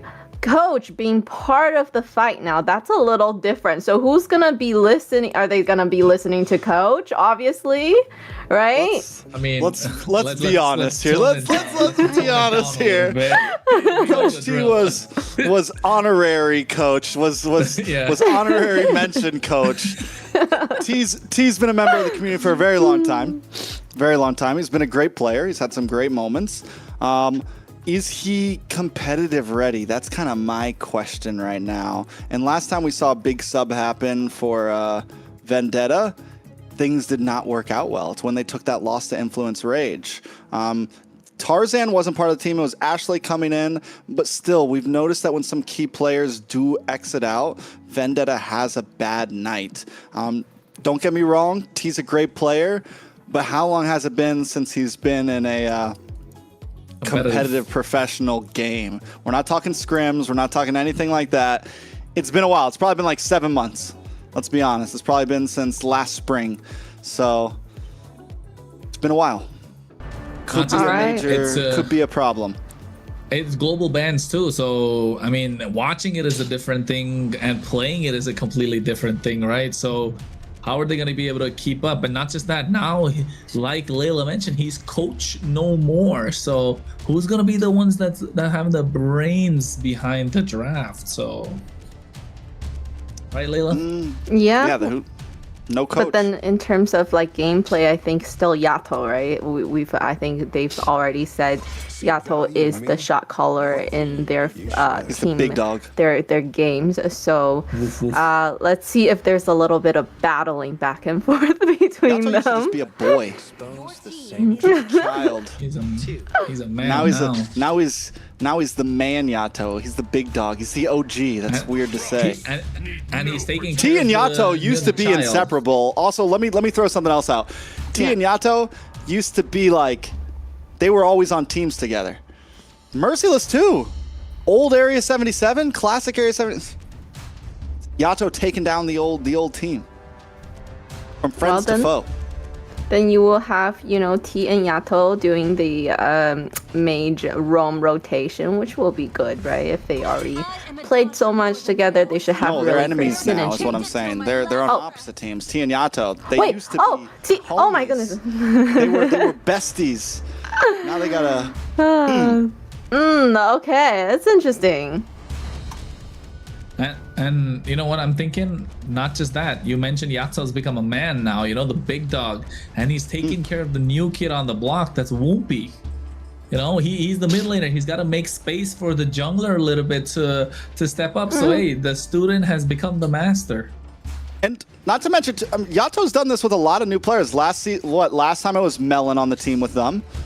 Melon became the rookie of the year, and now we're looking at, and Melon also, fun fact, Melon joined the team, like went from bench during playoffs last time, and now we have Woompy entering during playoffs and being a star player on the team. I don't know, it's coincidence? I think not. Sorry, I'm all nerding thanks out to on Yato team here? Full circle. Life's full circle now. I'm nerding out on team lore. Kronos has the in-game lore. I was waiting for I bring the player lore. Now, you know, now time for the draft. Broken Walls. Sorry. Fredrin, Boxia, and Phobius off, so kind of chunking down at Tarzan's hero pool. There's still the Jushin left open. Nah, you don't want to give the Jushin away. It's too much of a problem, but also the Harley. So I guess it's a good answer. Tarzan does play a mean Harley. We saw that earlier on in the Swiss bracket. So, but if you're Leviathan, what would you pick? Harley in the hands of Woompy. I think Woompy's an assassin player, so give him the Harley. We've seen him on the Fanny, we've seen him on the Nolan, I think. And what else did we see him on? I was just super excited to see him. Joy, yeah, Joy. So I think now Harley, make it work. We have, you know, the Harley was very good early season. I will say we have found answers to the Harley. Yato's got a great Lilia. If they didn't want to first pick the Harley here, they do go for it. Still solid. I think my point was they could play around it if they wanted to.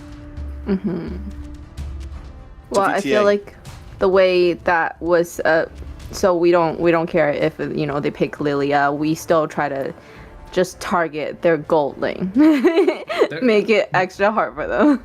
They're not gonna pick Lilia. They're gonna pick Jushin. There's no chance. Right. They don't want to give away Jushin. Yeah, You're right. Harley's a problem for Jushin, man. Harley's 50-50. Uranus Jushin. There you go. Solid. Merciless on the Super Uranus. solid. Flexible. Tarzan Power jungle, pick. Uranus. That too. So, but they already have jungle, and normally that's like strictly a anti-Fred pick. Strictly a anti-Fred pick, I feel like. But what do you go here? Lapu plus Claude, not even Claude. Lapu plus maybe Kalea carry, just to make sure they don't get a Kalea on the other side, or even Hylos plus something. Sora, since Jushin's picked up, there Sora comes in. Sora plus Valentina maybe, or not Valentina. Sora plus Eve. Sora plus Eve.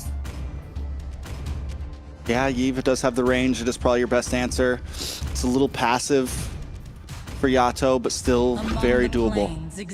There you go. Harriet?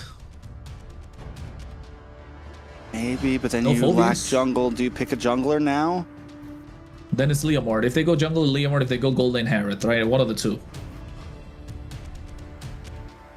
Leomord. It's tough because Leviathan can still flex the Sora into gold if they want to. They have so much. Leviathan definitely has an advantage, I think, in terms of just coming to second phase. Their first phase was pretty easy. VTA, yeah, it's a big question. Do we go gold here and lose some jungle options, or do we go jungle here and lose some gold options? It's tough. I mean, in gold they have Harriet and Claude, right? Those are the two options. I think Claude or Harriet, both are good. Never mind, forget about it. We go jungle Suyo. Not great against the Harley, but still overall super solid. I think Tarzan, you can't really ask anyone better to play it. And you know what? Won't be a rookie going up against the king of the jungle, Tarzan. You guys asked him this the other day, right? Are you ready to take on the king of the jungle? Lore galore. Lore galore. I need a shirt that says that. That's the phrase right there. Lore galore today. I'm all about the lore. Do it for the lore. Exactly. I think what with if Woompy gets one over? Oof. Well, you know, that's what we're so excited to see with this series. Woompy coming in and really see what he has to offer as a jungle, and if he can play, you know, up against these veteran players. So very excited to see that.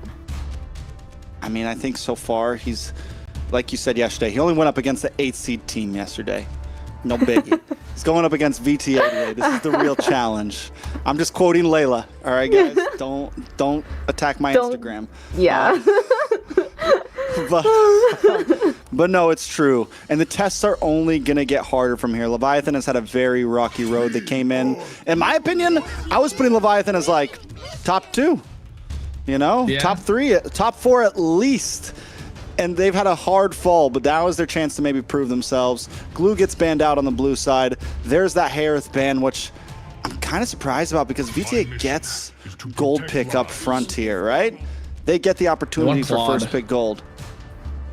Yeah, Claude does well against the Harith, huh? He has good escapability. He's not an easy target. They can go carry too because they got the Jushin for like the protection, right? I don't like carry against but not into the RW. The Harley though. I don't like the carry against the Eve inside the RWM. Just doesn't fare well. But they honestly just could have because the Jushin is banned the present. carry. True. This carry could be a pick for Leviathan here. But even then, it's not too great against the Jushin and the Suyo. There you go, Claude. Yeah, I would have banned the Claude, honestly, if I'm Leviathan. Allow me to lead the charge. Your team is picking. A lot of early pressure, man. Solid. Okay. Okay. No Khalid to respond. Kalea, right? No, Kalea is gonna get bullied by the Jushin, by the Uranus too. No Hylos even. So this is really well drafted from BTA.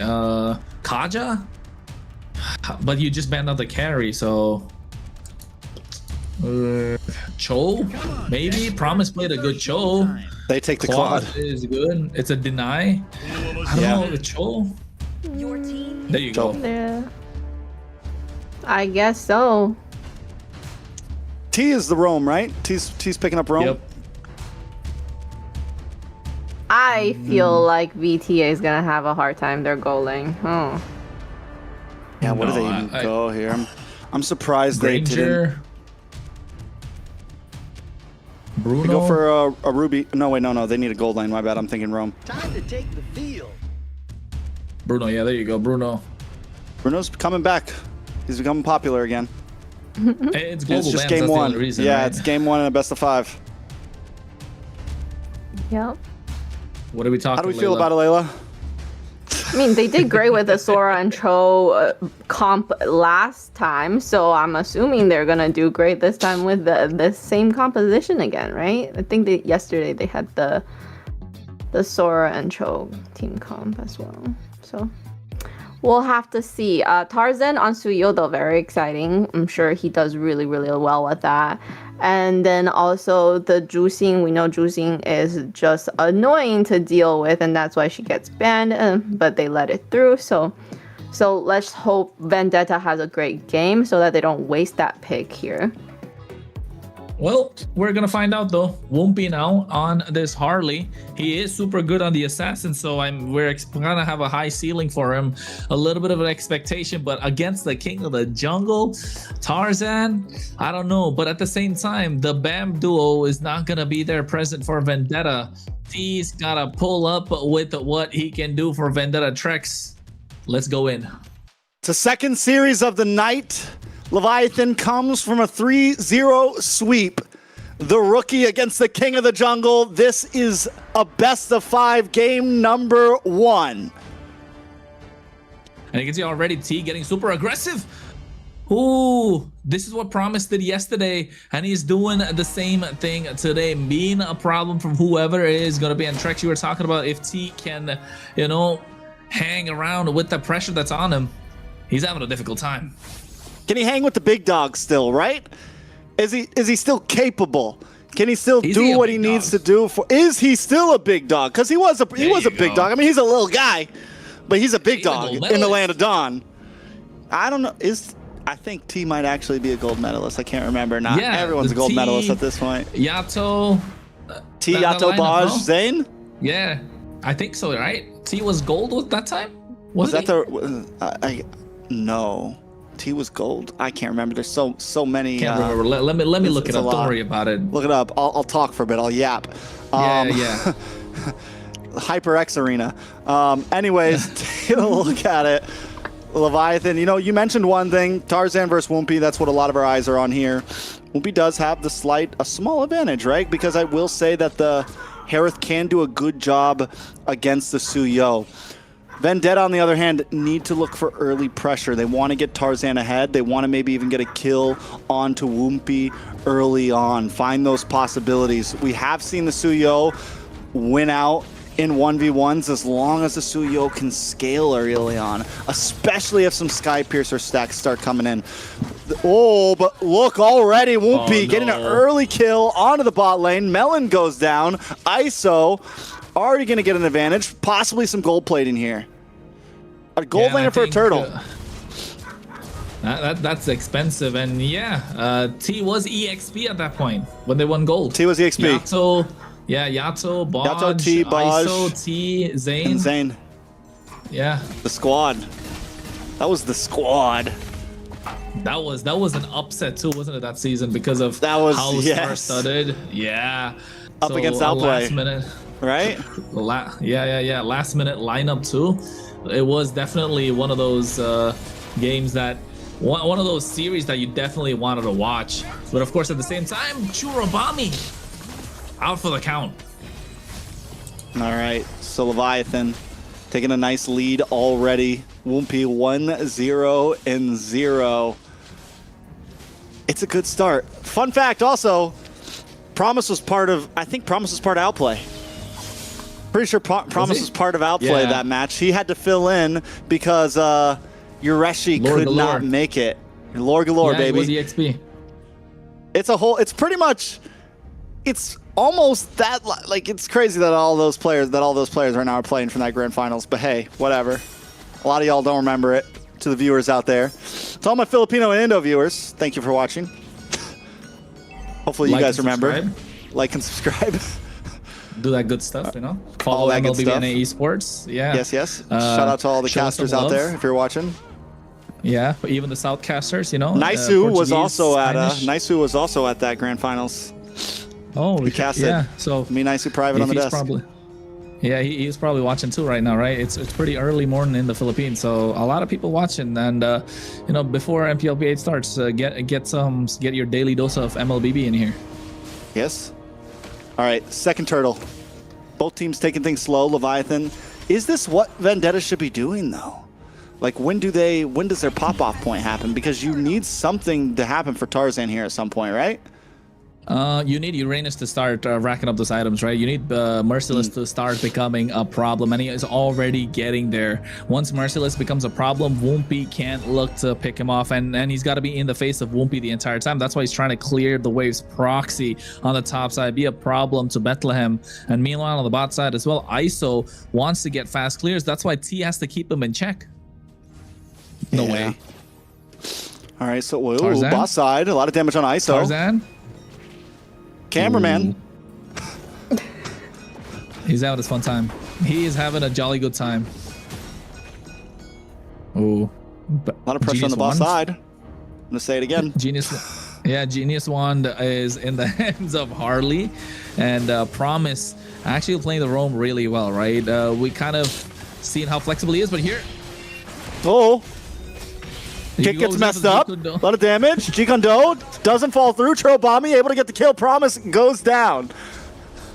Yeah, and at the moment, even burning the flicker, right? So not looking good if you're Leviathan. This is where you want to pick up the pace for the game. You want to let Woompy lock in, get those skills racked up, but he's not able to get the pickoffs. And you can take a look at the items as well at the same time. Glowing Wand in the hands of Yato. T getting that Radiant Armor, so he's going to be able to tank a lot at the right time even. So if he didn't have the Radiant Armor, that would have been a kill. Could have been a kill. Should have been a kill. Wasn't a kill. Vendetta finally putting one on the block though, but even with them only getting one, they do have a strong gold lead right now. They're winning down in bot lane. They're winning in map presence. They've taken 2 turtles, and we're going to start seeing that translate. You said you want to see Merciless start to come online. This is the way you do it. You slow play, you get gold, and now Merciless. What is really... I didn't even think about that. How do they even stop Merciless? That's a big kick and a deadly magic? Even then, he probably has the Radiant Armor by then, right? So it's going to be difficult to stop him. And he's got Purify, plus Consecration.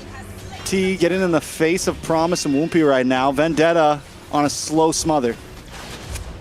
Yeah, they're slowly getting their hands around Leviathan, and Leviathan are starting to choke. I think this is not looking good if you're them. Woompy gets taken out 1v1 against Tarzan. I don't know if it was 1v1. I think T might have been there. Let's not call it just yet. Okay. It was off cam. There's no witnesses. Woompy's still a legend. I agree. Woompy's definitely a legend, but one thing I wanted to point out, Tarzan didn't go for the Sky Piercer, right? Not the trend. The trend that we're used to seeing usually goes for Sock with the Fury Hammer and the Sky Piercer, but in this case, he went for the War Axe. And Tarzan is one of those junglers that likes to play tanky. T taking a lot of damage, goes down. Woompy able to put a kill back on the board, get some revenge after his last death. So we're seeing some proactiveness in the mid side, though. Beacon does come out. Promise gonna get caught up, pulled back, taken out. Melon able to put that one into his own pocket. Leviathan continues to get pushed away. And look at Merciless. He's the one that's in the front lines, taking a lot of damage, and Woompy can't really sustain. He's not allowed to do a lot, and every single time Merciless is around, if Woompy gets spotted, it's more breathing room for the Jushin. It's more breathing room for Melon on the Bruno, and Tarzan knows he can come in and get the finishing blow to whoever he likes. And look at Merciless. He is already a problem, and Woompy needs to find answers, and those answers need to come in the form of kills against Shurobami or even Melon, and it is going to be easier because they don't have a flicker to take them down. Yeah, T and Merciless at this point is zoning them away, creating space. And with a hero like Jushin behind, with a hero like Bruno behind, it's tough, right? Promise has tried to find those kicks, but every time he goes in, if you're even a frame wrong and you land in the wrong spot, Vendetta's pulling you back in and taking you out. Here goes another kick, and again, doesn't fully commit because he knows this isn't it. And not just that, right? Even Merciless kind of knew it, so it didn't even pop the Purify. It didn't have to. Wait for the right time, wait for the right moment, and I think it's going to come down to Bethlehem to get those big shifting skies. But then again, the game has kind of, has it slipped away? No, it hasn't. Team making mistakes like this could be the opening. That's huge. A lot of damage on a Merciless as well. But Lord goes into the hands of Vendetta. The space was made, and I would say it's honestly worth it for T to take that death. Melon? Wait a second. Deadly Magic. Can they get the kill onto Melon? Melon should go down with the help of Promise. Merciless taking a lot of damage as well. Churobami, but ISO on the backside with the Blazing Epic gets taken out. Merciless gets killed, but the damage all comes from Tarzan. The butterflies, right? They were stacked up on top from the Lantern Flare. No wings by wings, but got picked up and made Churobami making ISO dance under those disco lights. And Woompy's trying his best, but look at the beacon. Ooh, Bethlehem tries to flicker in, though. Gonna get pushed away. Big mess up by Bethlehem. Should go down, will go down, taken out. Merciless 2-0-1 on the Uranus. What did I say? This guy is a monster. I mean, Dalika's good, but Merciless is a different beast right now on this Uranus. I think out of everybody, Merciless might have the best Uranus. This is like the clutch pick. This is like the hero you might want to ban when you're going up against Vendetta, honestly. I agree, and I agree too. And he's picked it up against the perfect opponent, right? A Harley. Now imagine Harley not able to get a win here. It's gonna be difficult for Leviathan because in this global ban, you want to maximize what you can get with the best heroes, and not just that. I spoke about Tarzan not going for the Sky Piercer earlier. He's a tanky jungle player. He knows that he wants to sustain longer in these team fights. Went for the War Axe early, probably got the Hunter Strike later on. But the Sky Piercer this time in the hands of Churobami, this is something that we want to see, right? You don't want multiple Sky Piercers on the same team. This is not ranked. You want to be able to maximize that Sky Piercer. You want to get those stacks going. And in the hands of Churobami is the perfect item. He's got the glowing wand. He got the elegant gem, and now with the Sky Piercer added, he got that one kill also after picking up the item, so he's got 10 stacks. Now the more you are in these team fights, the more he's gonna start becoming a problem, and it's gonna be a hard time to catch him because you get the Way of the Dragon, he can purify. You try to catch him with the Deadly Magic, he's got the beacon. So if you're Leviathan, the early pressure you wanted to put is kind of negated, right? There's no pressure that Vendetta can take right now, and you need to find a way to get pickoffs. It doesn't matter who it is. If they're in your face, you want to get the kills, and T is going to be there. A lot of damage on a T, but in comes Tarzan, but he's going to take some damage of his own. Tarzan might not be able to get away. ISO able to dash in and get the kill. 2 down on the side of Vendetta. Leviathan finally find a moment to strike, but Whoopie to the backside with a big deadly magic on a Churubami. Churubami should go down, will go down, and now Whoopie wants more. 3 down on the side of Vendetta just when we counted them out. Leviathan take back control. And this is what I was saying, right? They need to get whoever comes in their face, just take the kill, because at this point, any kill is a kill, and you're getting gold cut back. You're not letting the gold lead extend. It was about 4.5k, now cut by half, and Leviathan are blitzing the Lord. They got the right kills, and T, again, getting caught like that for the 3rd time in a row is not looking good for Vendetta the longer the series goes. And Leviathan found the opening. They pounced on it. Yato did brilliant with that RWM, stopping them from going away. And not just that, Bethlehem with the shifting skies, the way of the dragon, ISO going in with the BMI blazing doing, and Woompy.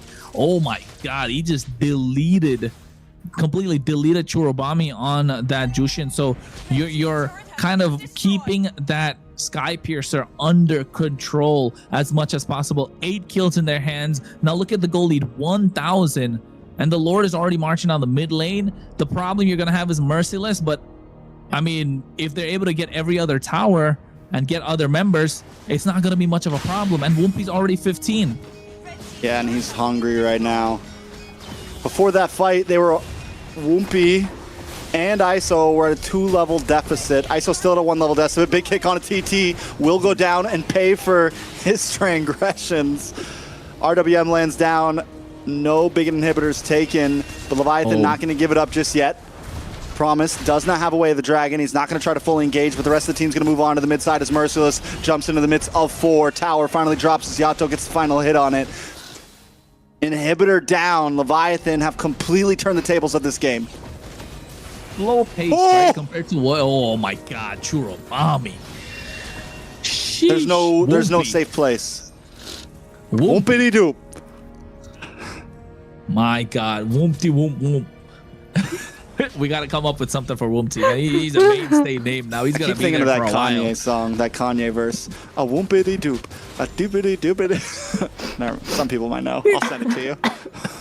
Yeah, I'll take a listen after. But T's not having a good time. He gets picked off again. Yeah, but Promise too deep, actually. But no, they all fall into the bait. A big shifting skies and ISO on the backside with a beautiful blazing duet on a multiple members as Tarzan falls. The king of the jungle taken down from his throne. Merciless finally drops as well. Woompy got what he came for. It's a 2-for-1.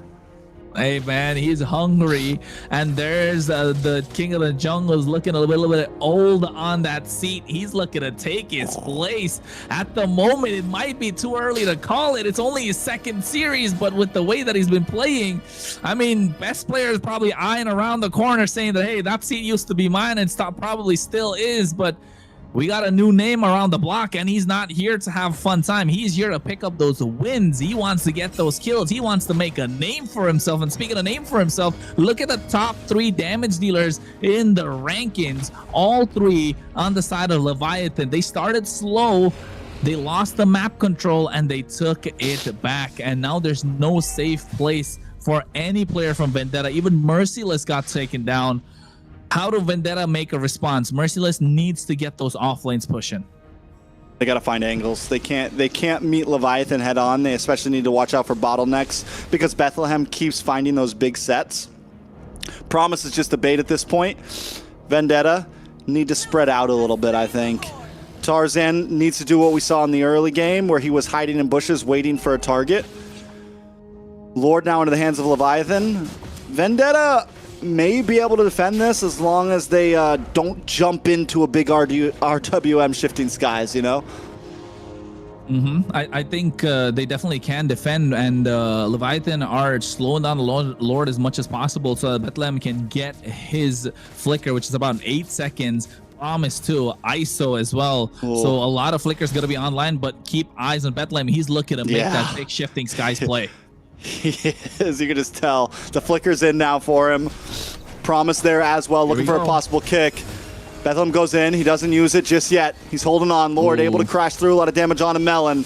lot of damage on a Merciless as well. Woompty comes in with the deadly magic, but can't get the final blow. Merciless will survive. Leviathan with the 2.5k gold lead. Do back off and wait for the second wave to come in on the top side. They want this inhibitor, but Merciless and the rest of the team don't want to let it happen. Vendetta jump out, the beacon follows as well. But Leviathan able to run away quick enough that Vendetta cannot close the distance. Even with the final dash from Tarzan, Woompy with the hat trick gets away to safety. Hey, if you got some NA clippers around watching, you gotta clip this. It's Woompy, man. He's what, 17 years old. Give him some credit. The new kid on the block for sure. RWM comes out. T gets caught up. Kick back with a wave of dragon. Bethlehem and the rest of the team should be able to take him out. He's trying to run to the bush. Tarzan wants to close the distance into the midst, but too much damage runs back, and ISO gets the kill. Merciless now as well, just getting chipped away as ISO gets free shots. Leviathan finally found a kink in the armor. The moment, the time to strike is promised. Dashes in, misses the kick. Yato now too deep, pulled onto the tower. Yato takes another shot at Chirobami, responds back with a kill of his own. Does Leviathan finally decide to back off? I think that is it. I think it's safe to say you don't want to keep pushing. Yeah, I don't think they want to keep pushing. Whoopi's taking out super low as well. Churo's going to be the target. Even Melon, but Promise, he does have the way of the dragon. No flicker. And you don't want to give Churobami the game, right? You don't want to give him more stacks on the Sky Piercer if he still has it, not sold it yet. Didn't really take a really good look on that kill that he got. But Tarzan, this is not the Tarzan we're used to seeing. Now look at Woompty on the jet damage charts. 84,000. ISO doing an insane amount of damage. It goes in at the right time with his blazing duet. Got the winner crown again. So Tarzan hasn't done damage for the last 10 minutes. Yeah, where's Tarzan? Oh my god, 27,000? My guy hasn't done damage since like minute 10. I don't know, man. It feels like a fly around just buzzing. So that's troublesome. That's a problem. T as well, 0-5 and 3. The early game composition worked well for Vendetta, but we're definitely seeing it falling apart now. Are we missing Ashley here in the room as well? Just, you know, because T, I mean, T is fantastic. Don't get me wrong. He's playing it well, but a little too aggressive, making some movements that, you know, usually we wouldn't see from other roamers so far. What, about 3-4 times making mistakes, getting caught out by Bethlehem. And it's been the same play. It's not changed. And I think it's going to be again. Look. A lot of damage on a Merciless. He did have to use the consecration there. Leviathan, watch for Woompy up in this top side. And see, they're the ones finding the angles. Ooh. Vendetta unable to get space in them. Oh, Woompy. Woompy. He decides to back off, not make the full engage. He decides not to commit. A lot of damage though onto the Lord. Onto the top side. Wait a second, a lot of damage. ISO into the midst. Tarzan brought low. Big kick from Promise. Merciless still has the consecration though. He was able to get it back, but another shifting skies from Bethlehem. And look at the knockups. Tarzan's down, and so is T. Woompy with another kill into the book. But Bethlehem's gone, and Vendetta doesn't want to give up the space just yet. Chirobami and Merciless can keep them away, but look at the base. Minions closing in.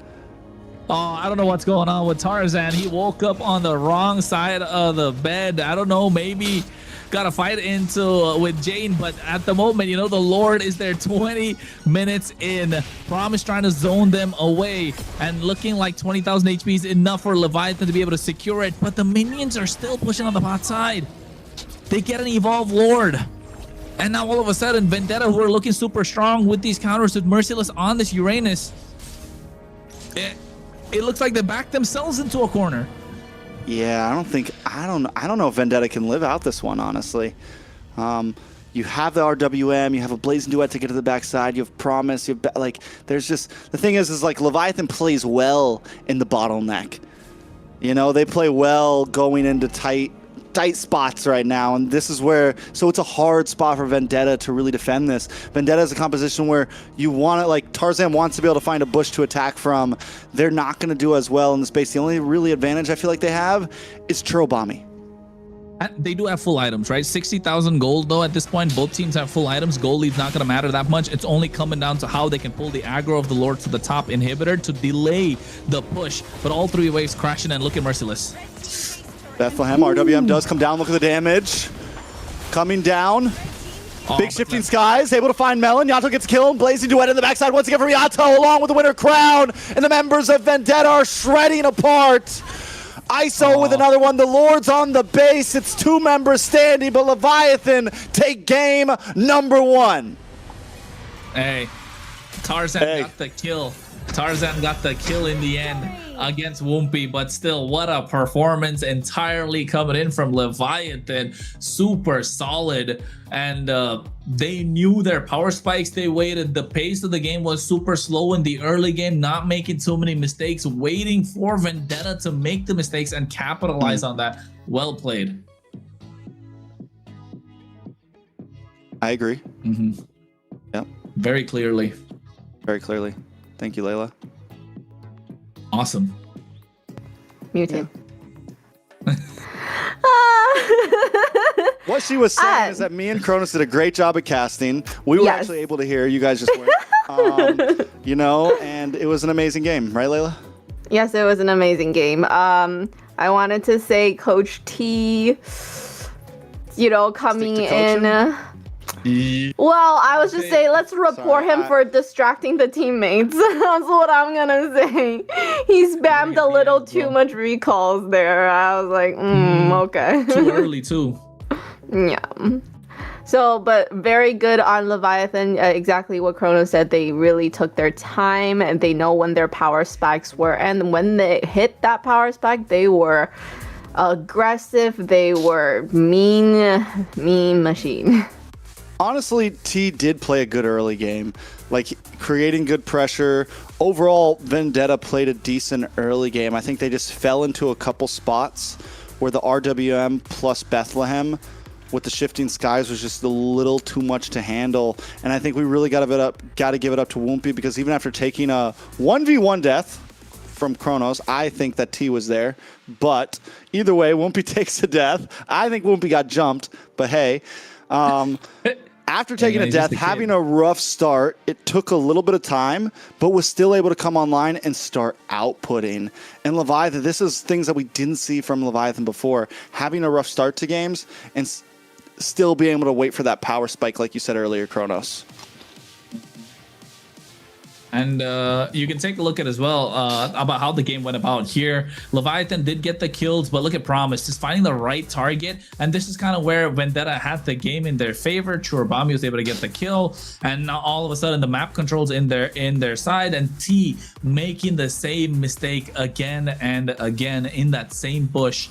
And Promise and Bethlehem just capitalizing.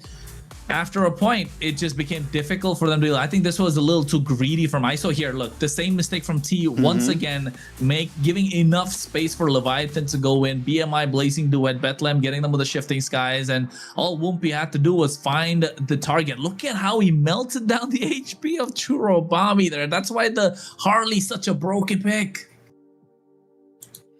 So where do they go from here? Leviathan able to get a strong pick. I mean, I still think it's very 50-50. Vendetta showed huge promise there.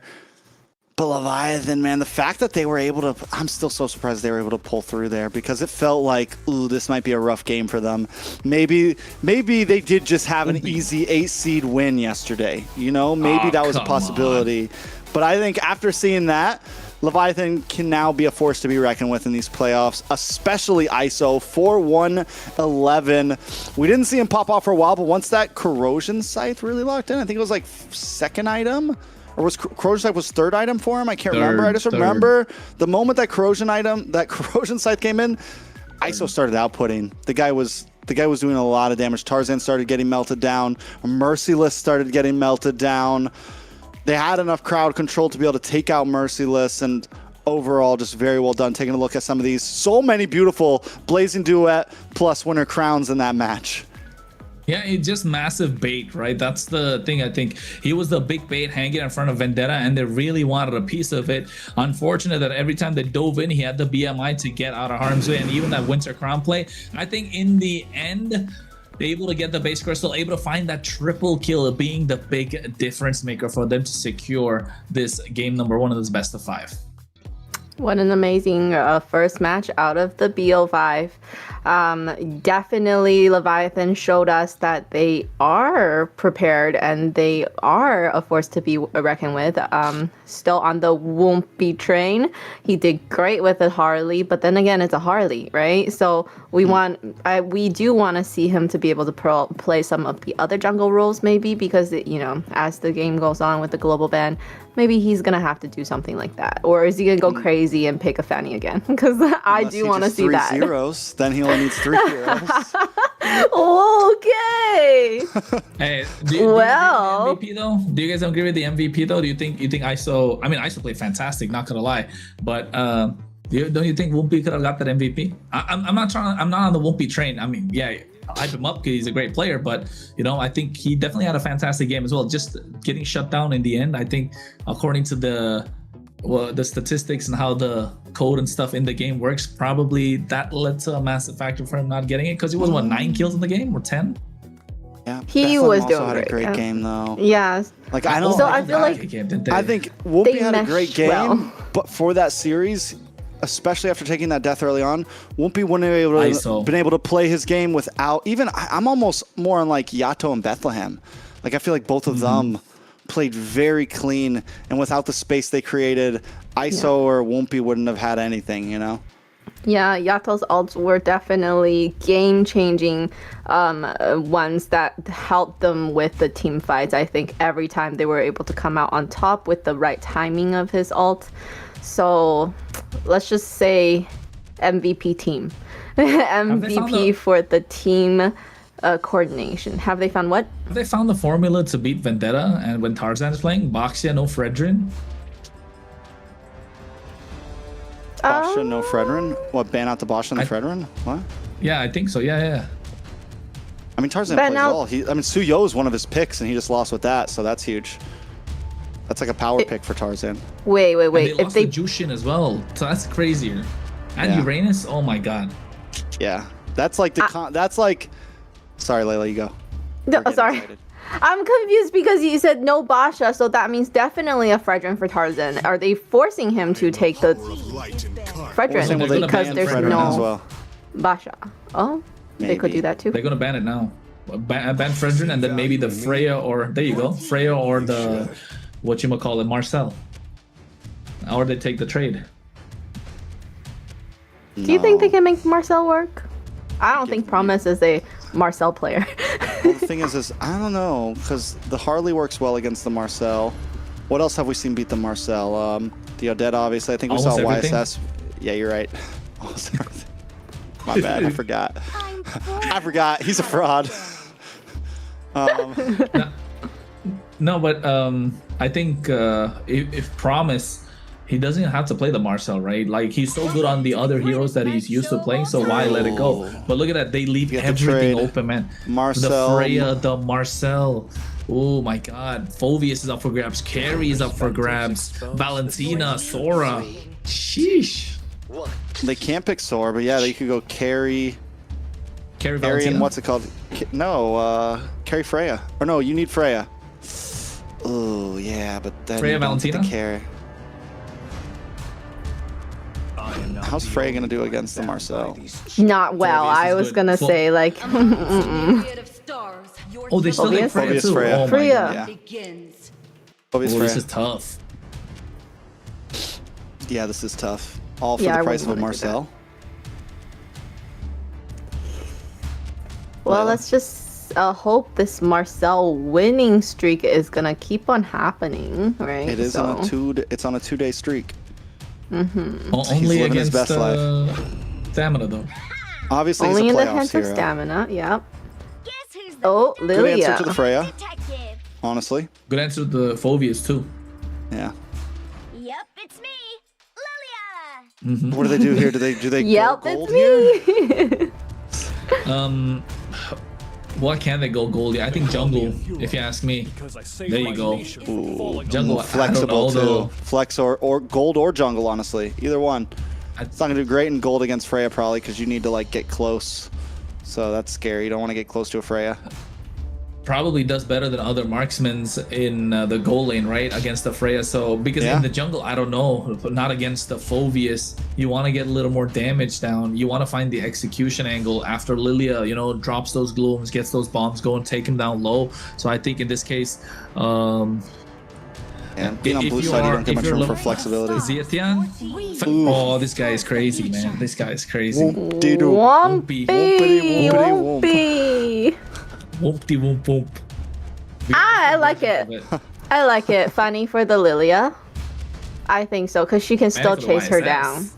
She can keep on chasing her down. There's no way Lilia's It's going to be very hard to catch the Fanny from the Marcel. Does the frame thing, the tracking frame, stop her in mid? Yeah. But she keeps moving at least. She keeps moving. Yeah, I think she keeps moving. Yeah, she just can't do damage. Well, yeah.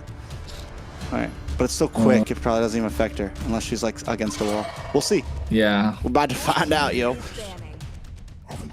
Terizla gone. If you're a Vendetta, you want to take out any sort of mid lane that could carry. Like the Zetian's going to be crazy here. Valentina's another option they really need to take out. Otherwise, it's going to be full dive against them. But they take out more early aggression. Rightly so. Khalid and maybe the Hilda even off the table from Vendetta. But now you leave the Zetian open. You leave the Valentina open. And all of a sudden, if they want to go Sora against this Phoveus, which is kind of like a decent matchup, you're still going to struggle. So I think Leviathan leave their mid lane for the end. Pick up the Hilda if it's left open. You can ban out another EXP laner here if you don't want to give them the Sora even. Alice is so good. Their drafting is really good at the moment. And, yeah, it's tough. And it's all because you add the Fanny to the mix, right? When you add the Fanny, your options just like expand so much more. And it's a confident, good Fanny too. Not like other players are bad on the Fanny, but you know, they're hesitant on the Fanny. Yeah. And I think the Freya works well with it too, because a lot of times what you lack with the Fanny is people to defend when you're, because Fanny a lot of time isn't going to be a part of the fight the whole time, right? You're basically doing 4v5 with a Fanny running in here and there, you know, looking for last minute cutthroats and things like that. So having the Freya instead of a squishy gold laner helps this composition a lot. All right, first pick for Leviathan. Ooh, Hilda. Yeah, it could be scary. What's the YSS gonna do against the Hilda, Phoveus, Freya, and Fanny? There it is. He's cooked. Hey. Oh, yeah. VTA. What do they get? They need some Grok. No, they got Marcel. Oh yeah, they have a roam already. You're so smoked. Yeah, well, with the Marcel, I still feel like there's for VTA. CC? Think about it. You know, the Hilda comes in, the Phoveus come in. He ults. You just take out two of these guys who are supposed to be in front. All right, Kai jungle, Tarzan into gold lane YSS. Yeah, I think that's what I'm thinking. You put YSS in the gold lane, go Akai jungle, maybe even Nolan if you kind of want to, but not the best. But I think if you're EXP, you go CC, right? Never mind. Whoa. Hylos isn't bad. The poke. But where EXP Hylos? Or it's...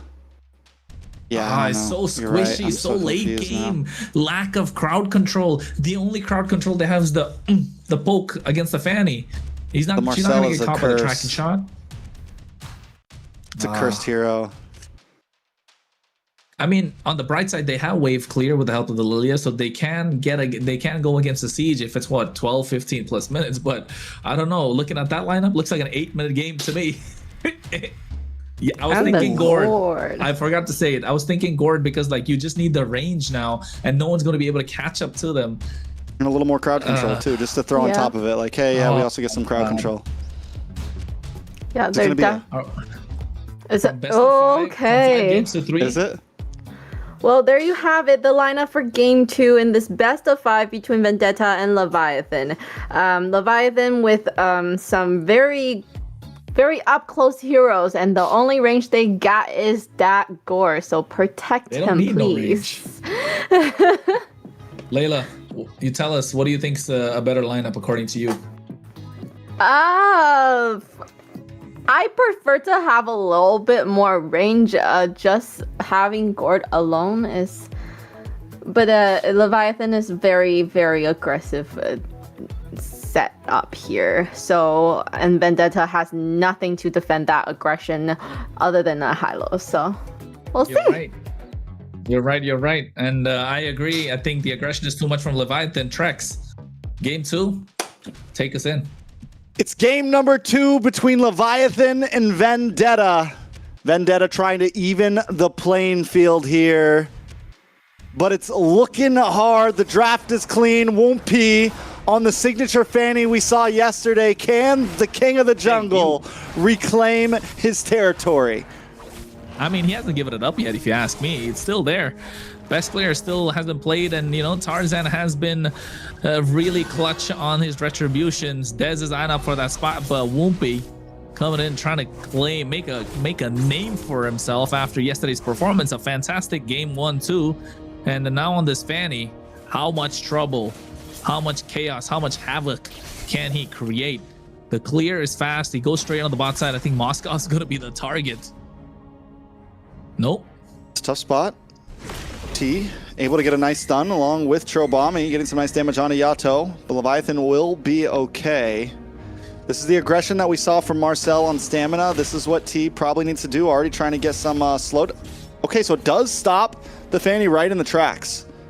I don't know if she was done with her cable yet, but I'm still excited to see exactly how that works.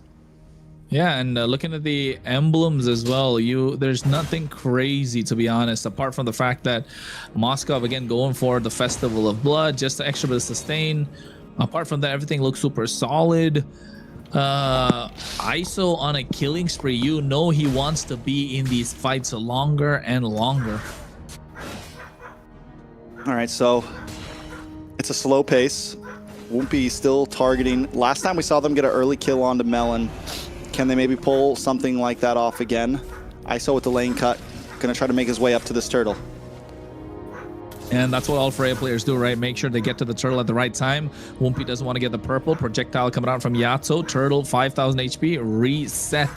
Gives enough time for Woompy to go back, get his purple. And Leviathan want to buy time. Bethlehem doing the best that he can. And Promise trying to get on top of someone. But Merciless is level 4, so that's some good news. And T on this Marcel trying to do the best that he can as well.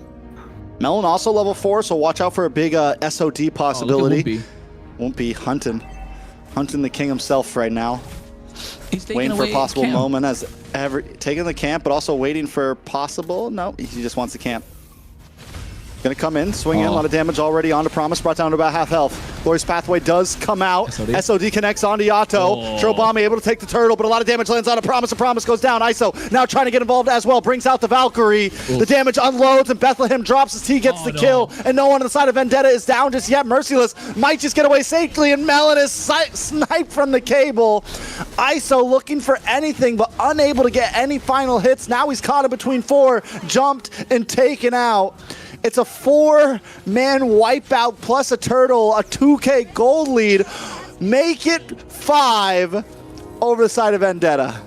Oh, what a golden hour. What a turtle take. Woompy getting caught out in that golden hour gave them everything. Bethlehem really bought a lot of time, but Vendetta, they're revitalized from Merciless coming in clutch. They're able to juggle the shots that's coming in from Leviathan. And of course, Chorobami on that Lilia. Those glooms are bursting. They didn't even see the damage coming. ISO was trying to get the kills, but then again, that golden hour, that tracking shot just stopping them in place. Vendetta have found the advantage. 2.5k goal lead 4 minutes in. Yeah, that is honestly insane. That's a turtle for you. Normally, very rarely do you see that much of a come up, that much of a jackpot on a first turtle. 5 kills, a turtle, map pressure. Every single member of Leviathan took a death, except for Yato. But still, everyone essentially took a death. It's huge. It is a huge advantage for Vendetta. And it wasn't like a first-minute kill where you're immediately back on the map. That gave so much gold in the hands of Vendetta. Yeah, and 100% KPA for pretty much every single member except for Melon, right? Who use an SOD to get into the fight. So everyone maximized the gold that you could get, and two kills in the hands of Tarzan means he's gonna scale much faster. And you know what a farm the YSS can do? He's just gonna keep farming and farming. And next thing you know, he's 15. You're barely like 9 or 10, and he's gonna get the second turtle in his pocket too. How are Leviathan gonna contest? I don't know if they want to, honestly. Woompy could try to look for an angle in, but it might not be the idea. Black Shoes on Turobami means he's not an easy target. They're going to back off. Woompy goes up to top side to get some minions. This is the right play for Leviathan, I feel.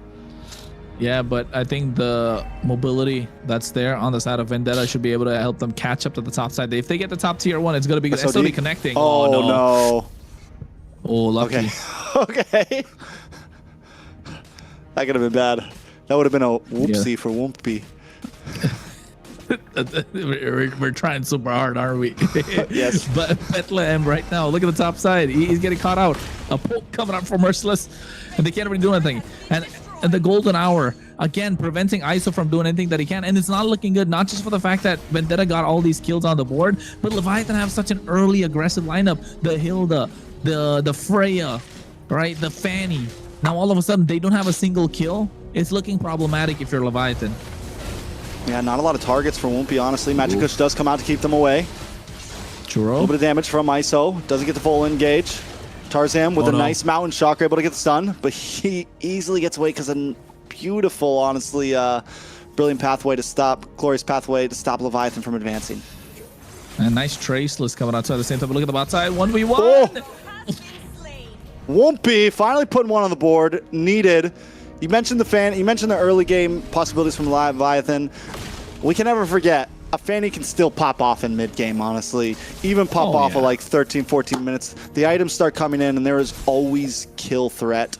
Down to the boss side once again. Now locking on to Merciless. It's Promise and Woompy. They're not going to fully commit, though. Yeah, and I think Vendetta is a lineup that wants to stick together and play together. The moment they get split apart, Leviathan will pick them apart from maybe Melon. So on this Moskov, if he's able to get a good stun with the Spear of Misery on point, third turtle should be up, and I think Leviathan might want to contest this. I mean, they can definitely go for it.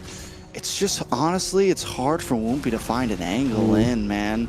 You get tagged once by T or something, or poked, or just a quick poke from Merciless, and you're too squishy to last. So the rest of the team has to open up space. Glorious Pathway does come out. Woompy just hanging out, looking for a lucky retry here, honestly. And he's able to get it, land. The SOD does not connect, but look at the damage on to Merciless.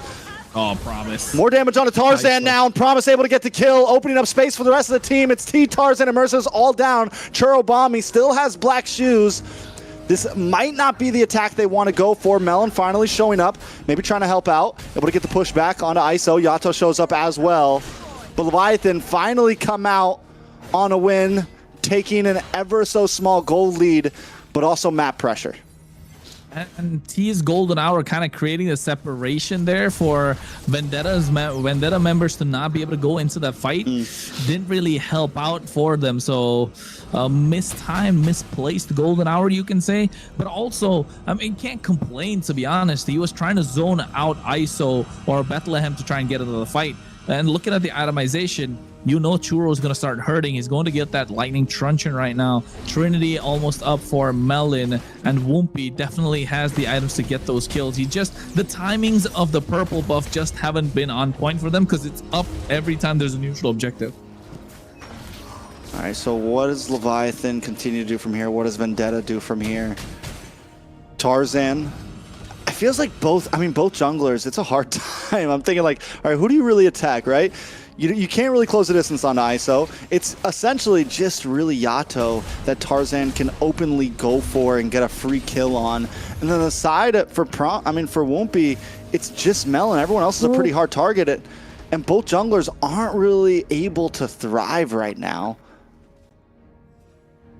Yeah, what could be the way they they can maximize with their picks, right? What can they maximize with their picks at the moment? Woompy needs to kind of get the split push going with the Fanny. One good news is Yato hasn't gone down a single time. It's a low kill game. The goal lead is kind of even.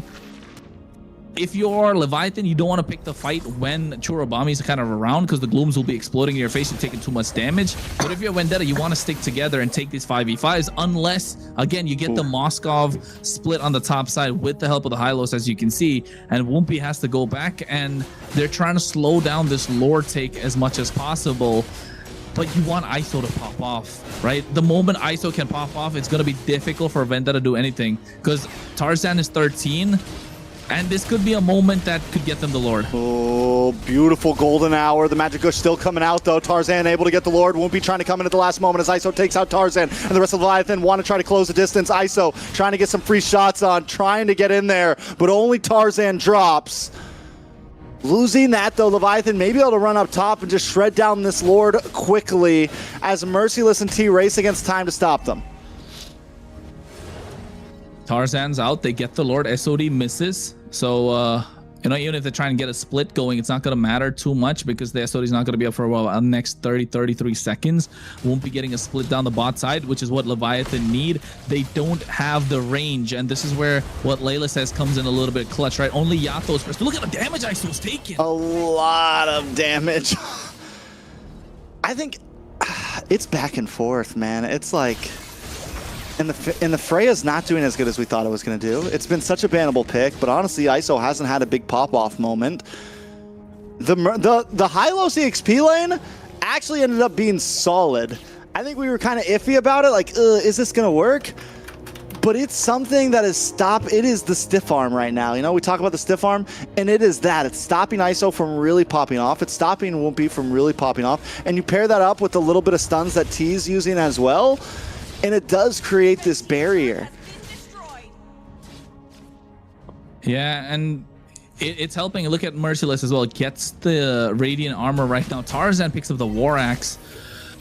Oh, I don't know how this is going to work out. It's very slow pace, but when's the balloon going to pop at this point? It's been collecting all this air, right? It's expanding to the point where it's going to pop at some point, but who's going to be the one to pop it? So I think no matter what, the big fight where everyone drops is going to be a drawn-out one. Both teams have tanky side lanes. I mean, and both teams they've got a nice front line. You've got Black Shoes. You've got so many possibilities for these fights on any way it could go. And with the pace that they're going, the disengaging, re-engaging, I think we're in for a long one once again.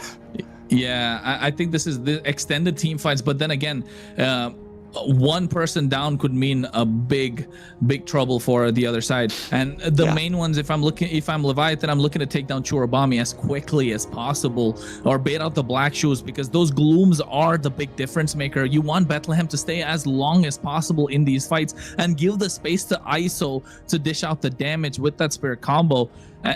Wumpy just got to come and clean up shop, to be honest. There's not much that one can do. So Promise has a lot of work right now. He has to lock down Churubami, bait out the flicker, bait out the Black Shoes, and this is what they're trying to do. Oh, Black Shoes does come out. Nice dodge on the SOD. Gonna be a little bit of time till those comes out, and Turtle is up in 7 seconds. This could be an opportunity for Leviathan to use that ult being down to try to claim some space here, maybe. Wow.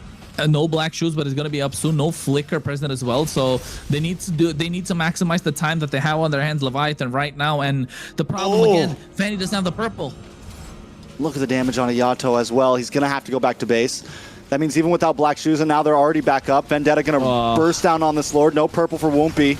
Golden Hour comes out to keep Bethlehem away, and now they're going to Mountain Shocker on a Promise. Promise, along with ISO, in a bit of a bad spot here. T looking for the stun.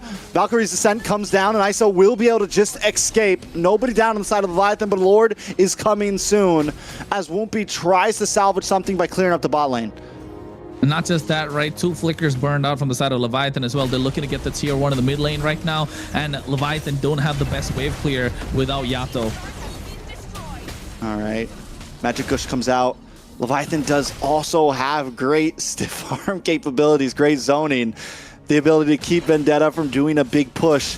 And that bottom lane getting stopped was huge as well. Big damage on a Promise. Lord moves on to the inhibitor. A nice golden hour. T stays under the tower. ISO tries to come through. Lord still up. A nice stun onto T from Yato. Inhibitor will go down as Wumpy seems to maybe be on the hunt here. He's not going to go for Melon, though. Oh. Because even then, you can't really go for the Moskov. Yeah.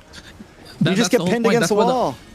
Exactly. That's why the Moskov is picked against these assassins, right? It's kind of like a fail-safe option. Like, you do have the ability to split, but at the same time, you can get into these fights with the SOD, and it doesn't matter if there's an assassin on the other side. It works out for you because you're able to have the ability to go for an outplay. And 6 out of 10 times, you can say Moskov gets the benefit, right? Because he gets the pin to the wall. Now, Whoopi gets the purple, though. They're pressuring. Whoopi is able to get his own purple, which is huge. The pressure, though, from Vendetta in these fights, even that SOD coming out, like, they are holding no blows right now. Like, he was just hunting. He's hoping that, yeah, you throw that cable up, you go a little too fast, I'm going to catch you with his SOD.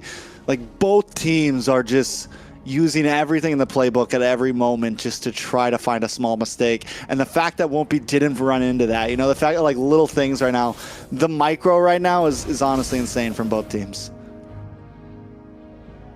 Yeah, I think it's a patience game at the moment. Who's gonna be the first one to lose their heads? 4K, almost 3K goal lead right now in the hands of Vendetta.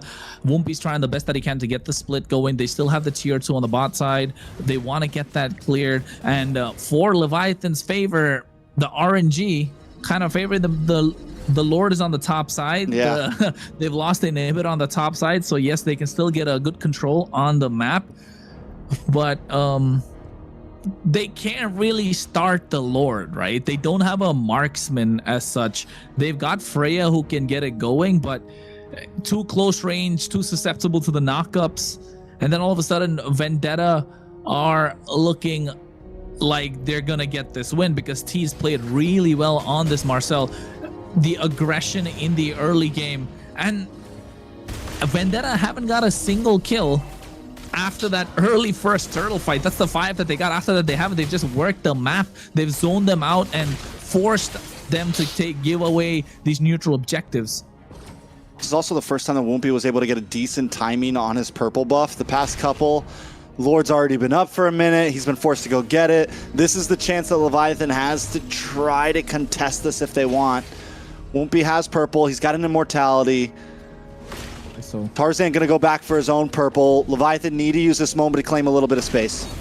Yeah, and ISO even gets the Malefic broken Roar, walls, so which is good. The fact they don't have a marksman, I just want to point out that because they can pull from the backside with ISO there a little bit. It's true, and ISO even gets the Malefic Roar, so at this point, even Merciless not going to be able to tank a lot. The Revitalize is going to come in clutch. Again, Churro Bami is the one to dish out all the damage, right? These Glooms, once they start landing, it's going to be difficult, but I think there's an engage here of Trex. A little bit of an engagement, sorry. Oh, Lord. A lot of damage onto the top side. ISO takes some damage. Mount Chakra already used. Promise right now has to flicker our arms away. SOD connects. Glorious Pathways down. Look at the damage from Yato, though, onto Melon. Melon able to get it. More damage into the backside. Whoopi finally popping off, looking for the 1v1, but he's going to get jumped once again. He does pop to win a crown. Can he get away from this one? A couple more shots and he would go down. Merciless tries to catch him and falls for it. Now Bethlehem and ISO onto the remaining members of Vendetta, but Tarzan finds Bethlehem. It's 2 for 2 right now. Whoopi escapes that one with his life, but now ISO's going to move on to this Lord. Tarzan still on the map. Back at the purple buff, it's Whoopi up against Tarzan, and Whoopi. Immortality pops, and he does get away. Did you see that? He sold. I didn't, because the cameraman wasn't on it. Oh, Churro, able to get taken down by ISO, and this is what they're looking for. T gets a golden hour. SOD connect, getting stopped by the golden hour. What I was talking about, 1v1. Oh, T, there's no escape. We got us a game. What I was talking about, and it's been back and forth. It's showing levels. It's showing the skills of these players, especially Whoopi. I mean, in that fight, he used the steel cables, winner crown, so he got away, solo winner crown, got the immortality, got out of the fight, and then 1v1 again. Give me the bot lane. It's Whoopi versus Tarzan, for the love of God. No retry from Wumpy this time. They can take a lot of damage. The Lord already down 14,000 HP. Revitalize comes in from Merciless. ISO getting on top of Melon. There's the Rose Gold Meteor coming in as well. A clutch, but 10,000 HP. I don't know if they want to take this Lord. Tarzan makes his way. It's not looking good. SOD connects. Retribution to secure it. And Vendetta find the big objective. Vendetta able to finally get that Lord. It was a very long contention. We're 20 minutes in. Wumpy's off the map. Tarzan went hunting and found some new blood. Welcome to the land of Dawn, my son. Wumpy does lose out on that one, and this could be the final Lord for game number 2. Can Leviathan defend it? Ooh, I don't know, Trex. They don't have the marksman. They don't have the range. They're using everything possible to try and get this clear. Even Valkyrie descent out of there. Glorious Pathway comes in. A lot of damage. Winter Crown does pop for Promise. Promise still going to probably go down. Tarzan able to get the kill. Wumpy now trying to get involved. Tries to use Cutthroat, but unable to secure a kill onto any members of Vendetta. Inhibitors are dropping as Vendetta closes onto the base. Wumpy dashing around in cables, but just unable to secure any kills. Lord still standing. Base still standing. And Vendetta tied up 1-1. And tied up they did. Slow game, but finally, when the balloon popped, it was because of the 1v1 on the bot side. Cameraman missing the action. Yeah. I don't want to talk about it. Yeah, so with that pick into the Fanny, and then all of these guys that's fighters or up close heroes going into Marcel's ult is horrible. They just can't seem to get to any of their backline. It's just horrible. You know, the only person who could have done it was Fanny, and Fanny was still not able to. Unfortunate. I do think, though, when they picked up a free goal link, they really should have picked up a marksman type of jungle. I mean, the game kind of... You have such an early aggressive composition, and then you lose the early first turtle, and not just that, all 5 members get wiped out, and 2 kills in the hands of Tarzan, and Churobami was just able to blast those glooms, and it's 10 and 10 kills both teams, almost even gold. 20 minutes 38 seconds, but the way Leviathan they weren't able to take control of the game whatsoever. They weren't given the space to do so. That shows the veterans still got it. VTA, they know how to make the map work. They know when to go, and the timings are super important, and it shows. Yeah, we saw early game, even last game, a little bit of smothering, the ability to freeze lanes, the ability to take things slow. And even during some of those Lord takes, waiting for the purple buff to run out, waiting for Wumpy to have to leave, biding time until the perfect minute to attack. And that's something Vendetta's done so good at throughout that game and even the past game. Even though they lost past game, we saw a lot of great moments of them freezing lanes and controlling the pace of these fights. And I think it got to the point where you could see the trace list start to work out. Everything had to get on top. They had to get on top of Churobami, but the black shoes, right, is such a clutch ultimate to use. And not just that, even when they wanted to go for the split, it was the Moskov that they had to kind of go up against, and there was no possible way for them to get the Lord. Leviathan had to blitz it, right, or to get a couple of kills. So I think I think it got super slow. That's what Vendetta did. They slowed the pace of the game down to the point where they are able to, poke. This moment from Wumpy is crazy, man. He goes cables, Winter Crown, Immortality, goes back to the base, comes to get the purple, 1v1 against Tarzan, gets out, sells the item, gets the Rose Gold Meteor. Absolutely insane. And that 1v1 on the bot side, that was clutch. And I think Tarzan still showing that he's the king of the jungle for a reason. Yeah, honestly, there wasn't much opportunity for Wumpy to be able to take that 1v1. You got to catch the YSS off guard in the jungle, somewhere where walls are close, the dashing, and that just shows Tarzan with the MVP in game number 2, showing that, listen, You might have won game one, but here we are, and the real challenge starts now for Leviathan. They had some great games yesterday, but Vendetta now is in full form. Hey man, like every time Trex is on desk, the games go the distance, don't they? Looks like this one's going the distance as well. 5 games. Entertainment Let's max. go. Well, this game was, in terms of death and kills, it was not as entertaining as what we've seen before. So even with that, though, they were able to play the game and win. Amazing. So with the 5 kills, even though there wasn't a lot of kills to begin with, amazing MVP Tarzan gameplay. Let's take a look at it. The guy was a monster. We know it. We saw it. Even early on, was able to get a couple kills. And then when things started slowing down and he wasn't able to really get the big engages, towards the end game, he still knew his job. What did he do? He started going Woompy hunting. Able to find him in the purple buff, find him in the bot lane. As if we can take down Woompy, we can take a Lord. And that was the plan, and he performed it perfectly. And that's the good thing about Tarzan that's the good thing about most of the best junglers that we're seeing.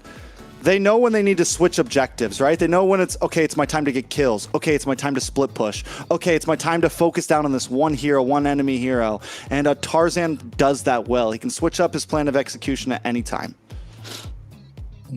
Experience at its best, and the problem, I wouldn't say the problem, the benefit for Tarzan and the lineup of Vendetta is Tarzan has been under immense pressure, right? This is nothing, to be honest. We've seen him in the arenas when their backs are against the wall. He's the one that comes and gets those clutch retributions, and even in the tank meta back in the day, to be able to pull off something outlandish every single time. So yes, I think Tarzan able to keep his cool, that's what matters the most. And in this case, also like you said, knowing how to change the execution, because after they got those 5 kills, they knew if they took even a small step, even a centimeter, an inch ahead, they would pay the price because of the early aggression that the side of Leviathan had, the aggressive lineup, and it just never came by. They slowed the game down. They never want to get the kills. They're pushing, playing the map, you know, getting the numbers tilted on one side,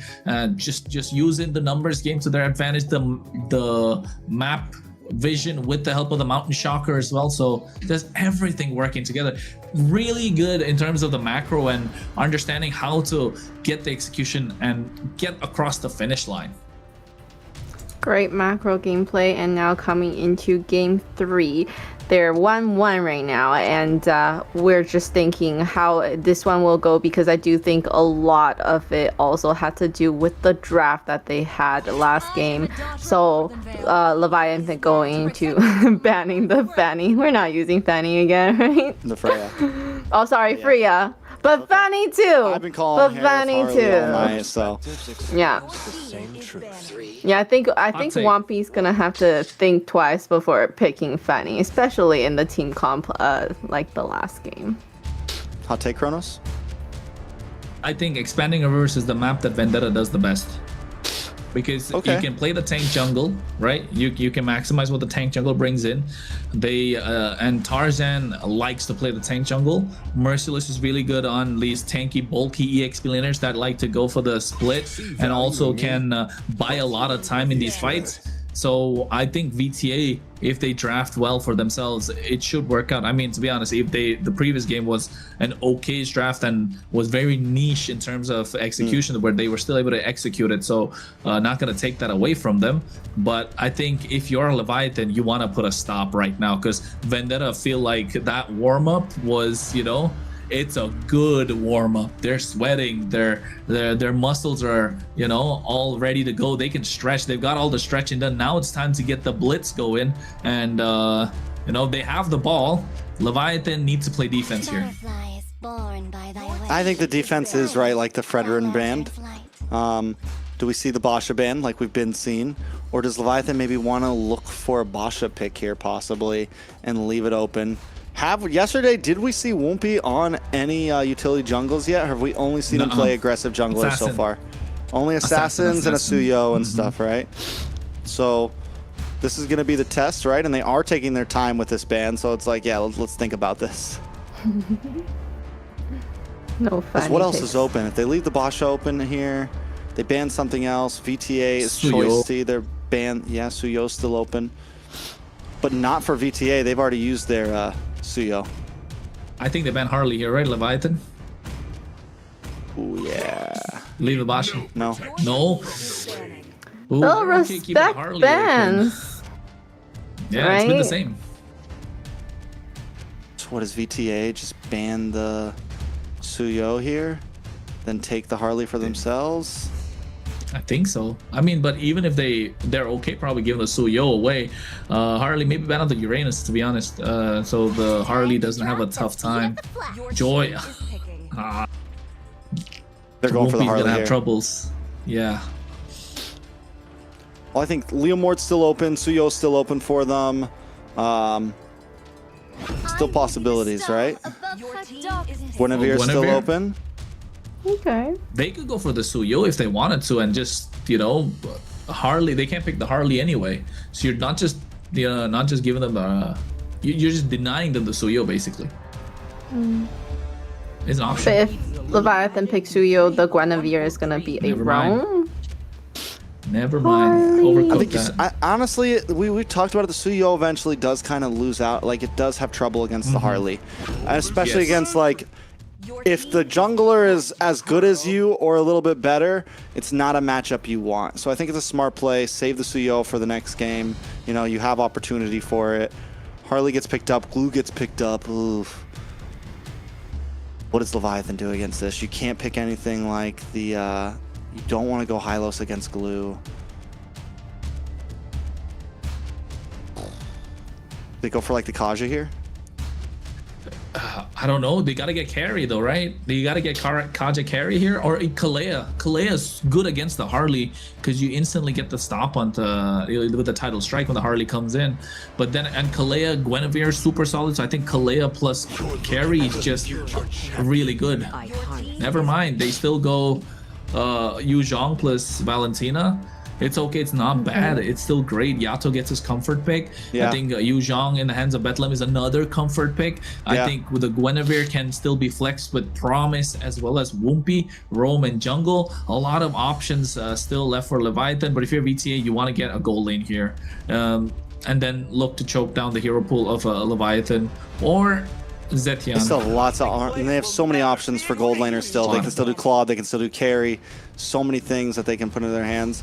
Hopefully this is a Purify Claude. That's what I'd like to see here. Not a 100%. Flicker Claude. It's gotta be Purify, right? No chance you don't go Purify. That's man. disrespect, and you're looking for trouble. I agree. No, it's the mage. What Vendetta would do for mage though? Vendetta? Zetian's still I mean, open. Yeah. Yeah, Zetian's still open for them. They still also have tons of mage options. Zetian, Yve, They have Gore too now, so Farsa. they could Gord, do- Farsa. They've honestly been Bulldogs, kind of Kavita. skating by. They got the Jushin in early. Then they win Lilia. They've got plenty in their tank still, honestly.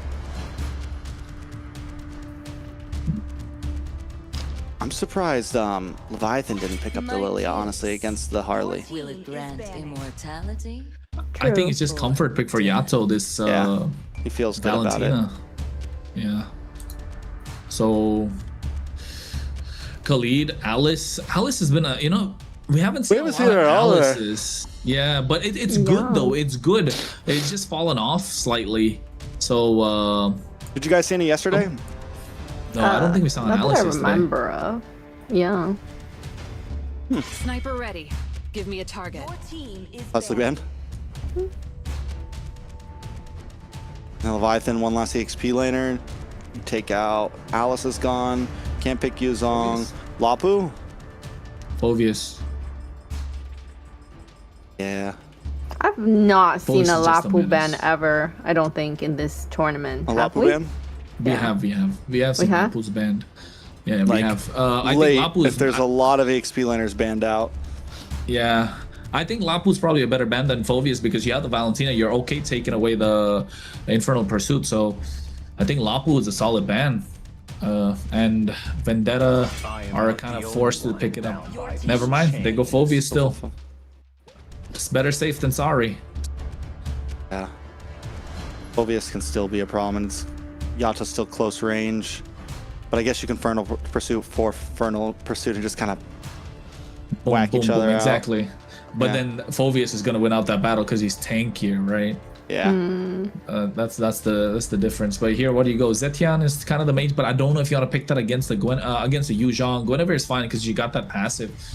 Or you go for, you put the glue in the roam, you get the Lapu EXP. That's the last pick that you can go for. Or you want to go and show up the Lapu right now, so you can save your mid lane to kind of the end. Never mind. I like the Zetian here, honestly. You can kite a bit. Guinevere, it's a little harder to target down onto you. The Eve, you give a little, you also give a big ulti. No matter what, you're giving an ulti Yato. That's just the reality of the situation. But I just think the Eve's a little too stationary in a comp like this. Against a Black Dragon, against a Guinevere, the Zetian can at least kind of stay moving on her feet. Yeah. Leviathan now need a gold laner and a roam, possibly a jungler, if they want to do a last minute swap. Yeah, I think that's definitely possible. But what can Promise play though here? Kaja is such a solid choice, no?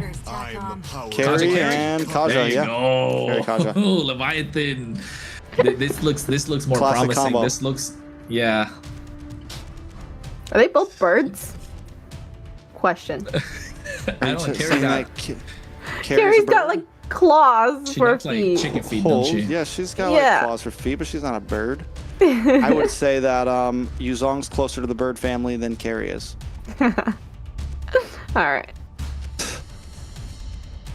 Ignore what that. is Let's she? move on. What is she then? EXP Lapu, just to be safe, but is it the best pick? No Uranus, no I mean, you get the Hylos, CC immune. It actually, honestly, wouldn't be Sora, horrible. but no. The CC, You're Vendetta, so I don't dive know. heavy. But this heart remains Yeah, Sora. No. Against I don't know how to feel about it. Against the Valentina. It's ultimate overload. What does Yato even take at this point? So many options. Yeah. Mainly I two, think you take but the Fury of the Phoenix.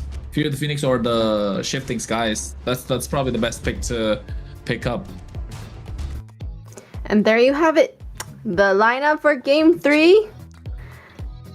We have Leviathan having that Kaja and Carrie duo. I think they can do a lot with that. So see what they can do. If they can pick off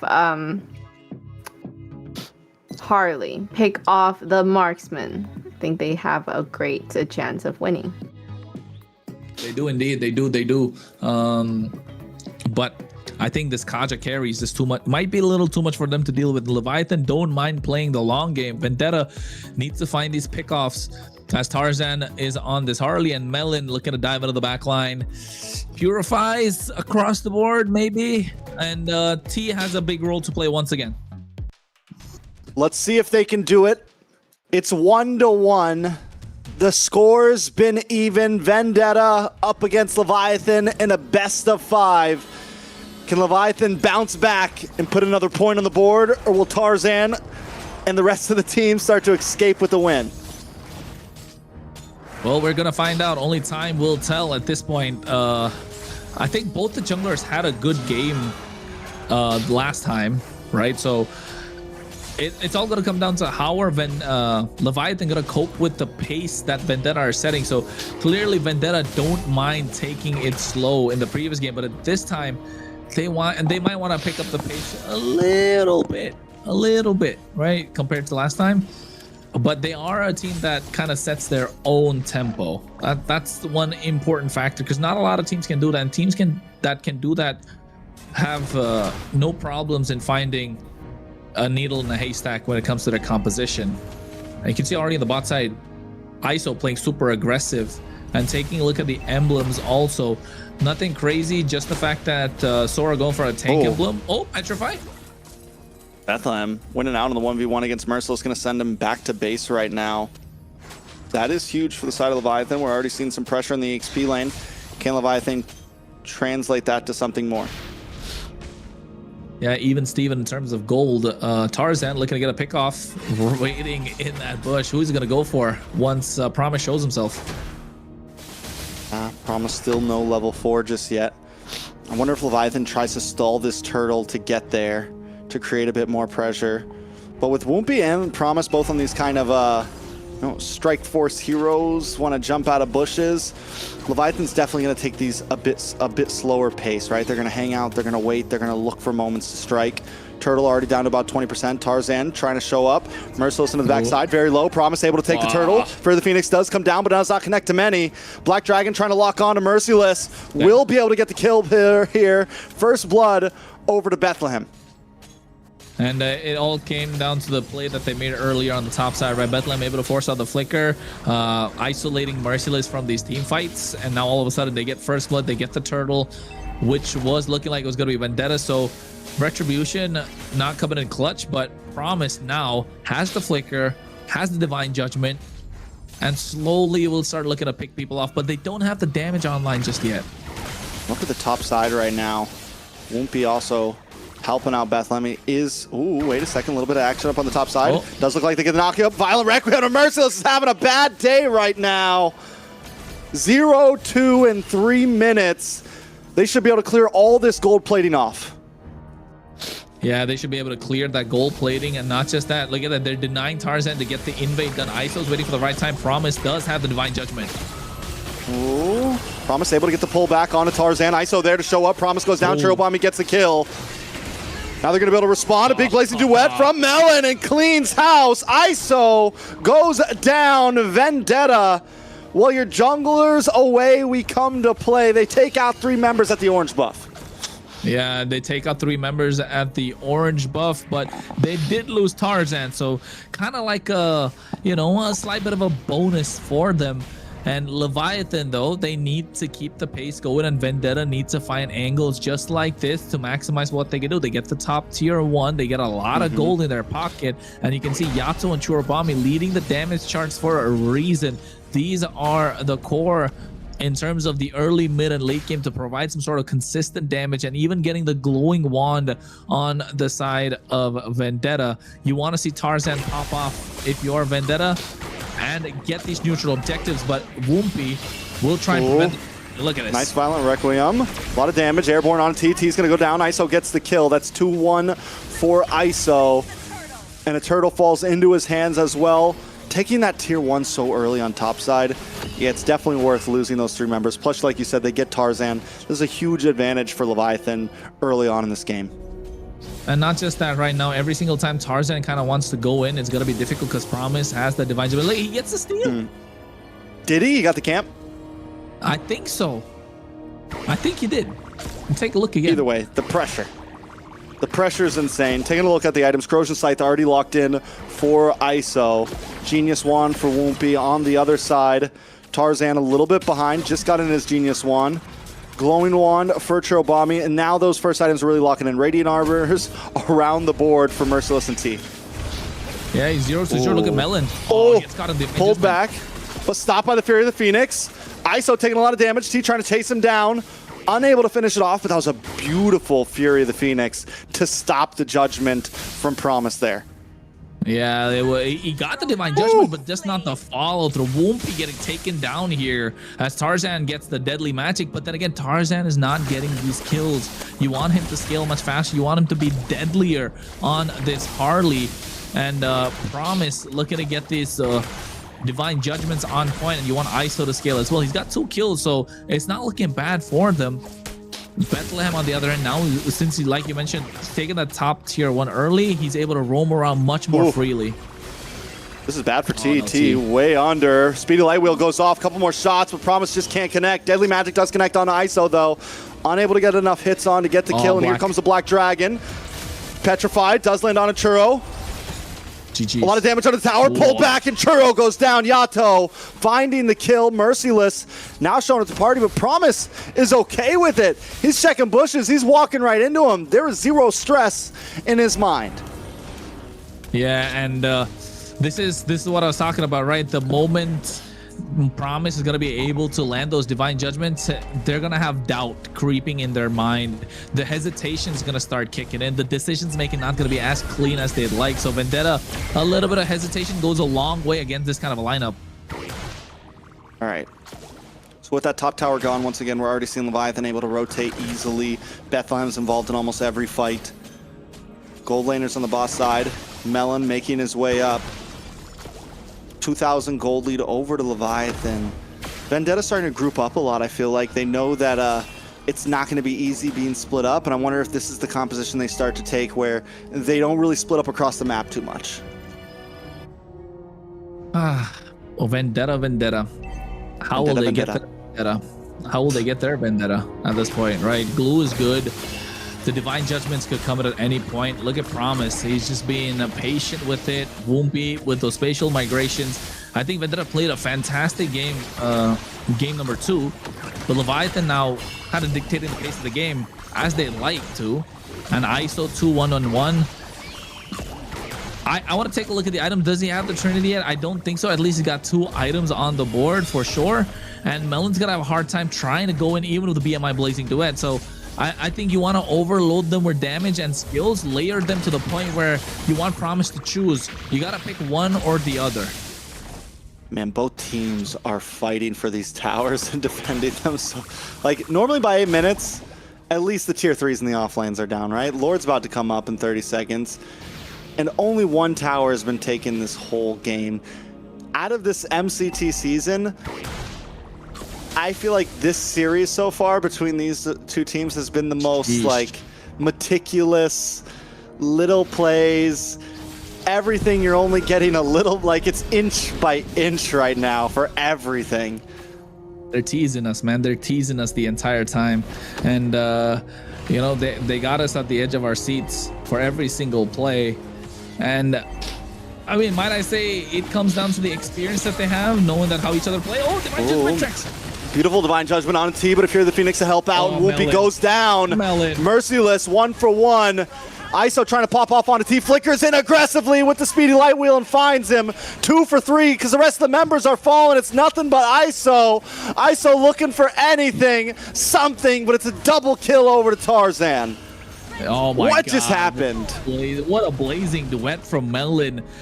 They got the nice divine judgment, but Melon went in at the right time. He got a 5-man blazing duet. So a lot of damage was dished down. Now he gets the corrosion sight to ISO. Got the damage down, but then again, he's a single target, right? He wants to play the ISO. But in this case, Melon comes in. He doesn't care. 5 members, blazing duet, full stack going in. And with the DHS Golden Staff combo, oh, that looked like Prime General a little bit. And now he's got the corrosion scythe as well. Melon just shot up the damage charts, coming up to number 3, I think it was. And that's going to start coming even more and more and more. Melon hasn't taken a single death. The slow play has been worth it for him.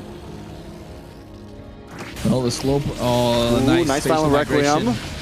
Hitting the knock up. Woompy forced back off, and in comes Melon once again. With the beautiful shifting skies taking them all back. Yato responds with one of his own, but it's still not enough. They're able to find Merciless. It's 2-for-1 right now, and Promise is going to drop.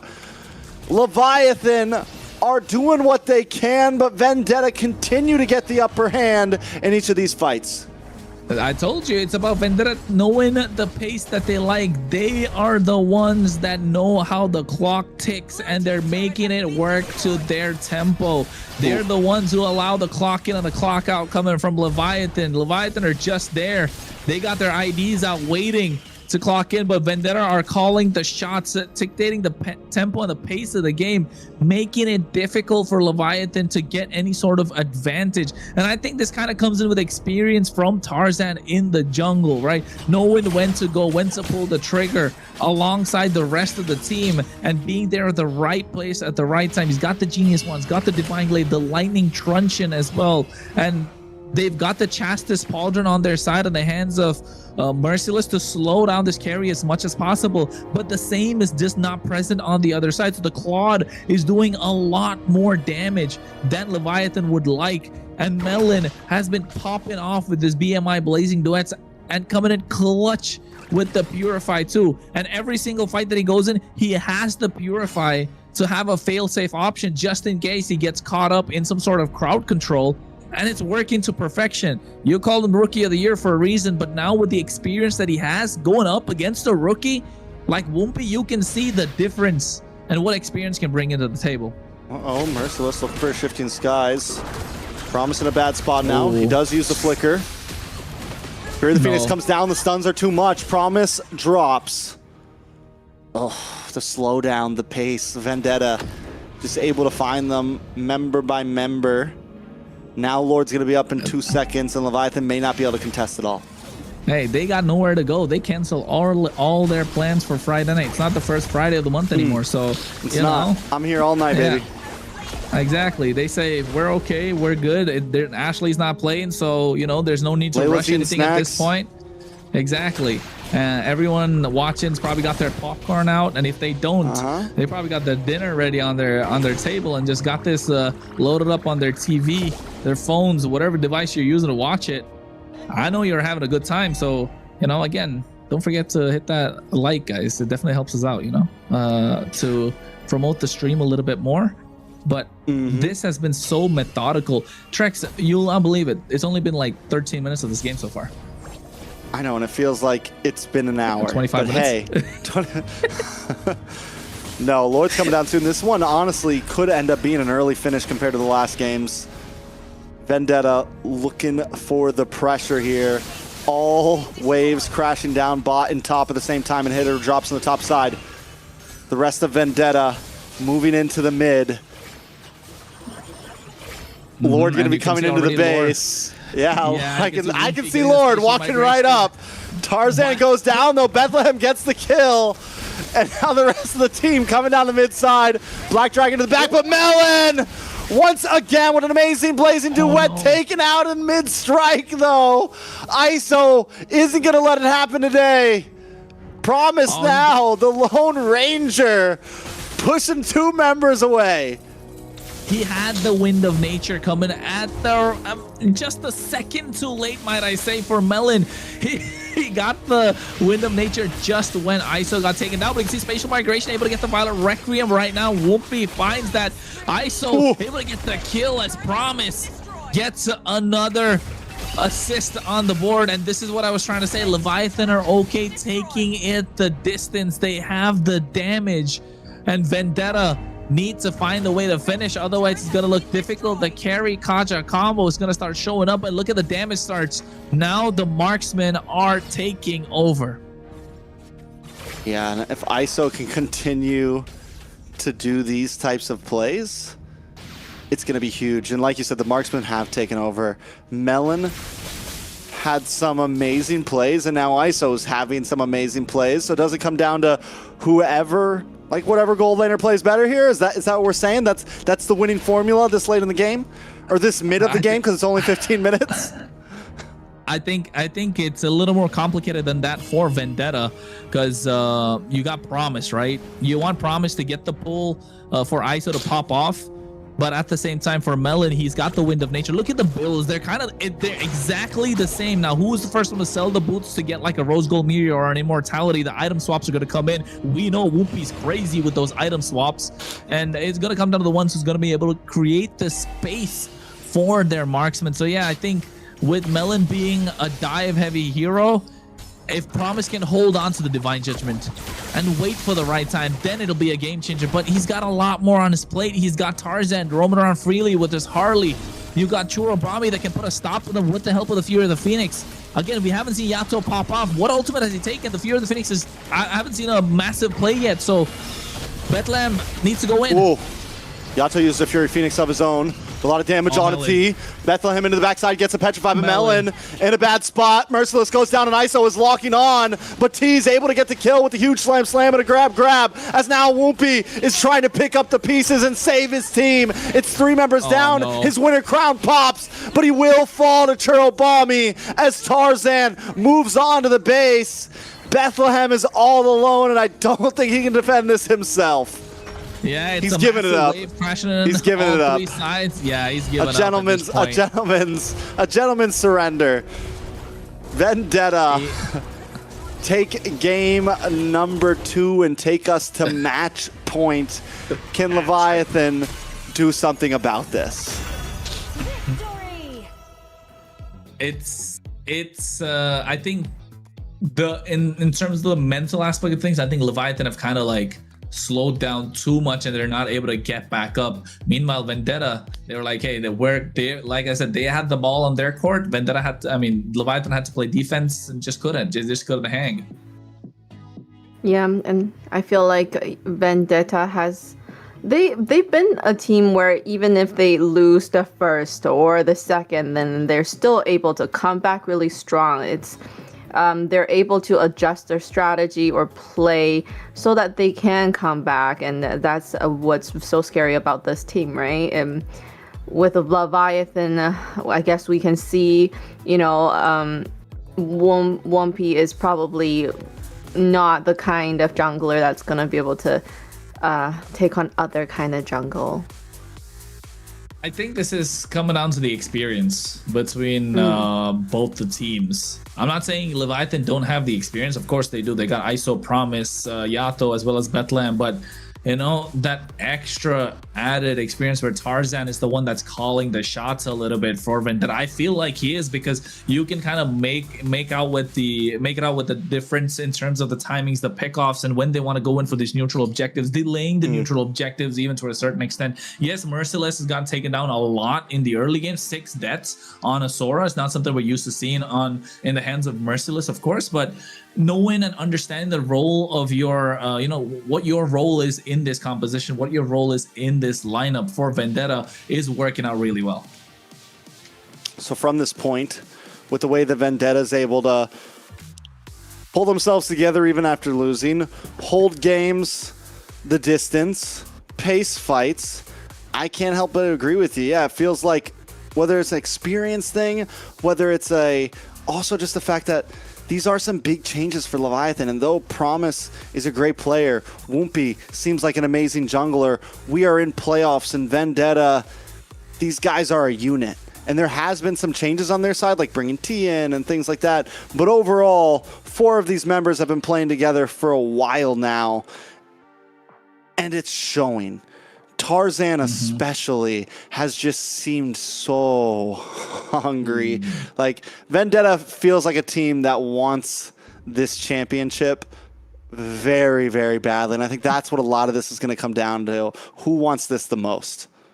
Yeah, I think that's the important part, right? I mean, definitely Leviathan are hungry and want to prove themselves, but is the gas empty right now in the tank? That's the question, because Vendetta, they've been there, they're hungry, all right, and Tarzan wants to show, like you mentioned, he's always been there in the shadow of these junglers that have been there for a very long time. Even now, some would say best player, of course, would be another name up there in terms of the junglers, but Tarzan wants to be there, wants to prove that he is one of the best to hang. And Leviathan, I don't know, just crumbling under pressure, maybe pressure, maybe the we talked about the either way, forget that. Let's get to the other rookie, the other new kid on the block who was once in Wump. He's only played 1 season before this. He's played 1 season. He's still a rookie. After 3 seasons, then I guess you cannot be called a rookie anymore. But either way, it's Melon. Melon, the guy was a monster. The guy was a beast. The guy did some amazing things that game with the Blazing Duet. Do you agree, Layla? Yes, I've heard that blazing duet in this game many, many times, and he's done really well going in with that and racking up the kills and doing immense amount of damage to the enemy team. I think you're right. Of course, the Blazing Duet did a lot of work, but it felt like Promise had to use the Divine Judgment on Tarzan or Merciless or T. So that kind of left Melon to go into the back line, right? Quite easily. if Woompy was able to land more of these spatial migrations onto Tarzan or Merciless or T, then that would give Promise the option of, okay, now I can save my Divine Judgment for when Melon comes in, because Melon's timing was impeccable on this Claude. So well played to 4-2-10 KDA. And with the Purify, in the end, he sold the boot. Okay, he didn't even sell the boots. He kind of wanted that too towards the end. But yeah, I think overall solid performance from Vendetta. And hey, I think going in, it'll be match point. Leviathan, have they run out of gas? You know, Vendetta don't mind going all 5 games. Clearly, we can see with the pace of the game that they're taking. But yes, has Vendetta run out of gas at this point, right? No assassins left for Woompy. He's not bad on the Guinevere. He's playing well the macros there. I think it's just a lack of what do you call it? Lack of initiative when it comes to these team fights. If he was able to land those spatial migration, if he was able to try and be the difference maker, it would have been a different story.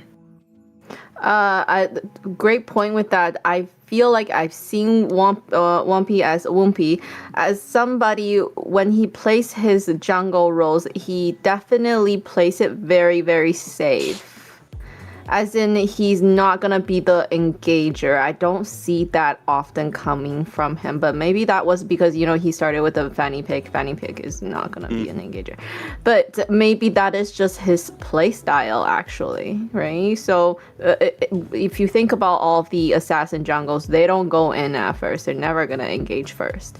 So maybe that is the little weak point, we would say, for Leviathan. I mean, it's definitely, yeah. I think, I don't know if it's like overly complicated. I think Leviathan can still definitely win a game. I think there's just, yeah, you got to pull it together a bit. I think even that game, they had some great plays, and then there was just a couple moments where, yeah, we fell apart. VTA just seems to have a lot more identity and cohesion as a team right now. When it comes to some of those grouped up fights, they're winning out. I don't think the draft was even really that bad last game. I think Leviathan had a clean draft. I think it was over, like all these games, the drafts have been pretty decent from both teams. So yeah, it's definitely just VTA is just overall playing a better game. Leviathan once again going for the Basha ban, probably going to be a Fredrin next. Is it finally time to let some of these through? Definitely not if it's a match point for VTA. Yeah, you don't want to the blue side. Now, maybe right? for yourself, you know? Maybe like you take the Fredrin. Maybe. But yes, I mean, based on the way Woompy has been playing, maybe I don't think he would do it, Fredrin. I was late. I was really late on that one. And Kronos is like not doing this one today. Whenever he hears Marcel, he just looks away. I can't. That 3. That I know. Click, that's right? what we did. Yeah. Missed it. Have you seen that? Have you seen that? I mean, I'll send you that clip about the.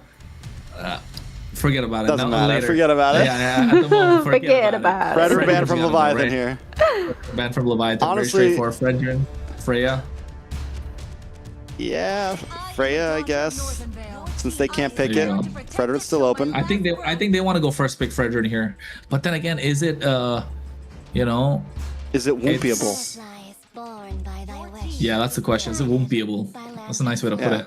Well, Woompy, I feel like also he might be a little bit timid coming into this. You know, he is the new kid on the block. He's playing with all these veterans. He might not think he has that seniority to be calling the shots and be the engager for the team.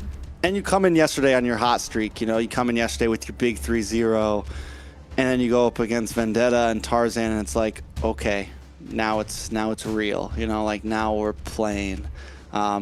And maybe it wasn't going to be as easy as, you know, everything seemed on day one. Now, don't get me wrong, Woompy's been scrimming, I'm sure. All these guys, it's not like the NA server's huge. These guys are ranking against each other pretty regularly. They meet each other on the ladders, you know. There goes the Fredrin band.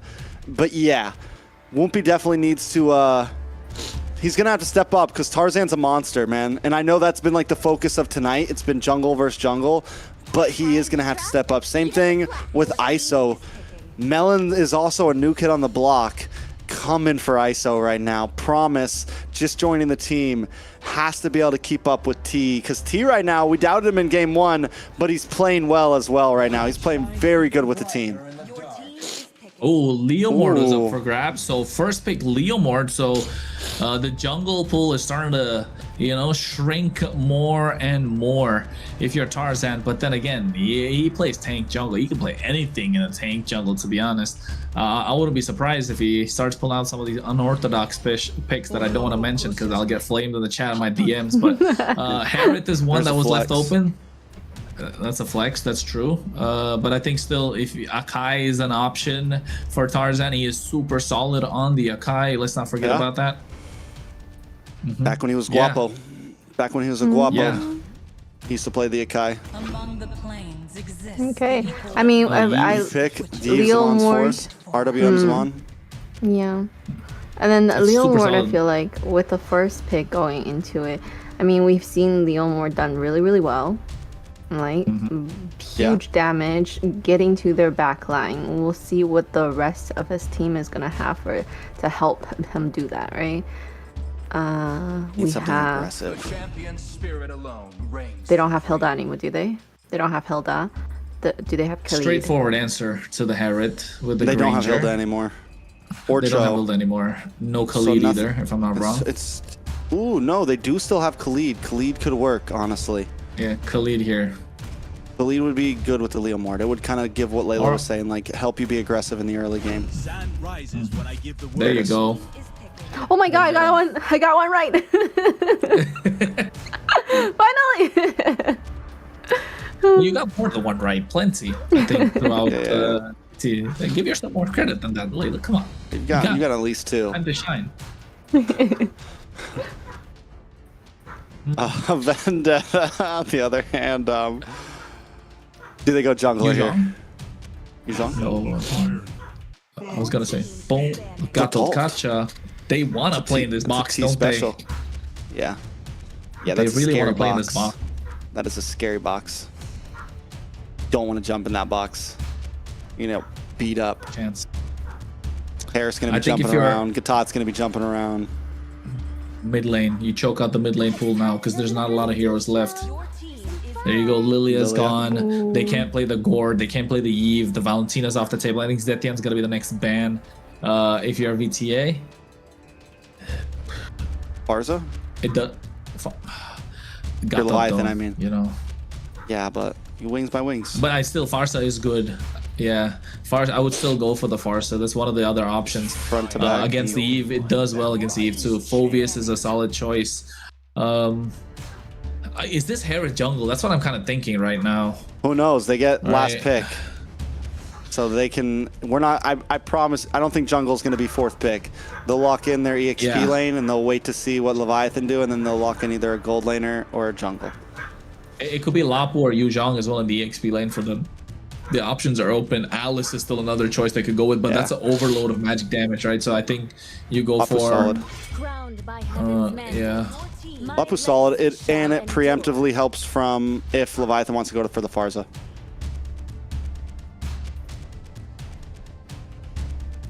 What else? Ooh, Layla? What else can work as mage though? That's what I'm thinking. Not Valier, right? Not Valier, not. Valier is still okay. If it's a Harith jungle, I think Valier is still okay. It depends on what. If they, it comes down to what Leviathan are gonna guess. Are they guessing that it's gonna be Harith jungle, or is it gonna be another Harith golden and a tankier jungle like an Akai? You can't show Valier, I don't think. Not Then they can go something like a. Well, they can't go like a Hayabusa either way because Khalid will just bully, right? Mm-hmm. So I guess they could show Valier. Leviathan could. EXP lane. I think, yeah, Lapu's honestly just solid, simple. Also works well in the RWM. Party in the box. You can go Yuzhong, but I still think Lapu better here just because of how Granger can kite the Yuzhong. And either or. There's your Kai. Oh, there's your Kai. Yeah, I think they could have saved that for last pick, right? Mm-hmm. Yeah, well, now you get counterplay in EXP lane, though, but you do get to counter an EXP here. So, honestly, not a bad, because Leviathan still needs an EXP laner. Kadita. I think mid lane Kadita is super solid here still. Just to get on top of the Eve. You have bush camping capabilities. If they want to go for pickoffs. How's Louis here? I don't think it's that good. But like, yeah, she goes in for the assassination and then she comes out and then what? I think Kadita? it's hard for her to get away. Yeah, Kadita. You don't want to get away if you're already deleting them. So you're essentially not allowing the Eve to set up the RWM. I think Kadita or Valier. Yeah, there you go. I was gonna say Valier is probably. Yeah, it's spicy. No, Arlot is EXP here. Arlot and Bethlehem. I think Arlot and Bethlehem. I feel like Valier would have been better on VTA though. What for? Rome? VTA? Oh, no. For EXP? mage, but they already picked For mage, Eve, but so. they already have the Eve. Yeah. Because you can push back. I mean, it can stop the Harith from diving in. Mm-hmm. Kind of keeps Katana at bay. Do you push back the heavy spin with Valier? Yeah, you can with the skill too, with the Searing Torrent. Yes, you can.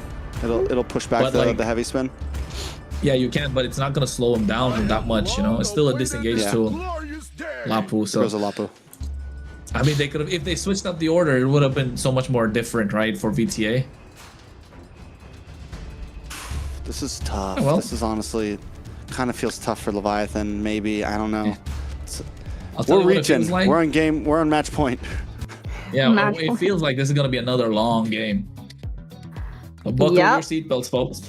Yeah, these guys. I don't know how it's gonna go, but I feel like it might be like a little slow, very stable kind of game for them. But unless if they wanna, the Valier. I don't know. I think it'll work pushing these guys, the front lines back. So that does work. I just feel like they don't want to be slow though with the Leviathan. They wanna snowball with Leomord. Yeah, they want to pick up the pace because they have the Leomord get these neutral objectives, get control on the map. Same thing with Tarzan. He's got the heavy spin. He wants to get neutral objectives, get RWM. But only way to find out is when we get into the land of John Trek's match point. It is. It's been a back and forth best of 5, but Tarzan and Vendetta. Don't know why I keep just saying Tarzan. Vendetta has brought us to match point. Leviathan looking to tie things up here. Kronos, what are the odds here? What does Leviathan got to do to take us to game 5? Pick up the pace of the game, get control of these neutral objectives. Don't let Tarzan get to your head. If you're Woompy, you've got the Phantom Steed. It's probably one of the best skills right now in the current meta to secure any sort of neutral objective. And you got the Valier to ending it first blood on the top side. All for the price of Melon. So Melon goes down. Promise goes down. But a beautiful trade for Leviathan. This is what we saw in game number 1 or game number 2. They were able to get a quick pick onto Melon, putting pressure onto that gold lane. Leviathan with good pacing, and this is what you want to see when you have the Khalid in your own position, already outputting huge damage and moving around the map. Yeah, and no flicker, that's fine. You're going to get it back just after the turtle, or not, actually not, it's going to be another 40 seconds. But I think at this point, Vendetta know that there's pressure onto Melon, so now you get T onto the gold lane, and all of a sudden the EXP is freed up a little bit more, and then the mid lane's gonna have some trouble. Yato is gonna have a good game, and that's what they want. Yato, the longer he's there in these fights, the more problems for Vendetta, and it's gonna come down to these neutral objectives like the turtle, which is up in about 15 seconds. But look at Woompy, look at to get something. See if he's able to do it. Probably not. You know, they like to take things slow. It's 1-1. That's enough kills for the first few minutes. We can't exceed a certain limit, you know, but promise. This is the damage you see from the Khalid. Of course, it's going to start to wane down, but this first turtle should be in a good spot for Leviathan. Oh, burst fireball already being dished out. Bethlehem trying to go in. Final slash. NFC does come out. Tarzan with a heavy spin. Tarzan able to get the turtle and push Woompy away. Woompy now in a bad spot. Brought low. Caught by the RWM, and Churobami gets it. Now they're trying to respond as Bethlehem dashes through and finds one of his own onto Merciless. It's 2-2. Still a small gold lead over to Leviathan, but the first turtle goes to Vendetta. And this is what you want to do if you're the Panda. You want to keep spinning to get those turtles, to get those lords. The retributions are going to start coming in clutch, and I think if you're Wumpy, you haven't got the better of Tarzan for what, about 3-4 neutral objectives now. So if it comes down to a clutch 50-50 in terms of the Lord, I mean, people will be putting their money on Tarzan for the amount of Lords and Turtles that he's stolen or contested and got the better of out of Wumpy. And he's known the king of the jungle for that particular reason as well. So Leviathan needs to find more aggression, especially on the gold side, and keep Melon under control, because that's the only source of damage apart from Churubami. Honestly, yeah, Leviathan, focus on the off lanes. Make sure ISO has a good game. Make sure Bethlehem has a good game. And I think those two people can help carry this team to victory right now. In terms of Turtle Pits, Lord's Pits, Wumpy cannot just waltz in, right? I've been saying this, I sound like a broken record about certain jungles. You got to look for the angles. Take the long way around, take the lane around, get to the back of the pit. Don't just walk into the front, because you're just going to get heavy spinned like the last time, every single time. Promise down a little bit of trouble, tries to use quick hit and stand guard, but it's not enough. The damage from Melon is just too much. And I think this is the problem with Promise as well.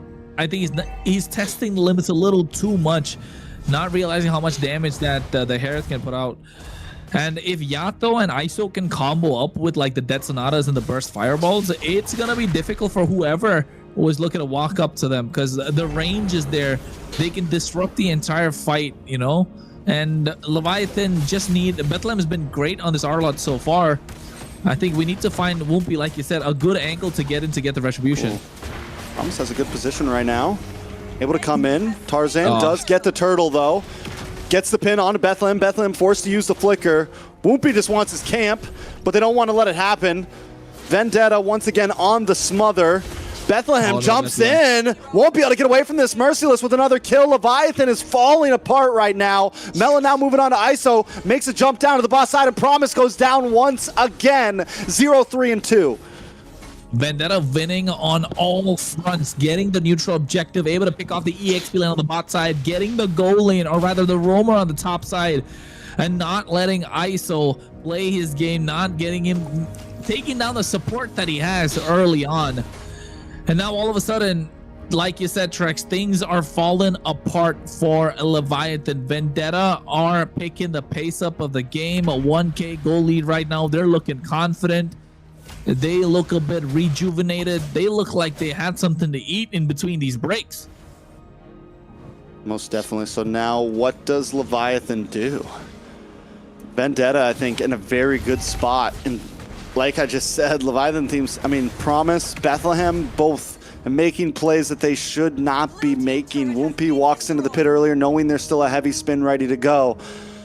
They got to slow things down. I know they have a composition where they want to maybe have Wumpy pop off, but they do still have ISO who's deathless.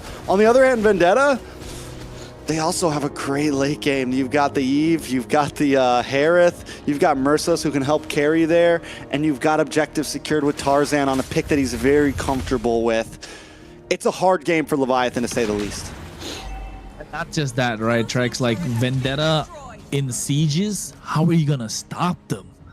The high ground, they got the AOG, they got the Zaman Force, the Bravest Fighter, the heavy spin for the disengage. So the tools are starting to, you know, make sense for Vendetta, which they always have. But I think Leviathan are just looking at it right now that if things are not going right for them for the next 2-4 minutes, I would say, then they're just staring down the barrel of a shotgun, and Vendetta are the ones that are holding the trigger.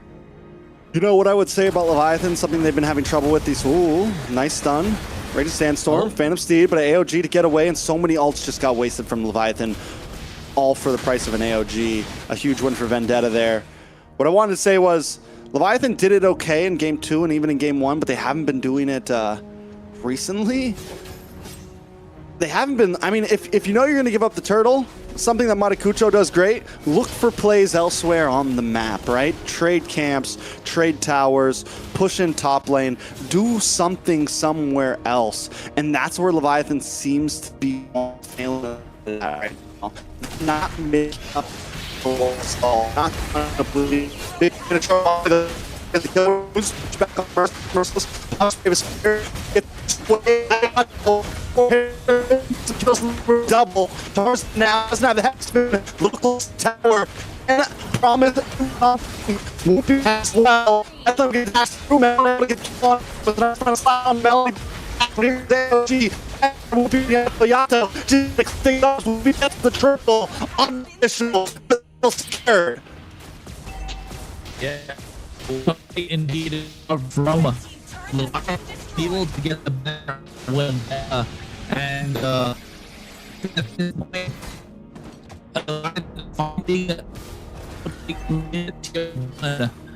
and it's got the point where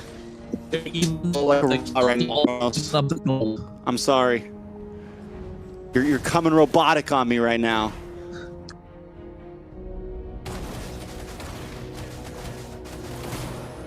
Yeah, and I think if you are Leviathan or Vendetta, all good. I mean, at this point, with this neutral objective that's available, the Lord, right? Don't worry, Trex, you were robotic for a while too, but hey, it is what it is. Oh, we both were. Ooh, nice final. T in a little bit of trouble here. Bethlehem trying to dash through. Vendetta still with the gold lead. Lord is up and the Phantom Seed comes out from Woompy. Tarzan does have the heavy spin though, so once again, a lot of ults used by Leviathan, and this might have been what Vendetta wanted. Yeah, and this is what they kind of need at the moment as well, not just want. And you can tell at the same time they're looking for the pick-offs. Heavy spin.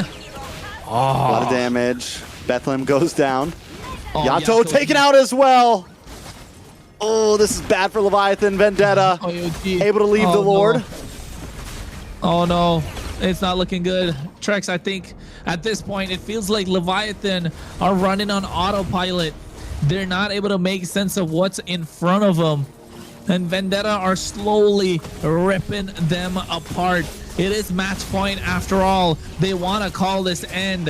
They want to be able to take this. They want to be able to take this game, not going the distance. Tarzan able to secure 3 turtles. The one Lord that's there up for grabs. 10 minutes in right now. About 7 seconds. The Lord's going to be marching down the top side. And Leviathan, they need to wake up. They got one good fight, but how are they going to be able to bounce back? It's tough. We have seen some good moments from them in those past fights, but everything's got to line up perfectly. They are able to do well. You mentioned the fact that Vendetta can siege very well. Well, Leviathan does have the opportunity to also make big plays in the bottleneck, right? In the lanes. When Vendetta tries to come in, can they get the big pushback? Ooh, but look at the damage. A big AOG onto Woompy. Woompy won't be able to get away from this one. One more shot, but wait, the stun comes in just in time, and Bethlehem's able to help out. Woompy gets back to the base safe, and that could be the big difference in this defense. Oh my god, it was dire, difficult, and now the Lord is marching on the top side as well. The inhibitor does have the holy shield, so a little bit of a saving grace. I think if I'm Leviathan, I want to let it pop so I can buy some time for myself to clear out the rest of the waves. And they do indeed, but the Lord did crash in. The mid lane's gonna get cleared out. Vendetta, it's been a slow choke since game number 2, hasn't it, Trex? It's been such a slow choke, not for each game, but the series. It feels like a sleeper hold all of a sudden, and they're passing out. Yeah, Vendetta's just been continuously putting on pressure from game to game. It's never hyper-aggressive. It's not like they're looking for a knockout here, right? They're just a little ankle lock, something like that, you know, slowly taking them out. And Leviathan are folding under the pressure. And that's kind of been the topic, right? Are they overcooking? Are they overheating? Is this too much? Can Woompy hang with the big dogs? You know, all of it. And it seems like the slow play does seem like a lot, you know? We're at game 4 right now. Vendetta with a 5k gold lead, taking a look at the items. Tarzan's a bulky boy right now. Coming into what? Getting helmet next? Yeah, he Guardian looks like helmet? he's getting the helmet. Yeah. He's looking like that, and I mean, he's already a fat panda. Now he's gonna be the fat panda. The fat Dragon panda. Warrior skin. Yeah. Do you like that skin? I think that's probably the best Akai skin, right? Yeah, I guess. Oh. What's it from again? Come on. Are you serious right now? It's like Hello Panda or something, right? No, No, it's Kung Fu Panda. Oh yeah, Jack Black. Yeah, there you go. You found it. But I think along with the Guardian helmet, I think he's probably gonna go build anti-cuirass next if he wants to get a little more tankier. But I think Guardian helmet definitely provides a lot more value. You don't have to go back into the base quite a lot. And I mean, it feels. I'll be honest. I think Leviathan feel like they've gone on autopilot for the past game, especially after that game 2 where it was slowed down so much that the focus is gone. They're seeing blurs at this point. Yeah. And Leviathan needs to bounce back. Otherwise, Vendetta is just going to take this in game number 4. ISO needs a killer too. If he can get 2 more kills and at least get 30 Skypiercer stacks on, maybe there's opportunity here. Nice RWM comes out. Yato forces the flicker. Tarzan gets caught by the steed. Heavy spin comes out, and now Wumpy's pinned against the wall. There's no escape. Melon gets him. Ugh. BOD locks in for ISO, but it's a little too much too late. Autopilot, man. I think Wumpy needs to wake up a little bit, but it's all right. I mean, what can he do at this point? The composition of Vendetta, and not just the composition. Again, call me a broken record. They have taken and dictated the pace of this game. Slowed it down to the point where they are the ones to choose when they want to go in and when they want to pick the fight. Leviathan do not have the choice. They're forced into picking these fights that Vendetta want them to, and now this could be the final push to call it a day. All right, Lord coming down the top side, able to crash through the inhibitors. Vendetta trying to switch lanes as Tarzan works his way under the bot. The waves were not synced up, so it's a slow push from Vendetta, giving Leviathan some time to try to regroup here. Ults are all up. Tarzan able to get a big spin onto Bethlehem. He does flick to the side, tries to use the final slash, but AOG connects onto Yato. RWM comes out, trapping multiple members in. Bethlehem down, as promised, just wants to get away, but ISO finally putting a kill on the board. Yato finds Tarzan. It's 2 down for Vendetta. Leviathan still able to defend amidst the madness. Oh my god, the madness is too much for Leviathan, but still Vendetta, you know, they walk away with a kill. Leviathan able to get a couple. The only thing that Vendetta would have liked is if they got that mid inhibitor. And at this point, 5k gold in the hands of Vendetta. I want to take a look at the items and see how far ahead they are. Do they have the Holy Crystal in the hands of Melon? He's 7-1-1, and we're talking about a Herod that just got buffed even at this point. ISO, yes, he's got 2 kills. Does he have the Skypiercer? Have those stacks started racking up? Wumpy gets the Malefic Roar. Churobami gets the Wishing Lantern. The damage is starting to show for Vendetta, and no one's able to catch Churro as well on that Eve. Final slash. Final slash. A lot of damage coming out from ISO. AOG from T does not connect onto any, but Wumpy gets pushed back once again. Oh no. Promise, force seasonal just to get away. Yeah, it's not a battle of jungles at all. Maybe it never was. Anymore. Yeah, I mean, it feels like that. Yes, Wumpy did play a fantastic game. Like he's still holding his own 3-4-4, even though like their backs are against the wall. He is playing really well, but in this case, I think the synergy with the team is not showing, and Tarzan is okay taking a backseat, not being the star player, but being the one that gets everyone together and being the one that matters the most when it comes to these clutch situations. He's okay taking a backseat from, oh no, never mind. Oh, everyone caught in the RWM and the AOG once again.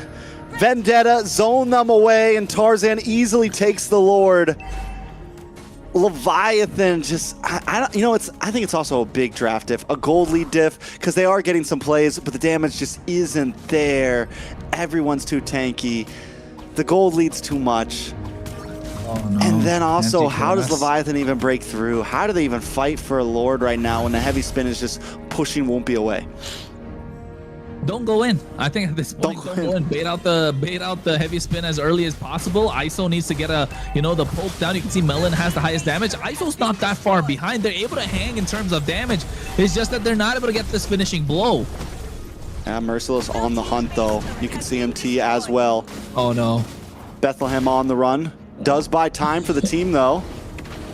Bethlehem dashing through, does take a Bravest Fighter. Big final slash, able to dash back, will go down, but the Lord is gone. Can 4 defend against 5? The gamble was on. Was it worth it for Leviathan here? They're going to try to clear waves. Another wave of minions comes out, buying Leviathan a little bit more time. Vendetta just trying to close the distance, but Woompy ISO will be able to get the last cannon minion, and Vendetta have to wait for another wave to come. It's 20 seconds on the clock for Bethlehem. Still is Amon's Force, ready to drop from Melon. Merciless with the Bravest Fighter. Decides not to use it just yet. A heavy spin has come back up for Tarzan as well. RWM drops, AOG connects, and everyone is bursted back, just trying to create space. Woompy pushed against the wall, but he's still up. A nice Bravest Fighter. Promise is trying to defend as Melon finds Promise, and now on the top side, Woompy is still defending. ISO getting a couple of free shots as a double kill for Melon, and Bethlehem's back on the map. Vendetta is on the run. ISO helps defend. A big final slash onto Melon. Bethlehem dashing through, ISO getting more free shots. Vendetta looking for the turnaround. It's still a 4v3 right now, but Merciless is too deep, forced to use the Bravest Fighter. Minions are back, but Vendetta is gone. Hey, we said it's going to be a long night. It's turning out to be a long night indeed. And I think even in that play, Woompy had the option to go back into the fight using that skill 1 that comes in when he has the steed, right? But he used it on the minions on the left side instead of the right onto the heroes, because everybody was super low. The angle was there to get the kill, but he just wasn't able to get it. Pressure is piling up for Leviathan. They're trying to get the clear. They have the Granger that can pop off, but he got only 1 kill out of that entire fight. He would have wanted a couple more to get those Skypiercer stacks going, but not finding the opportunity. The space is just not present, and also the Valir is starting to show these fights, but they're getting a sandwich play on the bot side. 4 members. ISO with a winner crown. Is it a safe spot? Can he get away? They finally collapse down. ISO finally drops. Immortality pops. Trying to dash away, but it's too much damage. And Merciless gets the shutdown. Bethlehem drops. Promise is next, but Tarzan and T will be in the backside. Finally taking off to try to fight. The Immortality comes up, but no, it's not there. He just goes it down.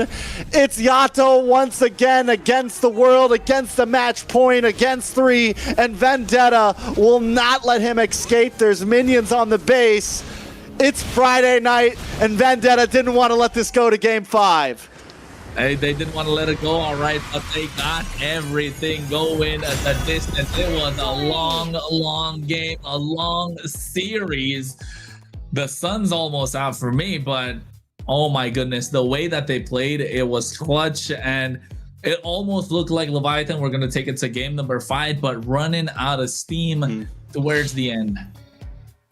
Towards the end, definitely for the last 2 matches, I would say. But even with this last match, it seems like, you know, they were really trying to squeeze that last little bit of fight out of them to hold on to dear life. And then unfortunately, they just couldn't do it.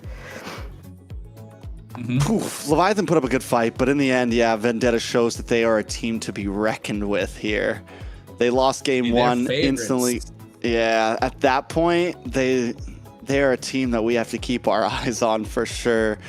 Even with the subs, even with the small swaps happening, they pull it together and show that it doesn't matter what T's playing, it doesn't matter whether Ashley's playing, it doesn't matter. We're coming in, we can have the Bam brothers, whoever. We're taking wins.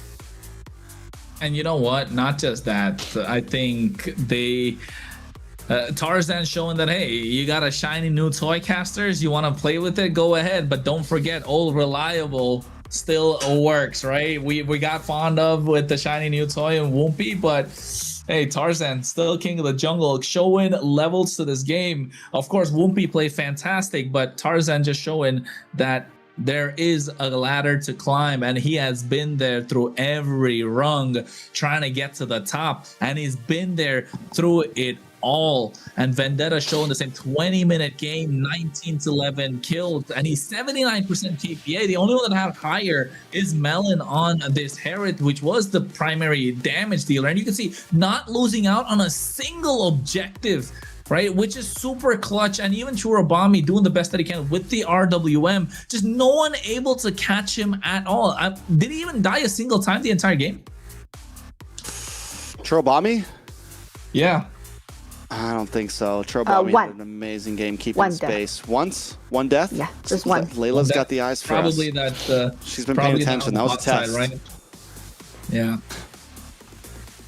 Yeah, test. not a lot of death for any of these players on VTA. Amazing gameplay. Melon popping off already early game. Yeah, the whole team. Tarzan as well, bringing out the Akai just to show. Listen, I still got pockets, guys. I'm ready for a best of 7. I am ready for a best of 7. Tarzan really showing up today, I feel like. And even then, didn't play, like there was still more options for Vendetta. They started off, not picking too many clutch things. Like, they lost with the Harley in game 1, but still outside of that, it was pretty simple gameplay. And even T showing up with the Gatot, which was honestly a great answer to the Leomord. It was one of the things that's the taunt happening to Leomord anytime he tries to come in, buys the time for the heavy spin. There was just the I can't move meta, right? Overall, still reliable. Same thing, Bethlehem unable to ever really dash in and cause a lot of problems. And I think... of course, taking a look at the MVP for this game, it's gotta be, there you go, Melon. No rookie, no more. 13-1-3. He was the main source of damage, right? And you could see Promise as well went early, tried to get the first blood. They did get the first blood, but after that, he didn't go down a single time. 13 kills on the bounce. Sheesh. It is difficult to take down a Herod when he's got everything. A full build goes for the concentrated energy. I think that's one item that, it depends on where you are in the game. You want to stay longer in these fights, so went for that instead of, I think at one time I saw him buy the Oracle also, so he was juggling around in terms of the items that he had. And MVP of the game, powered by Bonox. Melon on this Herod Purify. Great decisions that he made in game and great positioning he had to not be able to get caught after that first little oops. Yeah, we've seen it happen with Melon. He's able to take a death early on. That's the second time this series that he takes a early game death, wipes the dust off his shoulders, and quickly jumps back in, becoming the MVP of the game. The kid was on fire throughout that series. I don't think we've seen a KDA like that in a while. 13-1-3. That's a 16 KDA essentially. And I think you can tell also with the highlights, it was mostly about him, right? And not just that, the composition that they were running, the big kill box composition, just knowing how to play it really made a big difference. And Vendetta just showing that they are a team to watch out for, and probably contenders for the entire MCT North. Yes. Amazing gameplay. And definitely, I think we thought, Leviathan was definitely coming in strong, and we thought they were able to have this big potential to kind of challenge Vendetta. And it seems like, they're like, no, kid, we have been here for a very long time. We know what we're doing. Not yet. I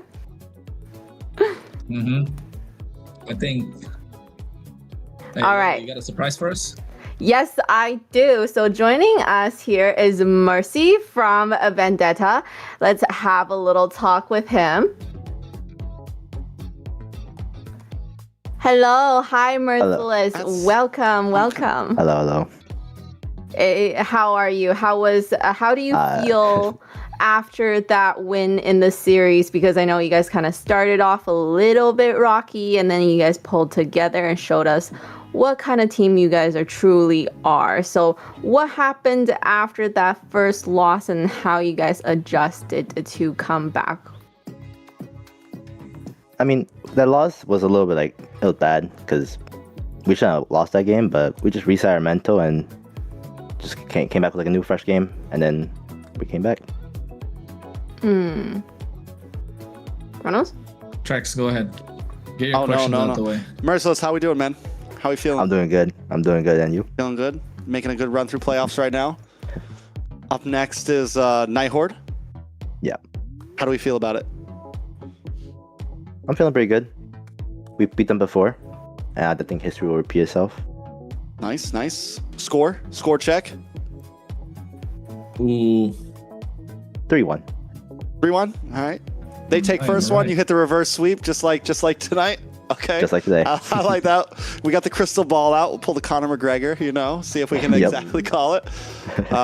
No, I'm super hype about that. How do we feel about the overall bracket? Like, I think a lot of us are looking at you guys right now as grand finalists. You guys are definitely in the talks along with a couple other teams. You guys feel confident about this? Do you feel like this is an MSC run for the team right now?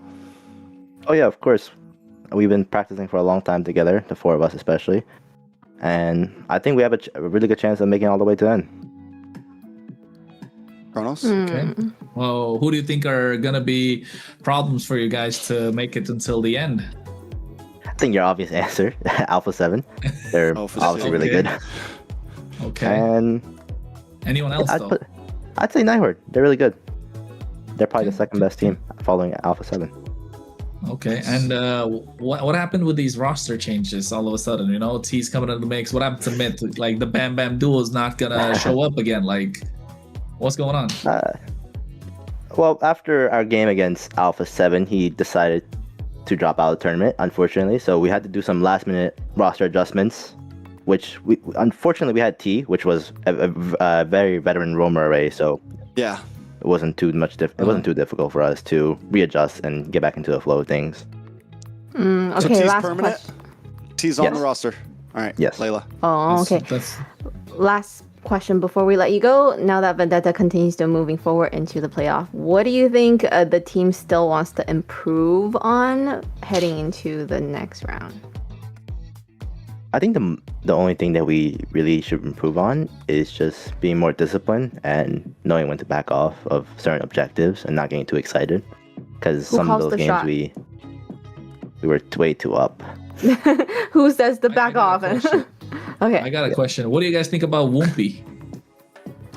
He's a solid jungler. He doesn't play tank jungler though, seeing how they banned Tarzan, Fred, and Baksha every single game. He's a solid Still pick, some though. things to work on, though. Yes. Good rookie, though. Yeah.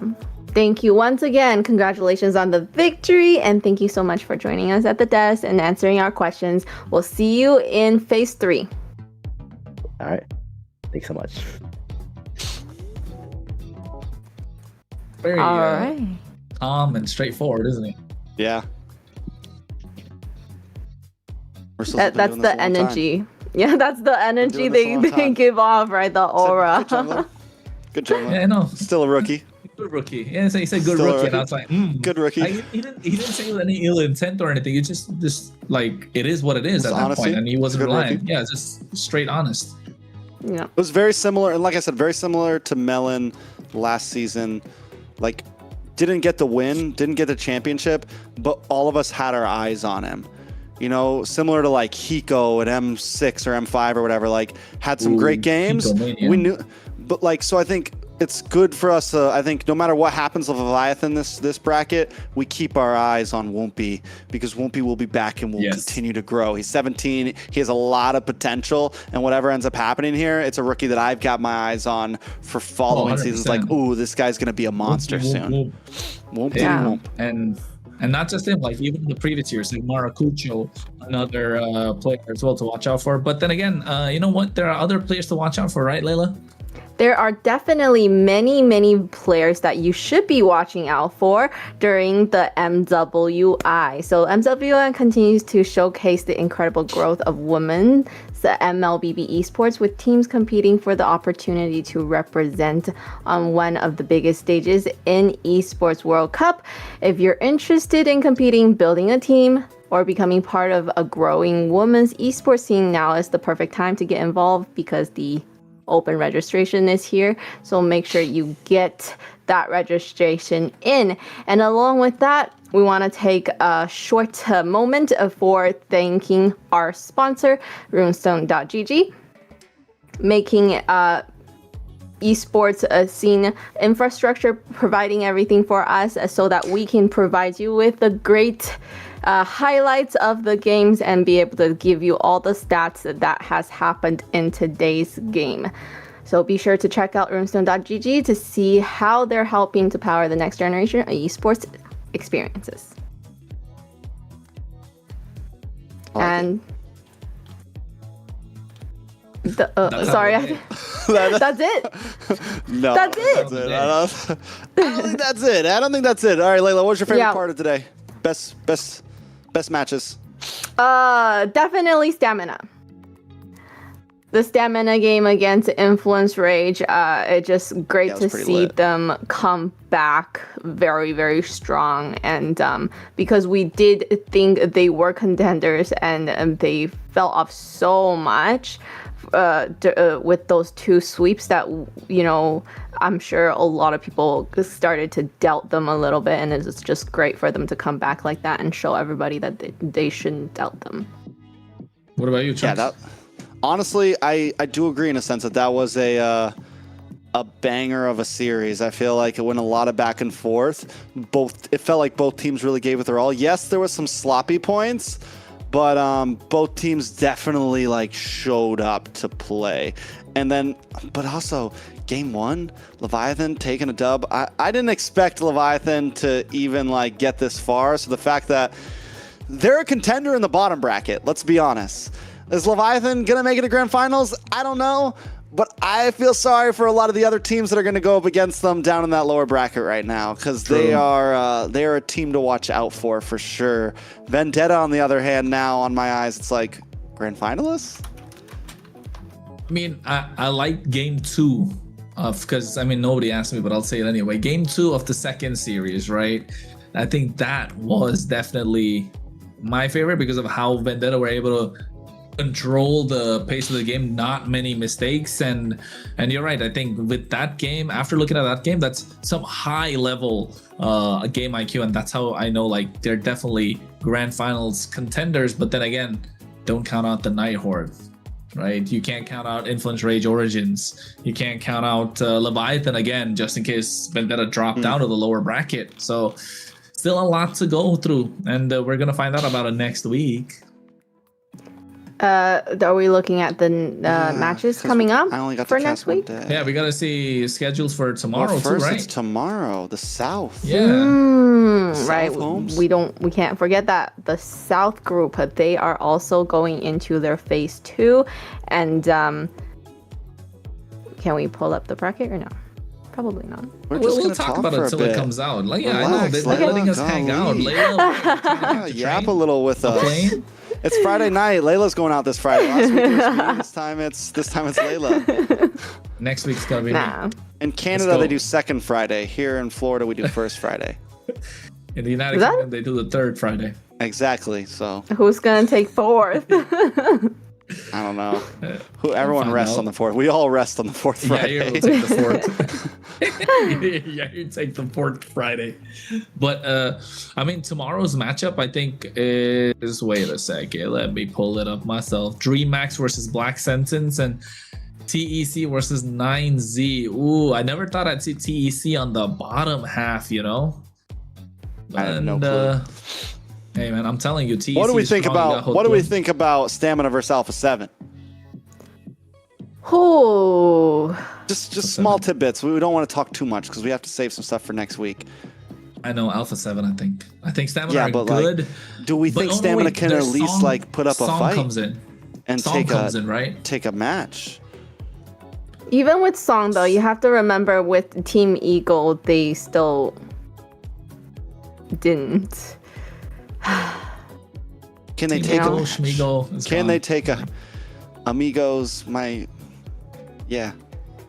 So I think they can. I think they can. Can they at least get a 1 win out of them? What do you think? I think I definitely think it's possible. I think more than 1 is possible. On their day, I think they look super strong. It just comes down to, can the rest of the team pull up? Because we know Dez is gonna show up, right?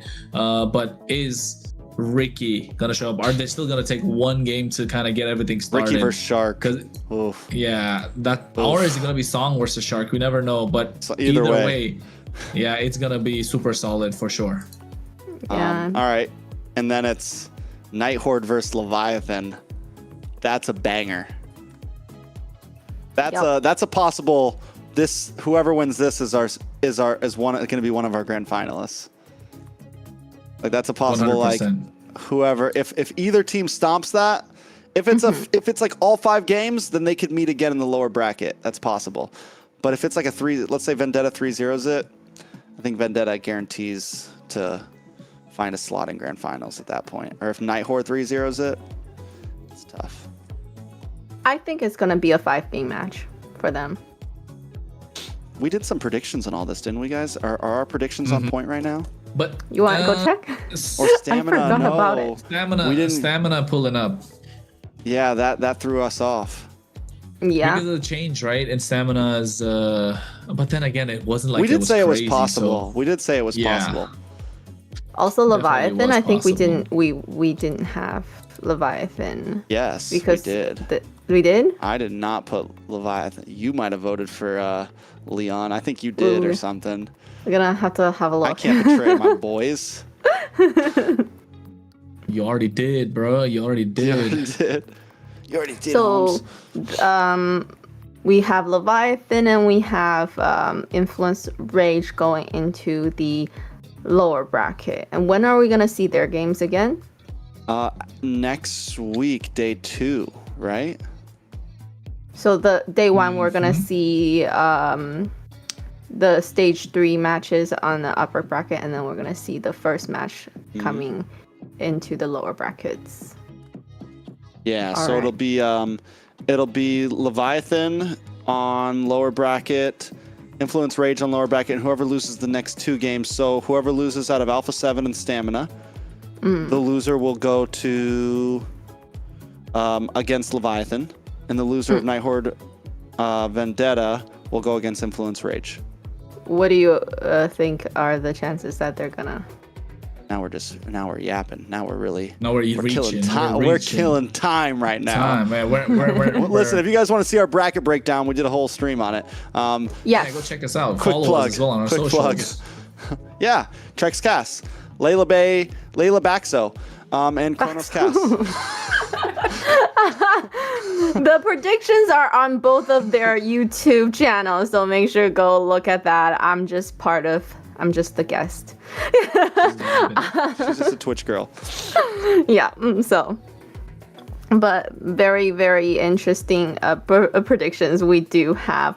And finally, let's have a look at the bracket right now and what is gonna happen for these teams. Well, we started things off yesterday. Stamina gets the win over U2, goes up against Influence Rage. With whether you like it or not, I feel like this was an upset. Others could disagree, whatever. Stamina takes it 3-2 in a nail biter series. After that, Leviathan, they take the first game, and then Vendetta kicks the gears on and completely send them down to the lower bracket. And that means next week we're going to be looking at Alpha 7 up against Stamina, followed by Nighthorde facing against Vendetta. For me, the Nighthorde Vendetta match is definitely the match you don't want to miss, guys. It's a best of 5, and I got a feeling it's going to go the distance. Influence Rage and Leviathan will be waiting for the losers of those games in the lower bracket for final life.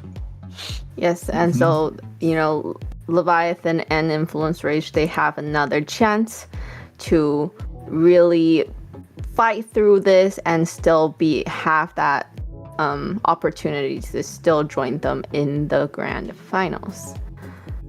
So best of luck to these 2 teams as well. So with that, with this, we're going to take a look at tomorrow's schedule as what happens in MCT AMER South Group. We got DreamHack versus Black Sense Esports. Are going to be the first best of 5. And then we move on to TEC versus 9Z Globant. And of course, the losing teams from tomorrow will be going home. And you do not want to be the first few ones to go home. And they're going to be cracker matches for sure. Black Sun Esports, last season's MPL Latam champions, went to the M7 and this time fighting for dear life.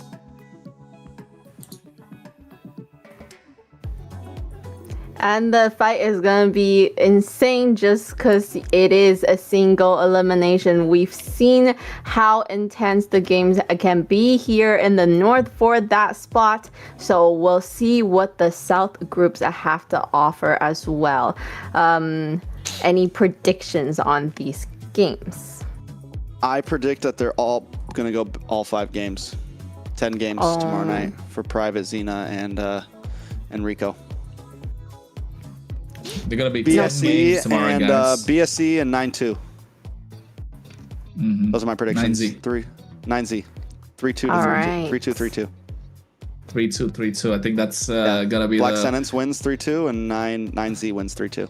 Hey man, you'll start getting DMs from the Brazilian fans and who love DreamHack. But hey, man. it's a prediction's a prediction. I'll remind them of and that's remind them of M4. That's how the cookie crumbles. So to make sure you know what's going to happen in tomorrow's matches, make sure you follow our social media. We are across many platforms. Make sure you are following the channel that says MLBB Esports to make sure you don't miss any of these game highlights and also amazing community that we have there. Be part of that community, join us. And that's it. That's it for today. For the day 14 of this MCT AMER North 2026 playoffs. Today we entered brand new phase of competition where the pressure only continues to rise and every series brings teams one step closer to the grand finals. So congratulations once again to Stamina and Vendetta for securing important victories today, and for Team Influence Rage and Leviathan, we'll see them fight again for a chance to continue their playoff run.